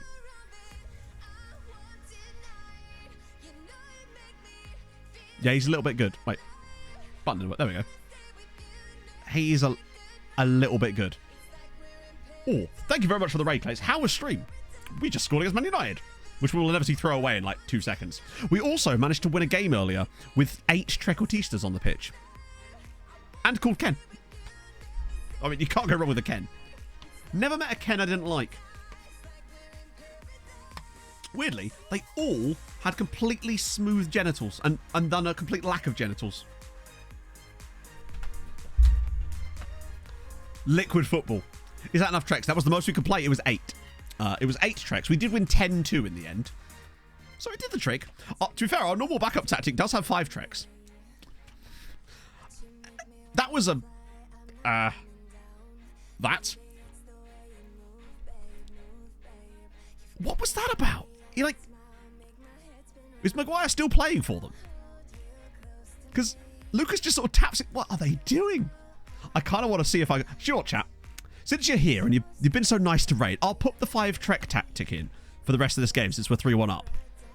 It's a dangerous move, I realise. So this is our backup tactic with the 5 trequartistas up front. And it kind of works. It shouldn't, but it does. Cool kid. Not sure about his genitals. I mean, it'd be weird if you did have an answer to that, to be honest. Like, even if you, like, said, well, yeah, I mean, clearly they're not. But, like, how would you know? You just don't know, do you? 50 years after time, he'll be catching strays in the history books. This could all go horribly wrong for us now that I've switched this, but it's worth finding out. You gotta know what you're getting into. Have an attacking player as the DM. Did I? Oh, hang on. No, I don't. We've got Velasquez. Velasquez is an anchor. Oh shit. No. Oh come on. Why? What's up, Pog? They probably deserve that one, honestly. That wasn't ideal. But we definitely don't have an attacker as the DM. Maybe this system doesn't work against teams like Manchester United. I feel like I would... oh, God. If we can see from a corner, it doesn't count. Oh, fuck off. That's very annoying. Fiona! Wait, is he not giving it? Indeed, I agree with that. Oh, piss off, mate. The goalkeeper has, like, slid the ball over the line. I might change the tactic back, you know. No, screw it. We're sticking with it. I have faith. I'm a little disappointed, I'll be honest, but Was that Sarah? Of course it was. The goalkeeper literally slides the ball over his own line. No, we got to progress. Maybe it just doesn't work against Manchester United away in the Champions. It's almost like having 5 attacking. Okay, that's not ideal. So I didn't want to win that game anyway. We do it for the memes. K-Smith for United. That is Chris Smith, who is quite good, but not amazing. And open stuff, mate. Thank you very much for the follow. Hasn't turned out we've got 6 people. That's ridiculous, Pog. Well, I mean, let's pretend that went much better than that. There's a reason why I don't play that away at Old Trafford, but it's fine. We didn't need the points anyway. I'm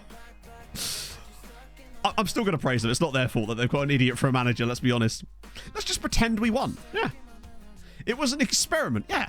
Like the Manhattan experiment. Except we were the test sub. We were Bikini Atoll in that particular experiment. So, Budapest got a draw at Dortmund, which is great. But it works with the... No. It works with 5 treks. It just didn't work in that particular moment of a game. We've played it loads of times. It works perfectly. It's just it didn't work then. The Manchester Hatter. Did Debrecen at least win? They did. And Ferencváros doing their standard, we are disappointing, so help me God. But another point for Budapest. It's not quite the 14 they got last year, but we'll take it. Point being, basically what we're doing, it's a power move. We're going to Manchester United. We could have beat you, but we've chosen not to. And now we're getting in their heads. Because now when we do play them again, they'll know that we could have beaten them. Cope. You can mine me for copium right now, if you choose. What about you lot? Do me a favour. That could be possible. And... where have they gone? I always forget who the other team... oh, Malmö are. Ah, wait, Malmö. Maybe? Maybe? We'll see. What about Kisvada? They should be at home, right? Against Elfsborg. Well, there's a lot of Scandi teams in there. How it's decided. So basically, you get to play 2 teams from each pot. So it's... you don't get a draw or anything. You just see... how do you make so much money? I mean, to be fair, we just sell... we buy players cheap, sell them expensive. Ooh, we are lacking a bit of funds. But yeah, so you get 1 team. You play against 2 teams from each pot, no matter where you come. So that's how it's drawn. But you don't get to see a draw or anything like that. Oh, Manchester United. Ah. Yeah, that feels a little bit low on the 105 players produced. 105 players at the top. Most of them are still playing for us. I mean, let's not forget, chat, that we do have minus 107 players out on loan.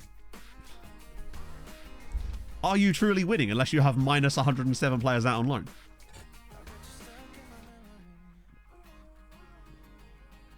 I feel like Thierry could do with a loan as well, actually, while I'm at it. What does that actually put us on? 21. Fucking hell. It's 100. Hang on, is that? Yeah, it's 149 loans. 149 loans. Specific play time? No.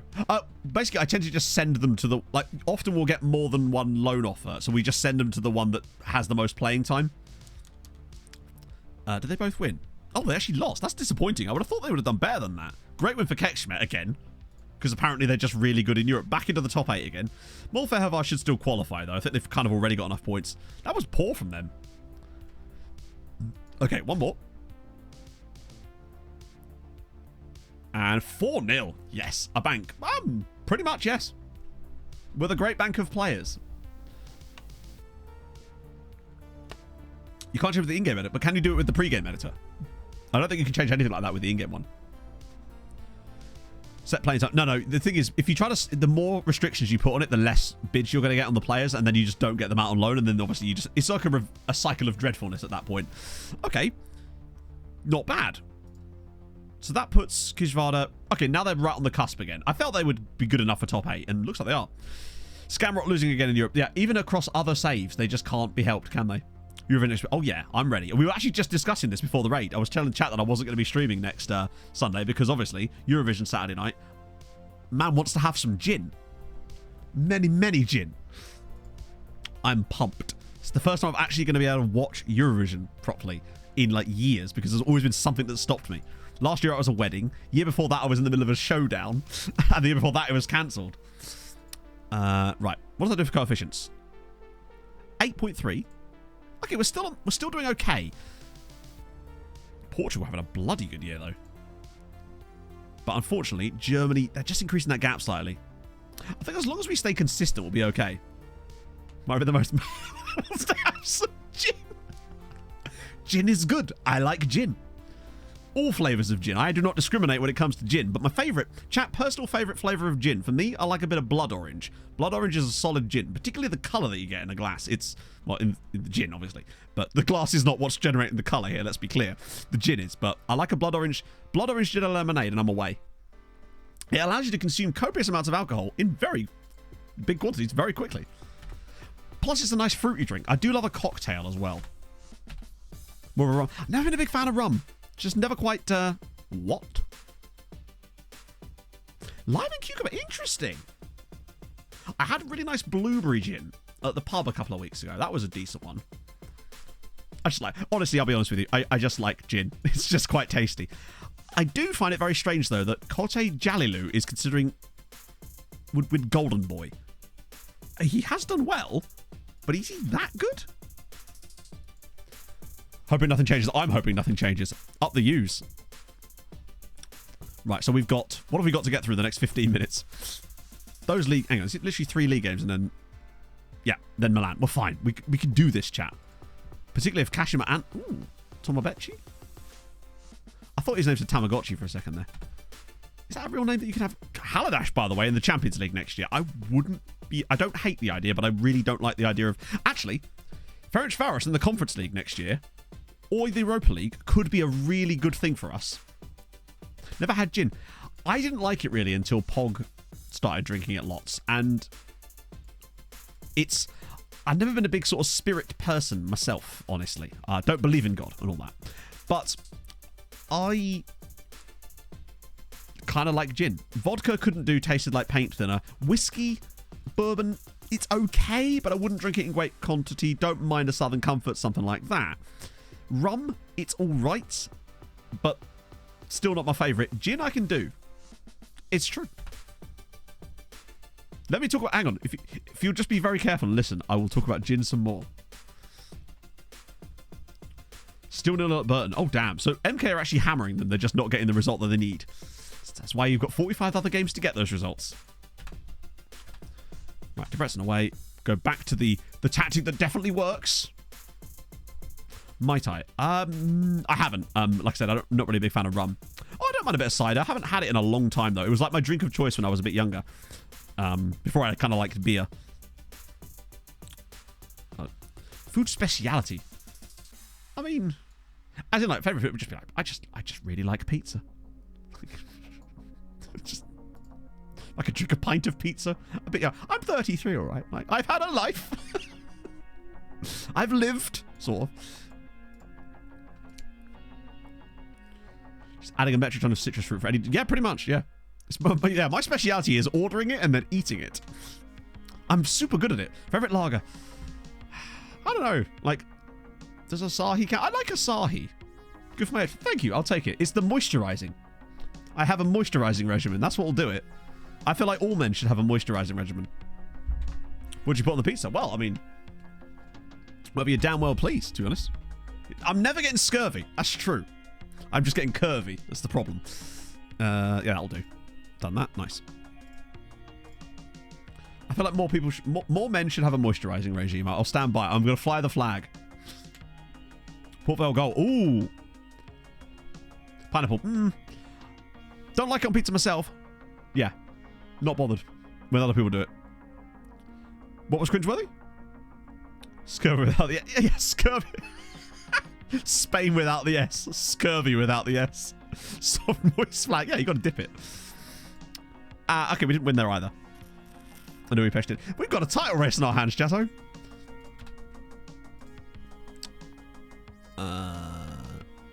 Okay.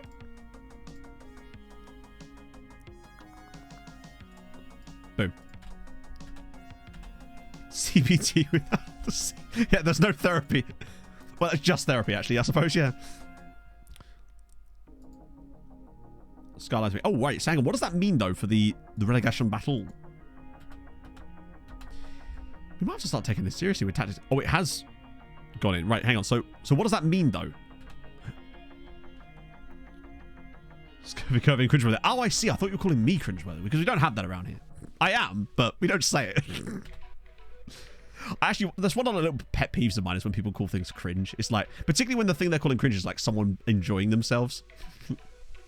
Aloe vera face mask to use, actually. Yes! Weird tangent.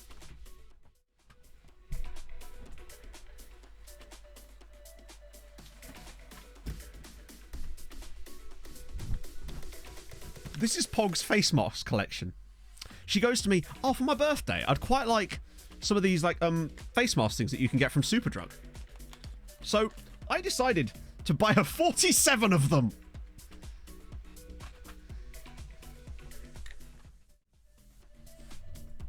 Because why not? She's set for life now. I got her every single flavour, but 3 of each flavour. She's 47. Sadly, no. Not sadly, no. That'd be weird. Although, you know, it's cringe to enjoy. It's true. It is. Everyone is cringe in their own way. Precisely. I don't know. I feel like some people just don't like having fun. Or rather, don't like other people having fun. And I feel like everyone should be allowed to have fun. In whatever way that is, as long as you're not hurting anybody else. Or interfering with animals. What's wrong with her face? No, she just really likes them. Sadly, no. Yeah, I feel like, Pog, I wish you were 47. To be fair, if she was 47, she looked bloody fantastic for her age. To be fair, I don't use face masks, honestly. But what I do use is a nice little combination of like these 2 different CeraVe moisturizing exfoliating rubs that I always whack on. Really would highly recommend. They last for ages and they're not really that expensive. Even just once a day, just makes your skin feel all nice and smooth. Classic man gift. Hey. It's kind of like the, hey, I heard you like that one thing one time. Let me just buy it for you forever. That's the trick. One time I accidentally told my family I'd played a round of golf, and I literally got nothing but golf things for Christmas that year. I was 14, in fairness. Those are the people we see. No. It's like, well, these are like, just as an example. So this is a black seaweed face mask. So as far as I'm aware of how the process with these, you sort of, it's like a kind of jelly stuff that you put all over your face and it kind of settles and then you peel it off. Presumably it takes half your skin with you, right? I don't know. Instructions unclear. Dick stuck in ceiling fan. CeraVe face wash. Use it all the time. But she does not know. Well, don't say it now. People will tell her. Don't make me go get my moisturizing equipment claims. Also, never let me say my moisturizing equipment ever again. Came back from sorting a dog too. It's jelly stuff you put in.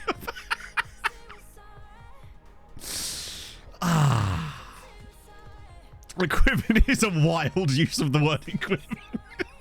It's literally 2 bottles with squidgy bits on the end. What is she supposed to find Manscaped? I was wearing Manscaped underwear yesterday, actually. Nothing to do with the beard. It's all about the moisturizing equipment.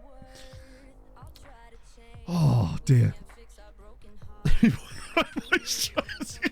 It's basically, if you're ever in Boots, because this is where they're from. I don't know if it's only from Boots, but I was in Boots yesterday and I saw them. There's one with a white bottle and like a green label on it, and then there's a blue sort of translucent one with a blue top. That's what you want to use. The green one first, whap it on, whap it off, then the blue one after that, and it's a little bit more scrubby and a little bit more exfoliatory, and then whack that out. And then maybe after that, just a bit of like, once you're actually dried it off a little bit, then a bit of normal moisturizer, just a tiny bit, like a pea-sized dollop. Makes your skin feel like silk. It's brilliant. Would highly recommend. This is, again, Pog's doing, but I'm here for it. I like having silky smooth skin, because I always used to get dry skin around my nose. Wax on, wax off, exactly. Whap it off. I use words that I shouldn't. It's pretty much. The fact that you understood what I mean means the sentence has completed its job. I could substitute certain words and we'll just get there, right? That would be all the words. You're right, I should really just use semaphore to communicate, really. Oh, well, I've had fun. Accrington relegated. Okay. So what about... I could care less. What about Cambridge? Keep me up to date with the Cambridge situation. Yeah, verbs are just... Verbs are... Especially in British English, verbs are entirely optional. Not even optional so much as they can be replaced with any other verb and you've kind of got the same jobby, you know? It's the strangest... Just walk up to a bloke in the middle of Aldi.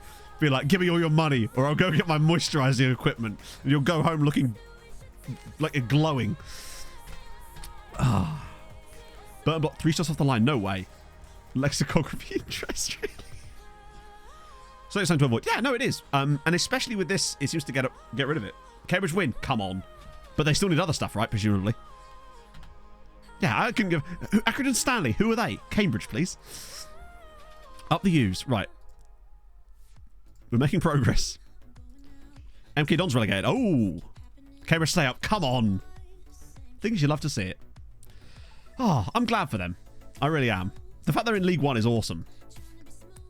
And staying in the... Obviously, they were in League One last year as well, but, like, just... It's nice. But also, how did an MK Dons, like, win? God, do you remember when MK Dons win the championship?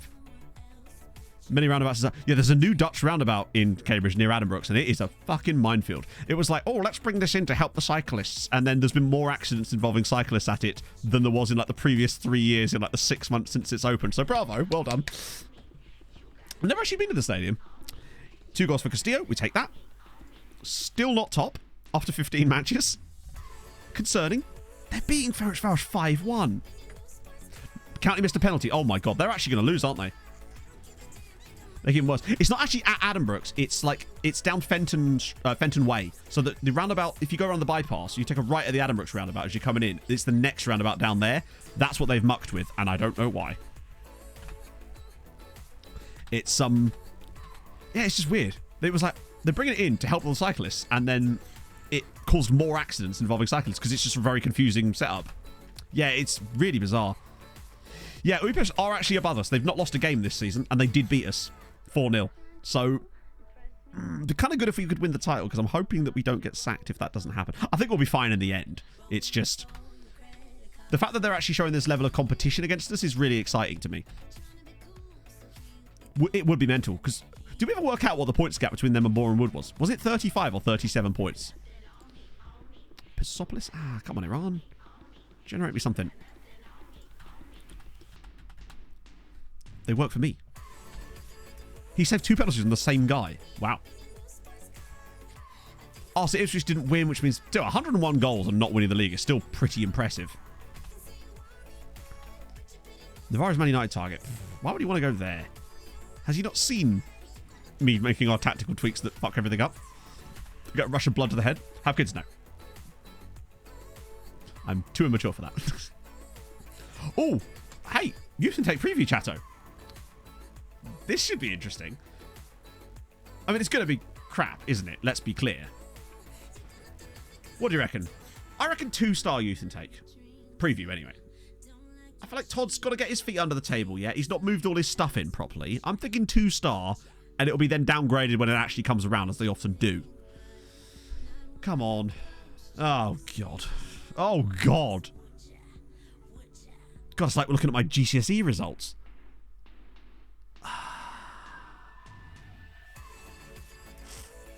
Luckily, Emmett's not here anymore. This isn't even Emmett anymore. This is no one's fault but Todd. New man. Todd Saldana. Well, we can't be disappointed when it comes through, at least, as you say, yeah. Julian, thank you for the follow.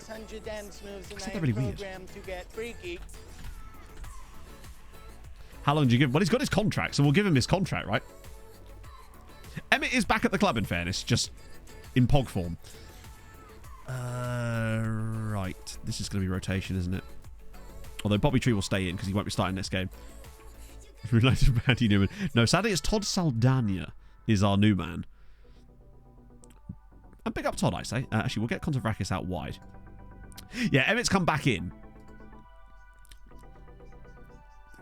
But he's the second team's assistant manager, which feels like such a downgrade. God, just a grown man. Actually, very good shout. My friend's ex-husband was called Todd, and he was a dickhead. So, no offense to anyone in the chat called Todd.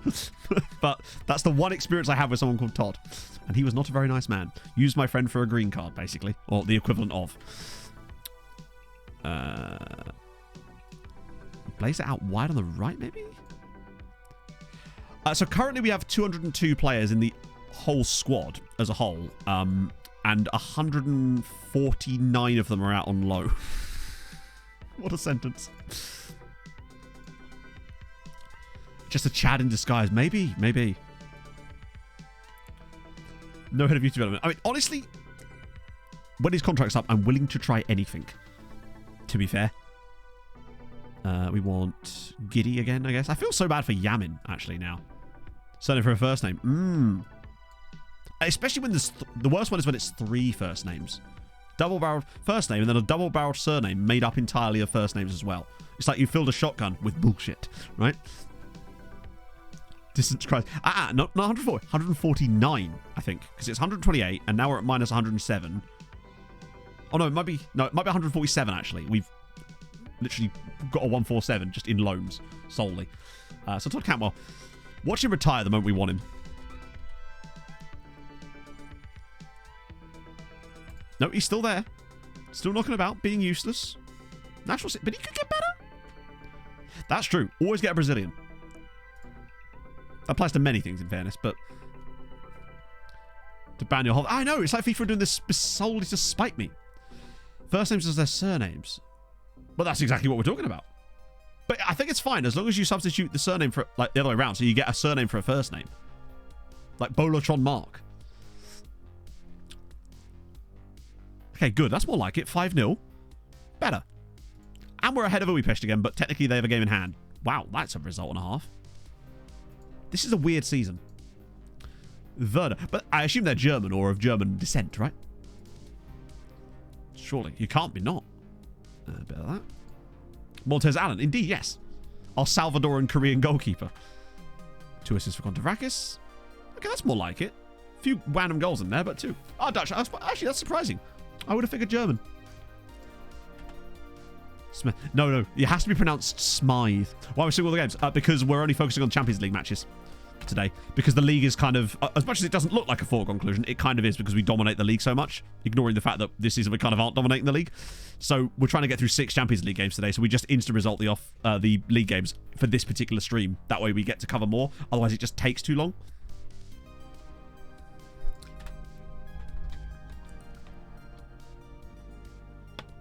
Right, Kishvada have actually done us a favour there, in fairness.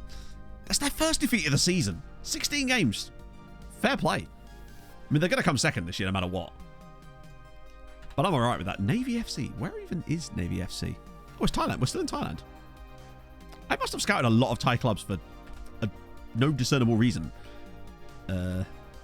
You two are great and all, but kind of out of our price range. So are you, and that's the guy from... that's rubbish. Okay, never mind. We move. Morecambe goal. Wait, they're still playing?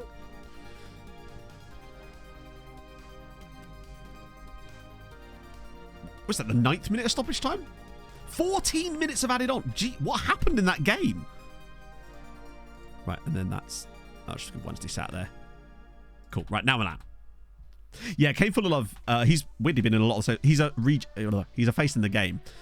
He always seems to... Well, not always, but the last 2 saves I've seen him, he's been at Bayern in both of them, so that would suggest there's a... Yeah.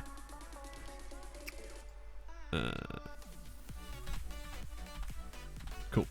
Hey, Jason. I'm doing very well. So are most of the Hungarian sides, minus Ferencváros, as per. Normal services resume. Oh. In that case, we'll probably just scout their first team instead. See them in 2 years. It's not over 85. It's like 79, I think it was when I was looking earlier. 78 now, because we have actually lost a couple of games today. So yeah, our win percentage is 78%. Ooh, nearly up to 2,000 goals scored. We nearly score 4 goals for every goal we concede as well, which is kind of hilarious. Yeah, Irvin Betancourt always seems to be outrageous on every save I've done for the last like 3 or 4 years. Technically, this is actually season 14 now, Stephen. We've been really bombing through it lately as a result of doing the thing with by simming the not the off-stream games, you know what I mean? Those in this period of the season, it allows us to get through like, it basically shaves 2 streams off of a season for us. Yeah, Jan Cavalcanti, we had an amazing one before. He was on our Tromsø save. He was incredibly good. Personality game. I don't know if you can. Not that I think it matters that much, because essentially your personality... Oh, the reason it would change is because your personality is decided by attributes, like hidden attributes, and some of those do change with the coaching badges and various other factors, so that could probably change it. Hey, Danny! Right, back to the normal lineup. Castillo, Malero, Tex-Mex, Silva, Velasquez, Navarro, Rivadavia? I don't want Yamin at the back. Oh, God, we might have to, you know. No. Darla, then Terranova. Darla's fine as a centre-back. First name, last name, or surname, and forename. I don't know. One of the many quirks of English. Yeah, that's true, actually. Yeah, that was the first relegation Morecambe I've ever had, isn't it? Oh, fair one. No, I mean, hey. As long as Cambridge is safe, that's what I care about. Okay, ooh, going for a 4-4-2. Oh, God. Keenan Gabela is so good. He's definitely the one that got away. Right, okay. Oh, they got a guy called Wisdom Amy. Oh, it's a real guy. I thought we were past that point. Okay. Bury's back. What, they've reformed? What league are they in now, then? Are they playing in the same ground, or have they had to sort of find other accommodations? Okay, last game. Let's do this. This time I won't change the tactic randomly to show off. Yeah, I think it's going to be about season 18-19 that we kind of see the end of most of the real players. So we're not quite there yet. Brandon Silva did not like that for some reason. Go on, Brandon. Cheer up. There we go. Might never happen. Lovely. Tier 6. No, it can't be Tier 6. Tier 6 is like National League South or North. Right. Budapest away at Galatasaray. I want to see something there. Ferencváros away at Lech Poznan. For the love of God, if you're going to win a game, please let it be this one. And then Debrecen hosting Dortmund. Okay. You know what? I'm okay with that. Oh, Tier 8. Okay, that's still not too far down. I think my local side's Tier 8. Maybe Tier 7. Any recommendations? I have no idea, Yassine, unfortunately, because like I'm just really bad at save recommendations because everyone has such varying and eclectic tastes when it comes to save that I feel like what I would enjoy is very different to what someone else would enjoy. Oh, shit. Please not already. Good save. Oh, bloody hell. Got away with that now. Yeah, Ferencváros have managed to yet again go so far an entire season without winning in the Champions League for this. Well, they've done 2 seasons in a row of that, and oh my lord, come on, Budapest, you're better than that. Even Ferencváros, I think, got a draw against Galatasaray. Okay, loads of possession here, sod all actual stuff. Still Tier 9. Oh, okay. You're right, actually, Richard. I think they all actually will play Dortmund this season. Because we have to play them later, don't we? I'm fairly certain one of our 2 games after Christmas against Dortmund. This is really nice football, by the way. Look at this football. If this turns into a goal... Oh, hang on. There's runners too. Oh, no. God damn, that was lovely one-touch stuff. Oh, yes. Nope, they've committed too many bodies forward. Now we've got space. Has to pick the right pass, though. Oh, this isn't where I Or parked just my lose the ball car. entirely. There's so many bodies. Oh, he's just gone for it. What a waste. Tristan Roberts, thank you for the follow. We're still keeping the pressure on them, though. That's offside, I think, against Silva. And he's missed the target anyway. It was nice until it wasn't. Ferencváros are losing to Lech Poznan, of all people. They just cannot... Where are Lech Poznan in this table? How are they so bad? It baffles my brain that they could be so bad in Europe when they are literally better than the other teams we have in Europe, but they just seem to never get...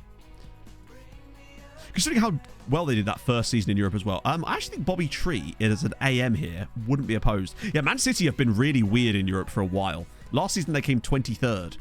The problem is when they get to the knockouts, they still play like normal Manchester City. They're just trash in the league phases. Now we lead through Emmanuel Darla in, well, first half stoppage time.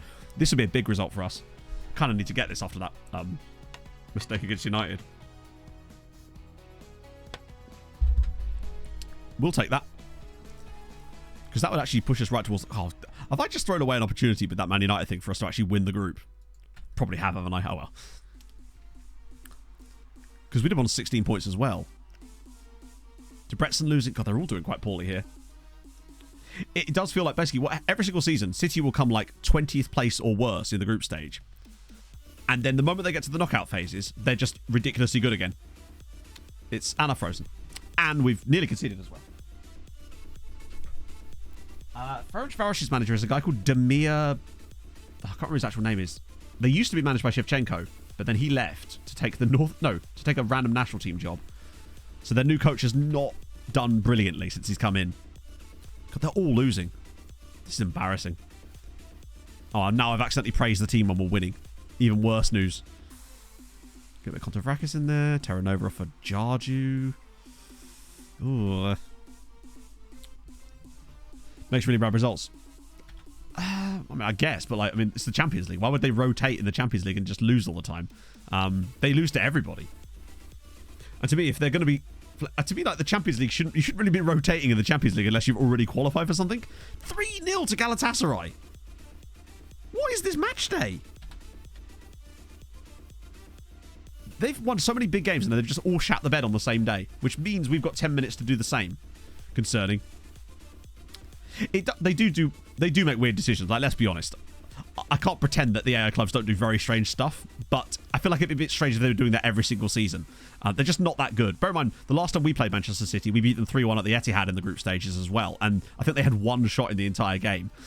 They're very, very poor in the league phase for whatever reason.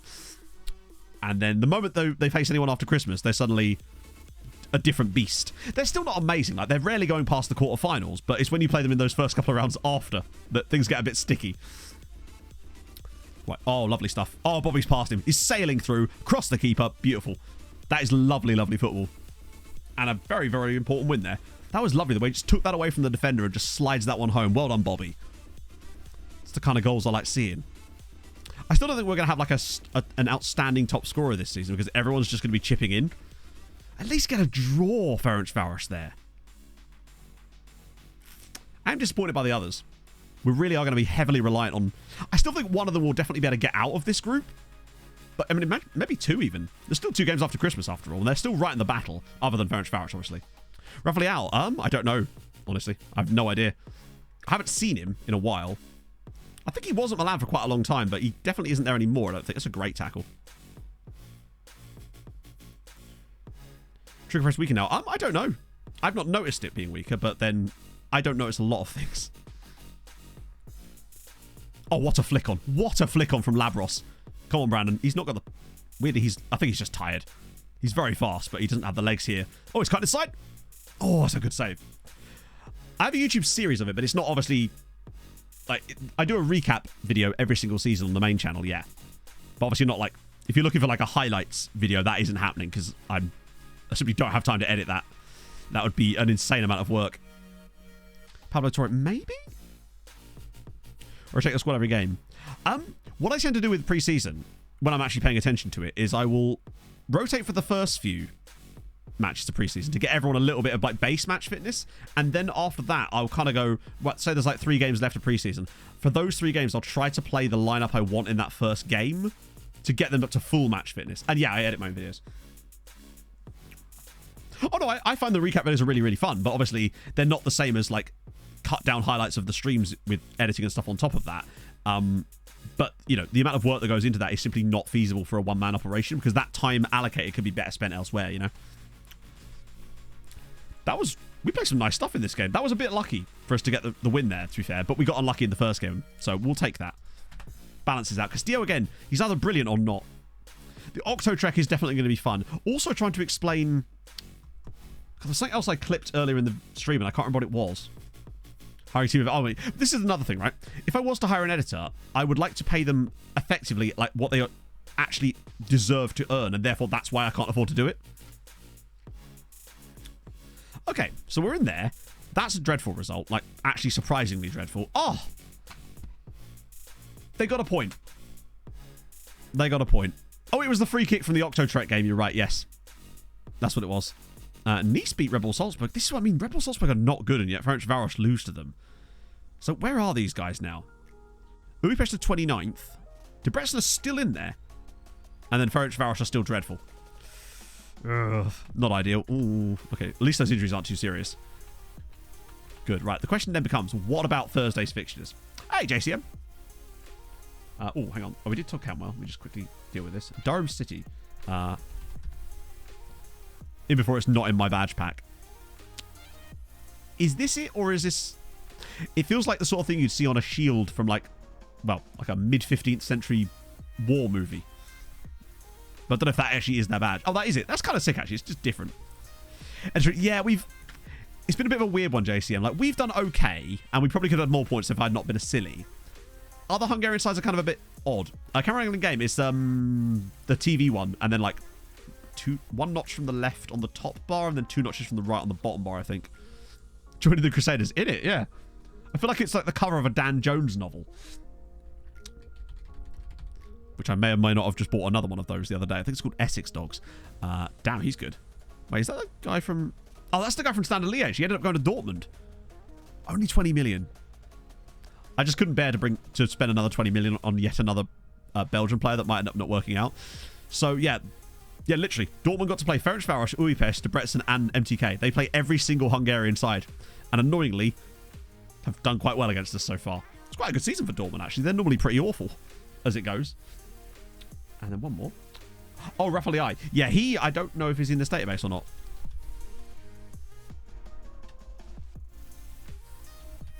I think he was, but he was like nowhere important. I think he's still at the club, actually.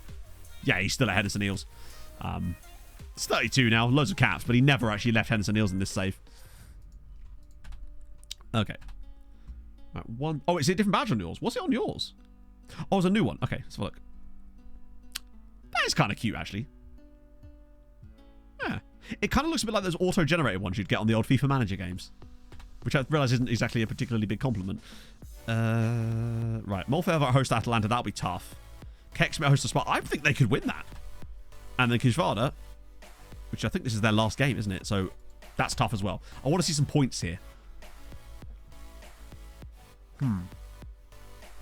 Malavan? Not a team I've ever seen of a good player generate out, but they appear to have had one there. Well, sort of okay one. His name's Sirius, or Cyrus, I guess. Achieved all he can here. You're 26. Oh, 28 in fairness. I've never actually seen a player complain after you have the meeting with them about that. Kexmet lose. Oh, that's surprising. Kexmet losing to Sparta Prague at home, but Molfever beat Atalanta.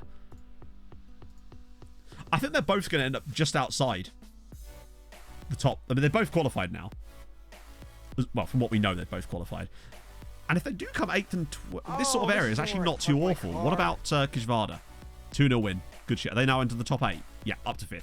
They might have lost their opening game, but they've won 4 out of 4 since then. So they're going to be top 8. They always should be. Ancient Greece Historian. Thank you very much for the follow. I wonder what your speciality could be. Right, I'm going to save the game there because that's what we're up to. Because it's time to finish stream. We've already overrun a little bit, mostly due to us playing 8 Trequartistas in the same game. But we had fun doing it, and that's the main thing. So, on Tuesday, we'll be back with some Champions League matches, some stuff for after Christmas, and all sorts of other good fun. Probably a youth intake as well, actually, given the way things have gone with that lately. It seemed to get the youth intakes done in that game stream as well. So, what the hell? God, Twitch really are pushing VidCon a little bit too... No, TwitchCon a little bit too hard there, aren't they? Well, I mean, there's really only one way that you lot will be going. FM Xmas is usually the stream after that, because that's like late March. We're going to send you a lot over to Henry. What a lovely gentleman he is. Roman Empire. Makes sense, to be fair. You've got to throw people off your scent, right? Presumably you could... what you could do to throw them off your scent is if you get in like a big horse and then just give it to them as a gift. They'll never know that you've got Roman knowledge in there.